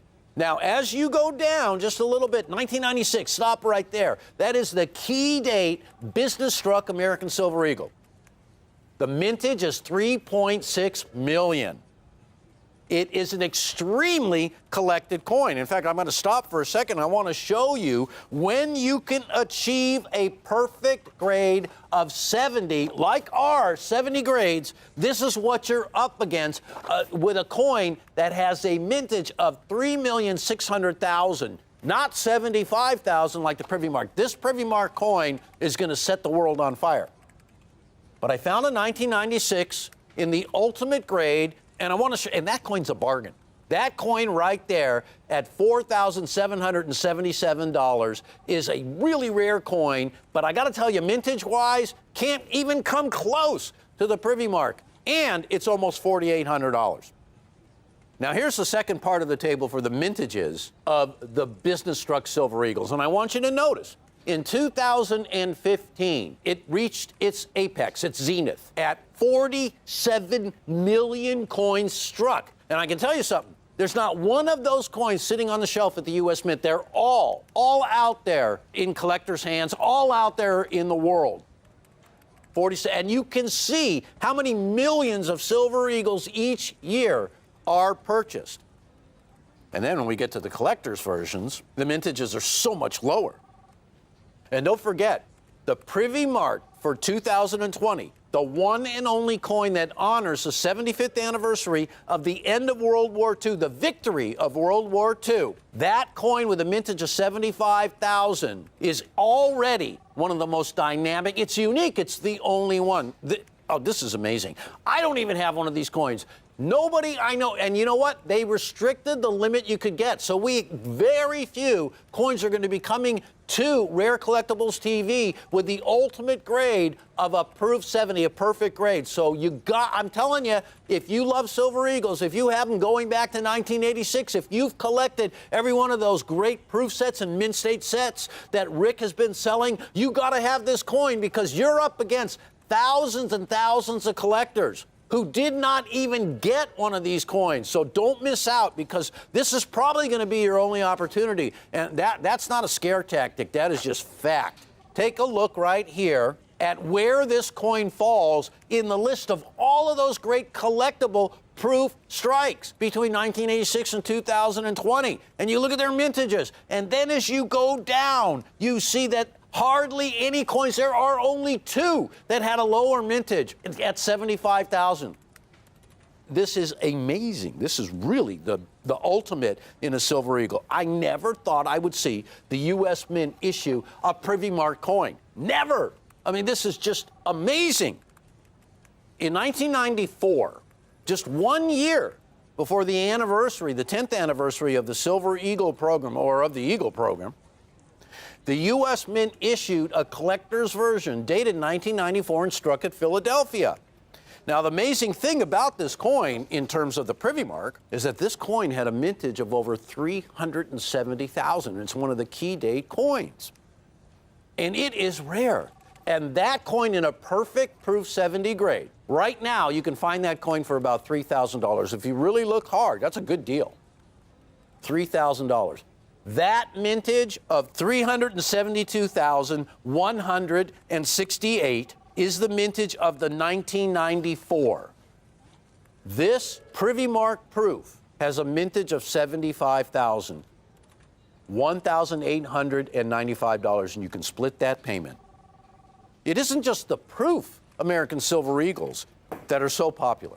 1996, as I showed you, the key date in the mint state or the business struck Silver Eagles with 3.6 million. There's a coin that brought almost $4,800. Now in 1999, I found a mint state perfect grade. 1999 was not a small mintage. It was about 3 times the mintage of the 1996. But there's a 1999 in a perfect 70 grade, graded by NGC for $11,700. And let's look up the mintage of the 1999 in a business strike. 7,408,640.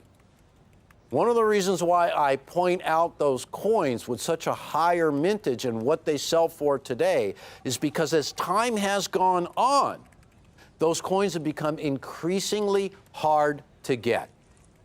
But I'll tell you, there's only going to be one opportunity to get a first release, to get a perfect proof 70, and in fact, to get this coin in the highest grade attainable. And that's right here, right now, for $1,895. So I hope I got you going, because I'm going. I want to get one of these coins. Right now, ladies and gentlemen, this is a pre-sale. And I can tell you, I want to warn you, the mintage was really low. The sellout was less than 90 minutes. Think about that. Every collector who wanted one of these coins did not get one. This mintage could have been 1 million and it would have sold out lickety-split. It is unique. So let's go over all the major points. Number one, it is the only Privy Mark Silver Eagle ever struck. Number two, the reverse. This is something we haven't mentioned yet. But the reverse of the American Silver Eagle dollar that had John Mercanti's tribute to the original heraldic reverse of the American silver dollar that was issued between 1798 and 1804. That reverse, which was a tribute to those original heraldic eagle reverses by John Mercanti, is being retired. It is going away. So on this Privy Mark Silver Eagle, you are getting the last of those reverses. It will never be done again. Next year, it will disappear. So it's been collected heavily without the Privy Mark because news got out that the reverse is being retired, the original reverse. So that is big news. So you get so much. You get one of the last, you get an original that absolutely will never be done before, and you get one of the lowest mintages and also a perfect grade. This coin has everything. For those of you who are not aware, John Mercanti designed the reverse of the American Silver Eagle in 1986.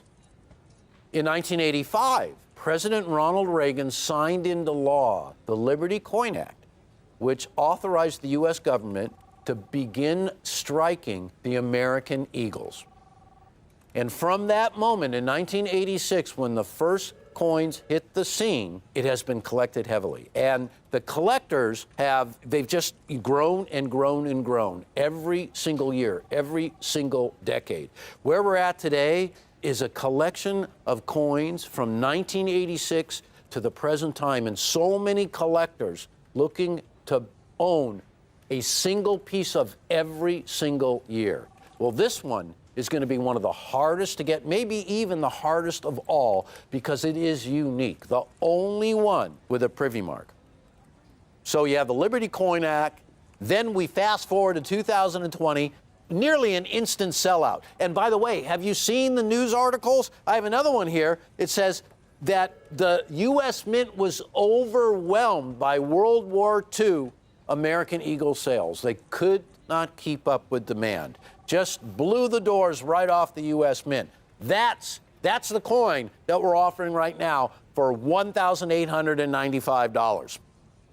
The uniqueness of an American Silver Eagle, this is not the first time there's been a really unique coin. 1995, when the 10th anniversary of the American Eagle program was honored, there was a special West Point struck silver dollar. It had a really low mintage, 30,125. Well, that coin has grown in popularity. In 2019, the U.S. Mint issued another really special coin. It was an enhanced reverse proof. It had a very low mintage, 30,000. It's the lowest mintage of all. And of course, the sellout, forget about it. But this coin, with a mintage of 75,000, the only coin with a Privy Mark that has ever been issued in this series, was a faster sellout than either of the two that I just mentioned to you. And a completely unique coin, unlike any other. All those great special issues were fantastic because not one of them had a Privy Mark. So you are owning something so special. I mean, this coin, I've been doing a lot of research on this coin because it is recently released. And there are multitudes of collectors who are upset. They didn't get an opportunity to get one of these coins. It just happened too quickly. And you know what they were upset about? They're upset that the U.S. Mint did not issue this coin with a much higher mintage. Think of this.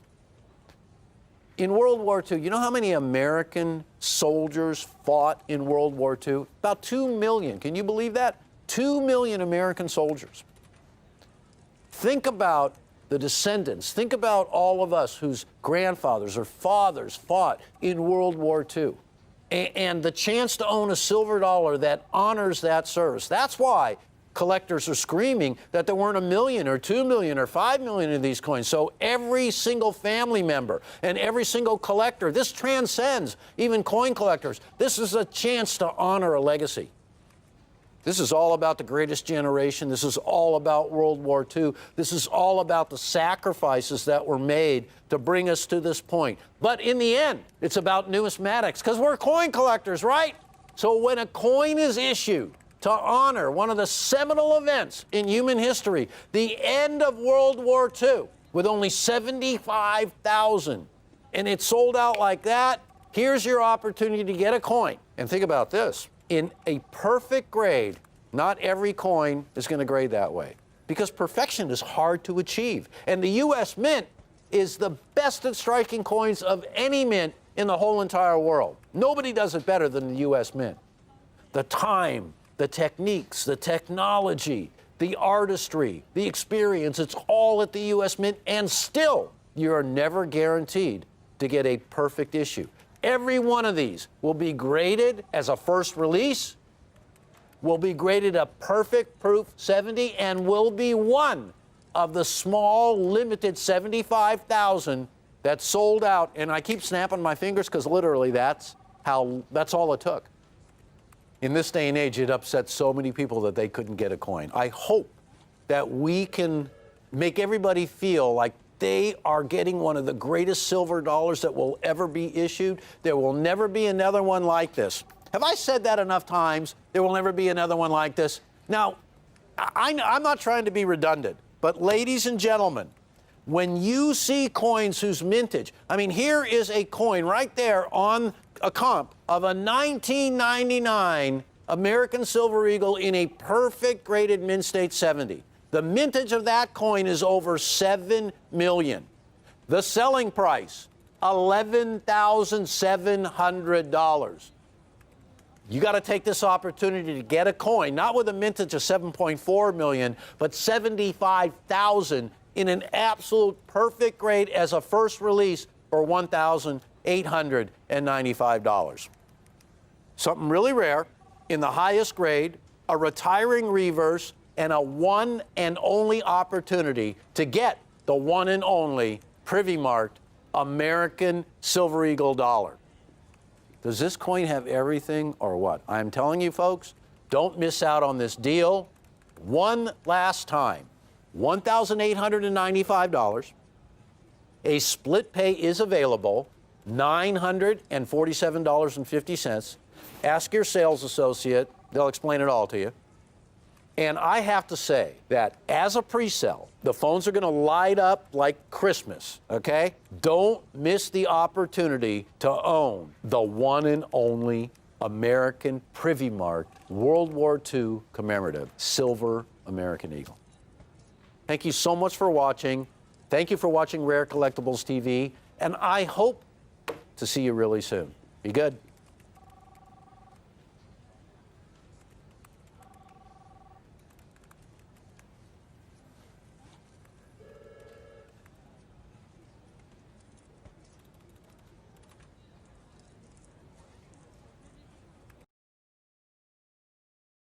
Numismatic news, access to exclusive interviews, as well as secrets to collecting from RCTV's hosts, Rick, James, and myself, Jack? Then sign up for the Coin Chronicles, Rare Collectibles TV's monthly newsletter. Get all the inside information about the coins you crave in the RCTV Coin Chronicles. Signing up is easy, and our monthly newsletter is free. Just visit our website at rarecollectiblestv.com and start accessing the Coin Chronicles today. Sign up for the Coin Chronicles monthly newsletter at rarecollectiblestv.com. It's absolutely free. That's rarecollectiblestv.com. All right, everybody, it's here. The coin everybody wants. It is the 2019 San Francisco Struck Enhanced Reverse Proof Silver Eagle. There's never been a coin like this before. Well, there's been a lot of Silver Eagles, of course, have been making this silver dollar since 1986. This has been the most popular silver dollar in the world. It's even more popular than the beloved Morgan dollar. And we sell a lot of American Silver Eagles, and we do them in complete collections from the very beginning right up to the present time, both in mint state and in proof. The thing about the American Silver Eagle is it didn't happen right away, but after a few years of production, collectors began to realize that even the bullion issue, the mint state issue, were quite collectible. And of course, the proofs, which are struck for collectors anyways, and have to be ordered directly from the U.S. Mint, are the ultimate when it comes to an American Silver Eagle as a collectible. And there are a lot of folks who would argue that mint state or proof, but either way, the most popular silver dollar in the United States of America today is the American Silver Eagle dollar. This is a broad program that's been going strong since 1986. Ronald Reagan signed into law the Liberty Coin Act, which authorized the Treasury, and this was in 1985, he authorized the Treasury to begin striking this coin, and that was in 1986 when they started striking. So since 1986, as a business strike, or a bullion issue, if you will, over 534 million coins. The collectible coins are the proof and the burnished die. The burnished die is really an uncirculated, a business strike with a mint mark on it. The business strikes don't carry a mint mark. So the proofs, there were 23 million, burnished dies, 3.6 million. Now, the reverse proofs are the scarcest of all the American Silver Eagle dollars. They're only around since 2006. So they did a reverse proof in 2006, one in 2011, one in 2013. And for 2019, it was a really special enhanced reverse proof that the Mint struck at San Francisco. If you snap your fingers like this, they sold out quicker than that. Everybody from all over the world wanted one of those coins. We have the ultimate version of that coin. Now, here's the thing about that coin. Going in, it was announced that it would have the lowest mintage of any Silver Eagle ever issued. Whether it be the mint state, burnished die, or the proofs, this is the absolute lowest mintage. And I know what you're saying. You're saying, no, it's not. The 1995 from West Point that was issued to commemorate the 10th anniversary of the program has the lowest mintage. That's the king. That's the American Silver Eagle version of the 1893 S. Morgan dollar. So we take a look here, and at the very bottom, in red, is for 2019 from San Francisco, enhanced reverse proof Silver Eagle. There were only 30,000 coins. And you can see a total of over 562 million Silver Eagles of all kinds have been struck up to 2019. There is a new king. There's a new kid in town. It's the 2019 San Francisco Struck Enhanced Reverse Proof Silver Eagle with a mintage of only 30,000. Millions of people didn't get one of these coins. They tried, they couldn't get one. Almost everybody was shut out because only 30,000 coins exist. And you know the thing about that coin? Every single one of them is out the door, shipped out of the U.S. Mint. They're not in vaults. They're not on shelves. They're gone. That's a lot of people who own Silver Eagles. So it's pretty understandable why almost everybody, virtually everybody, I mean, statistically, the percentage of people who got this coin, forget it, so low, can't even calculate. Individually, American Proof Silver Eagles, starting at the top with the highest mintage in 1986. And that really got the program off and running because everybody was so anxious for a great new silver dollar. It was very, very popular. And we have listed these coins in descending mintage. So as you look at all these great dates, and everyone up there is represented. Now, there is something I want to tell all you collectors out there before you ask, where's the 2009? There was not a 2009 issued except as the bullion, the mint state. The burnished die and the proofs were not struck. There wasn't enough silver.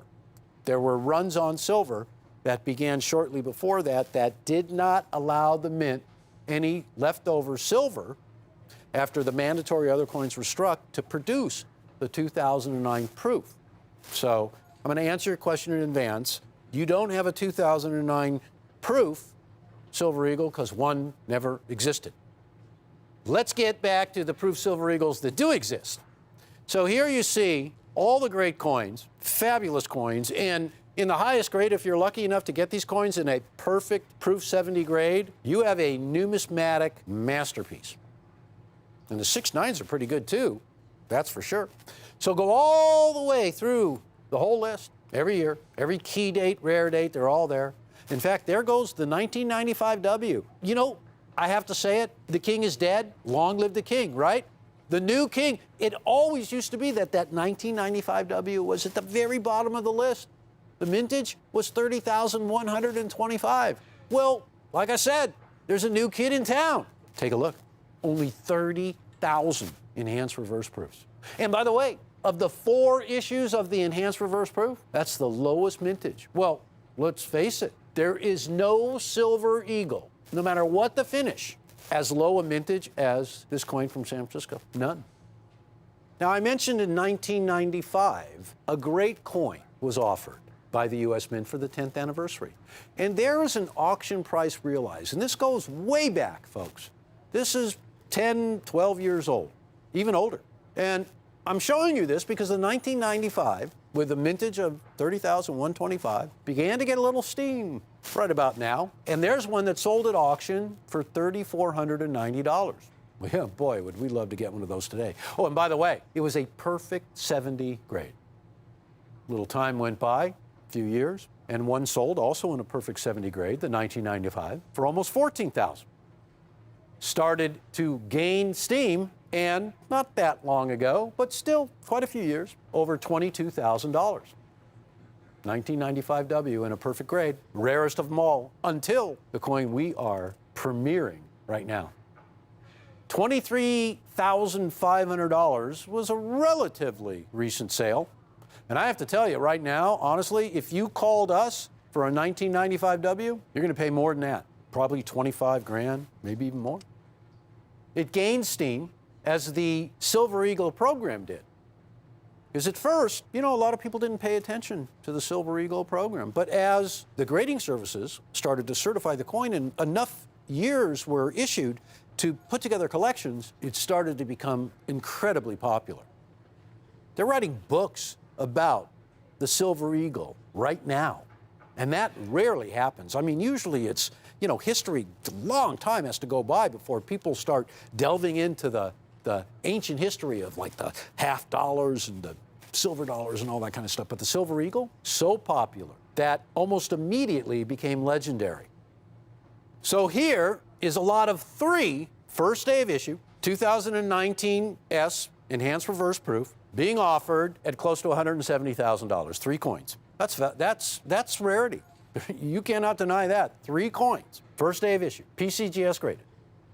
Here are 2 graded. Now these are all proof 70, reverse proof 70 grades.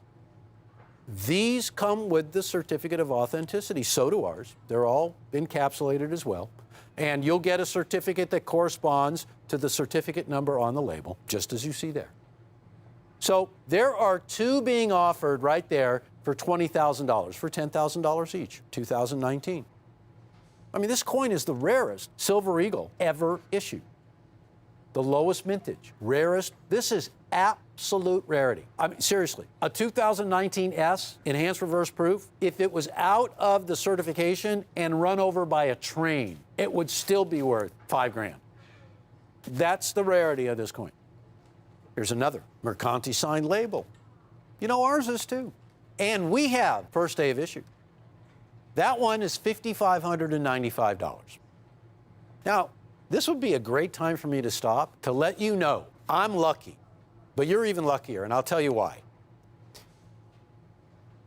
I literally threw a tantrum. I'm not kidding. To keep this coin at the price that we have it at, because the market is accelerating at warp speed. And they were so nice. Jack and Rick. I said, come on. This is the coin everybody's been waiting for. This is the coin that you would still have to submit 2 or 3 to get a perfect grade back. But nobody can find them anyways. And when you can, here's one at $5,500. So we have them in PCGS grade, Mercanti signed, perfect proof 70 grade. It's really a reverse proof 70 grade. Did I mention first day of issue? You know those coins I showed you where they were offering 3 for almost $170,000? Those were first day of issue. They weren't signed by Mercanti. So how about this? Let's see. I know you want to know the price. And I'm milking this a little bit, and I'm sorry.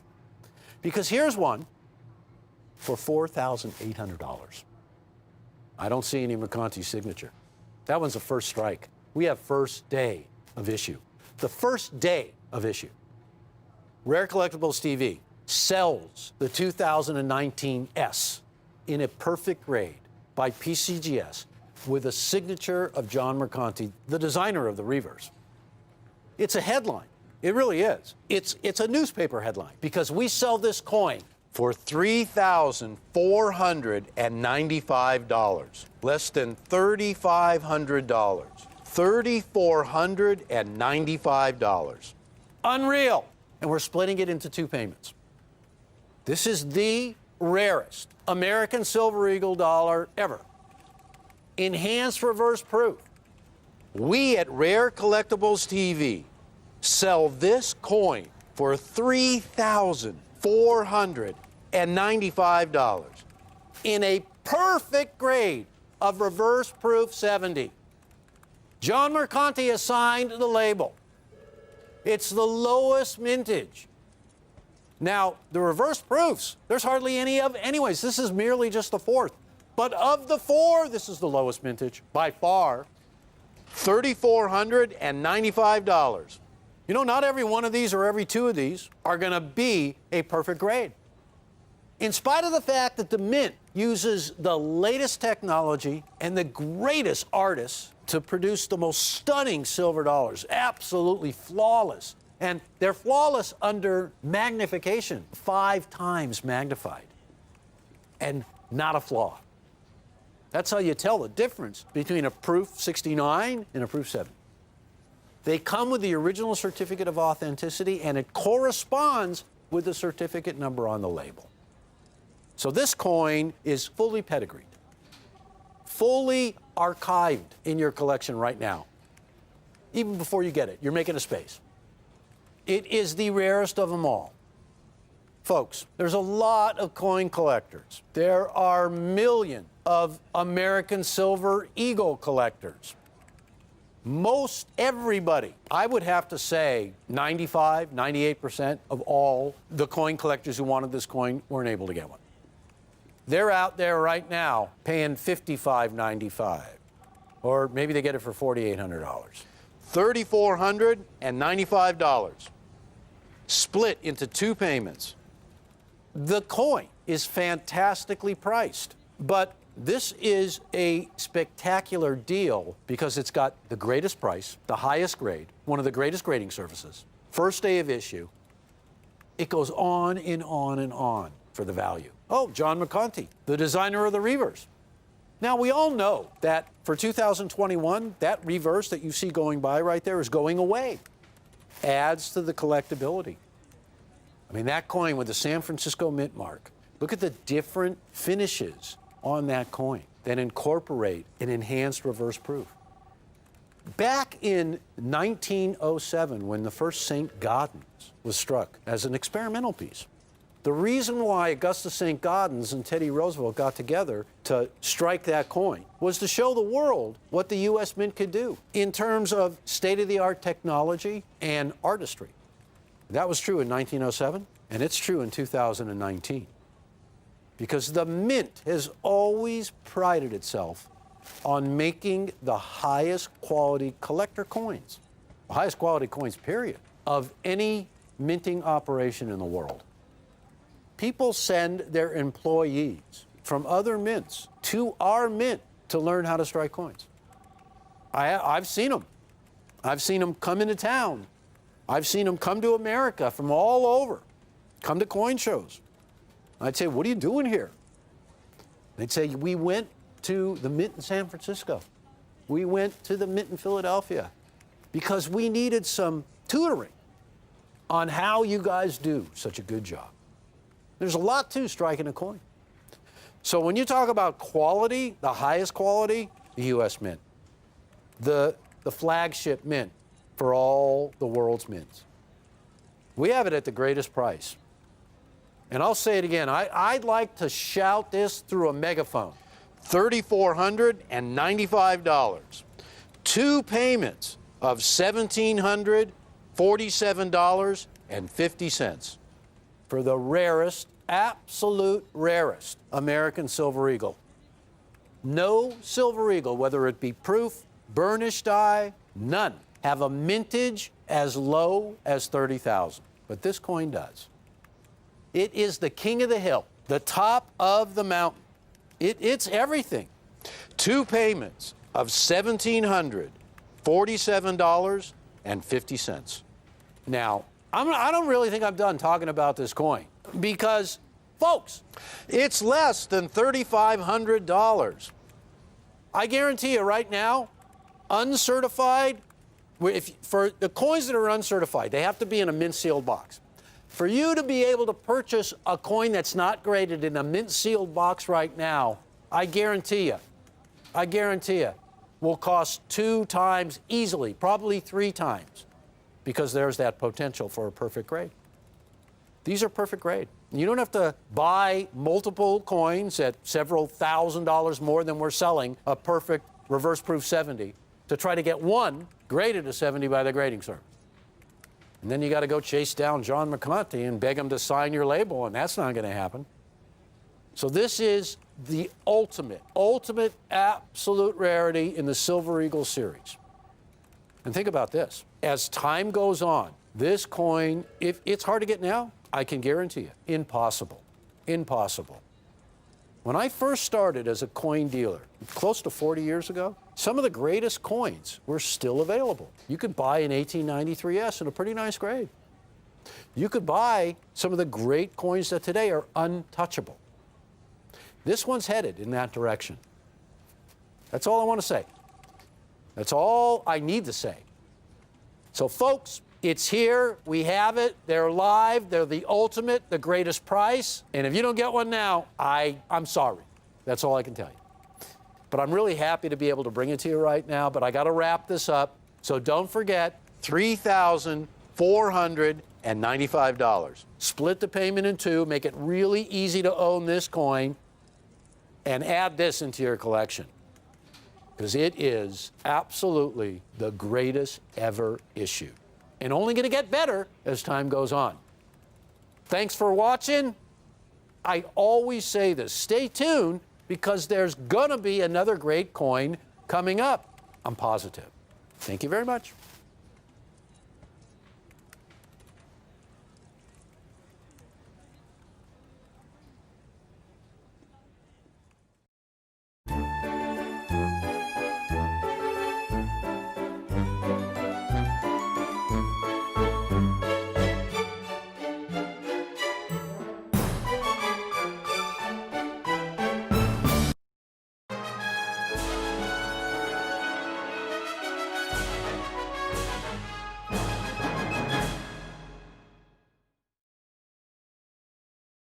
What I have today is the finest group of $10 Liberty Gold Eagles ever offered in the history of Coin TV. Coin TV dating back to the 1980s, folks.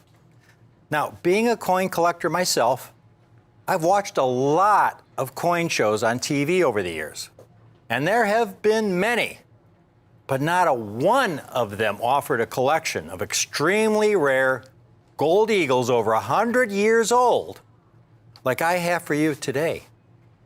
Not a one of them has been even close. There's no magic formula to it to get the kind of coins that I have for you today. It's through a lot of hard work. But it is a labor of love for me because I get tremendous satisfaction when I know through my efforts I can find coins like this that offer you so much potential. These are coins you want to put away for the long term, folks. These are historical keepsakes. Liberty Gold Eagles.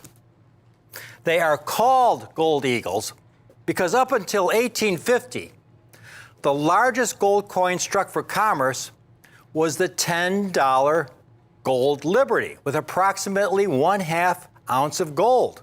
And here you see pictures of some of the gold coins struck up until 1850. You have a $1 gold piece, which was a very, very small coin. It was smaller than a dime. One of the smallest coins ever struck by the U.S. Mint. And then you have a $2.50 gold piece, which was about the size of a dime. And then you have a $3 gold piece, and then a $4 gold piece, which was called the Stella. It was only struck for a very short time. And then you have a $5 gold piece, which was the half eagle with about 1/4 ounce of gold.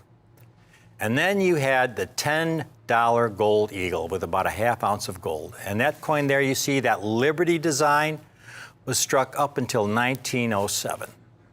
That was the last year of the Liberty Gold Eagle.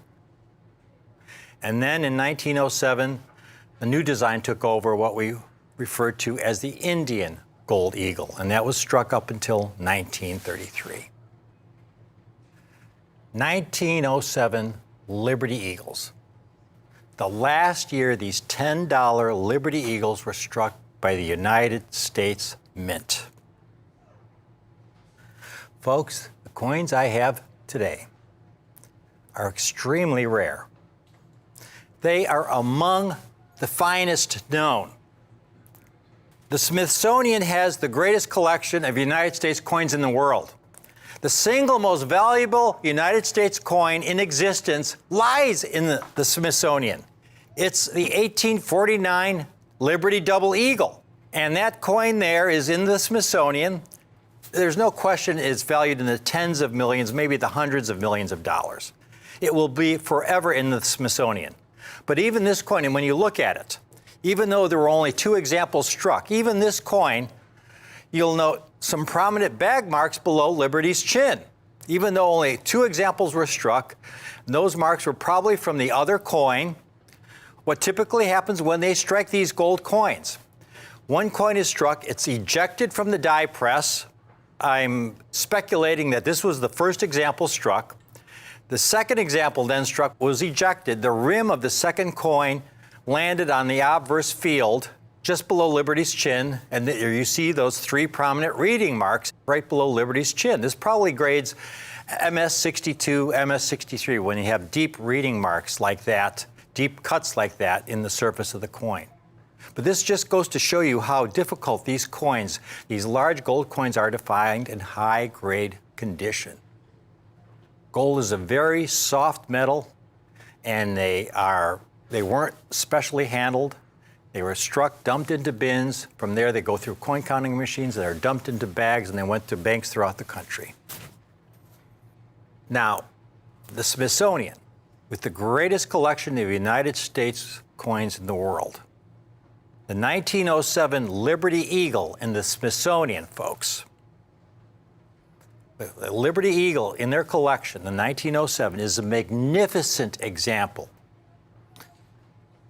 It's especially noteworthy because, again, the 1907 was the final year these coins were struck. The Smithsonian specimen is an MS-64. There are only a handful of examples graded higher than MS-64.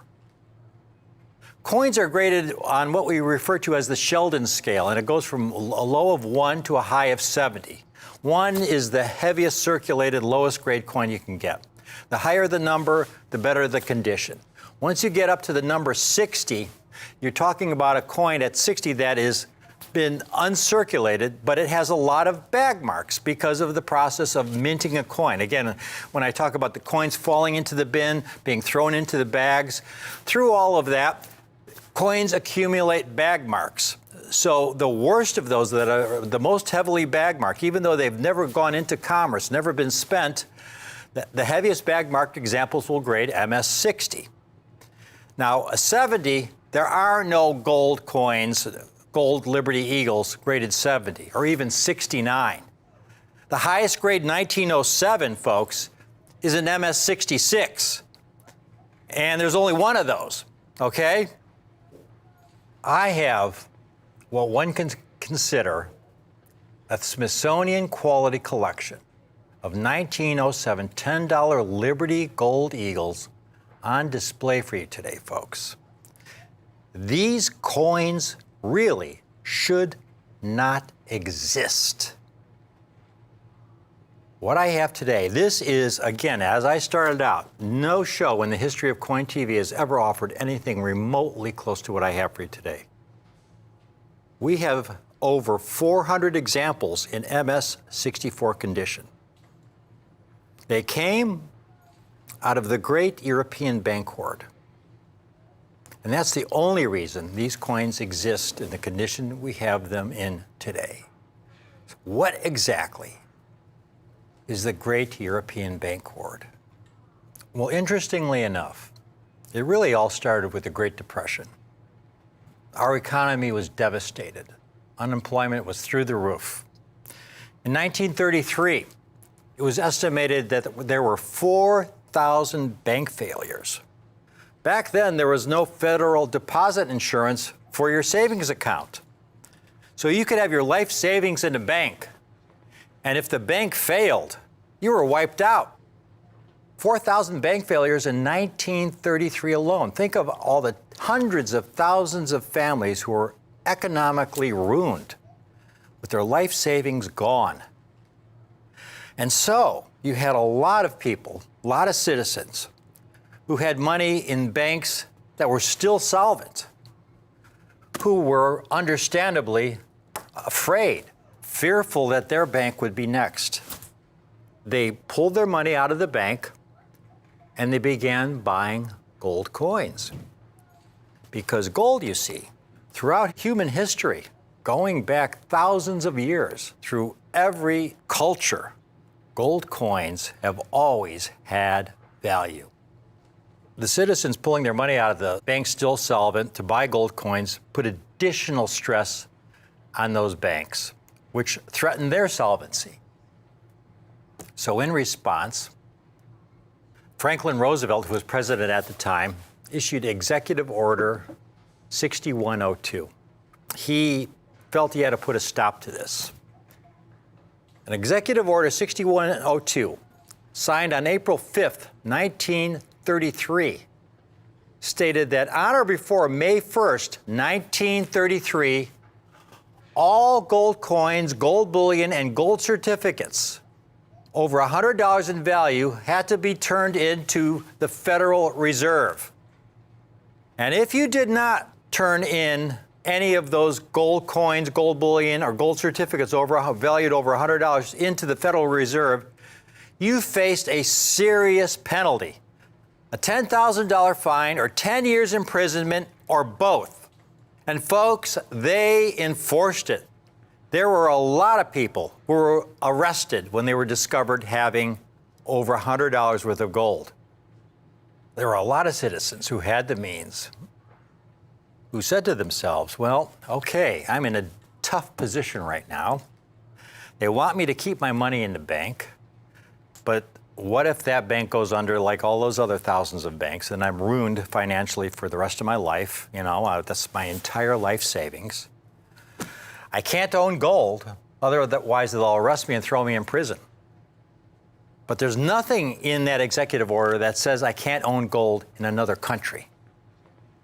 So what a lot of enterprising citizens did with the means, before that due date, they proceeded to buy gold coins mainly in the form of double eagles and eagles.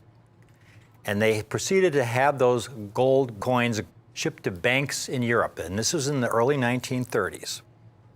And that's where they've been residing ever since. Think about that. Almost 90 years ago. Well, what happened to all the gold that was turned in by the citizens back into the Treasury? What happened to all that gold? Well, this is most astonishing. Incredibly, all the double eagles, 39% of all the double eagles ever struck were melted back down into gold bars. But the highest percentage of meltdown was with the $10 eagles, almost 50%, 47.15% of all the Liberty Eagles ever struck were melted back down into gold bars, folks. That's incredible. That's incredible when you think about it. So here we have this 1907 Liberty Eagle. They only struck about 1.2 million examples.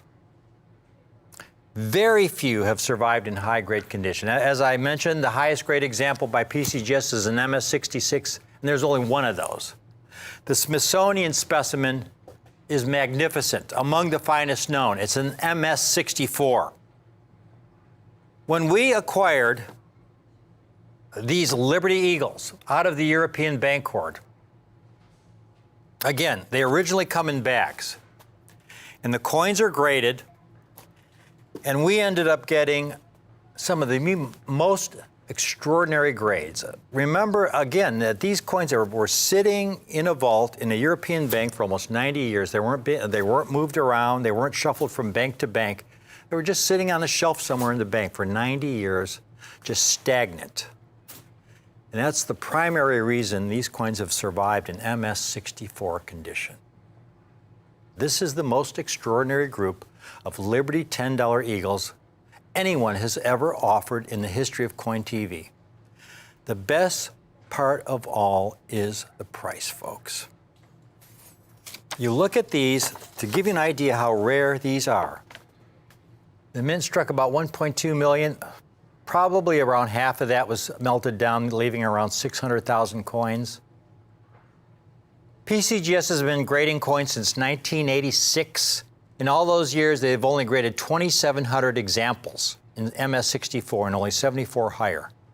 2,700 examples, folks, is about the top 1/4% of the entire mintage. That's how extraordinary these are.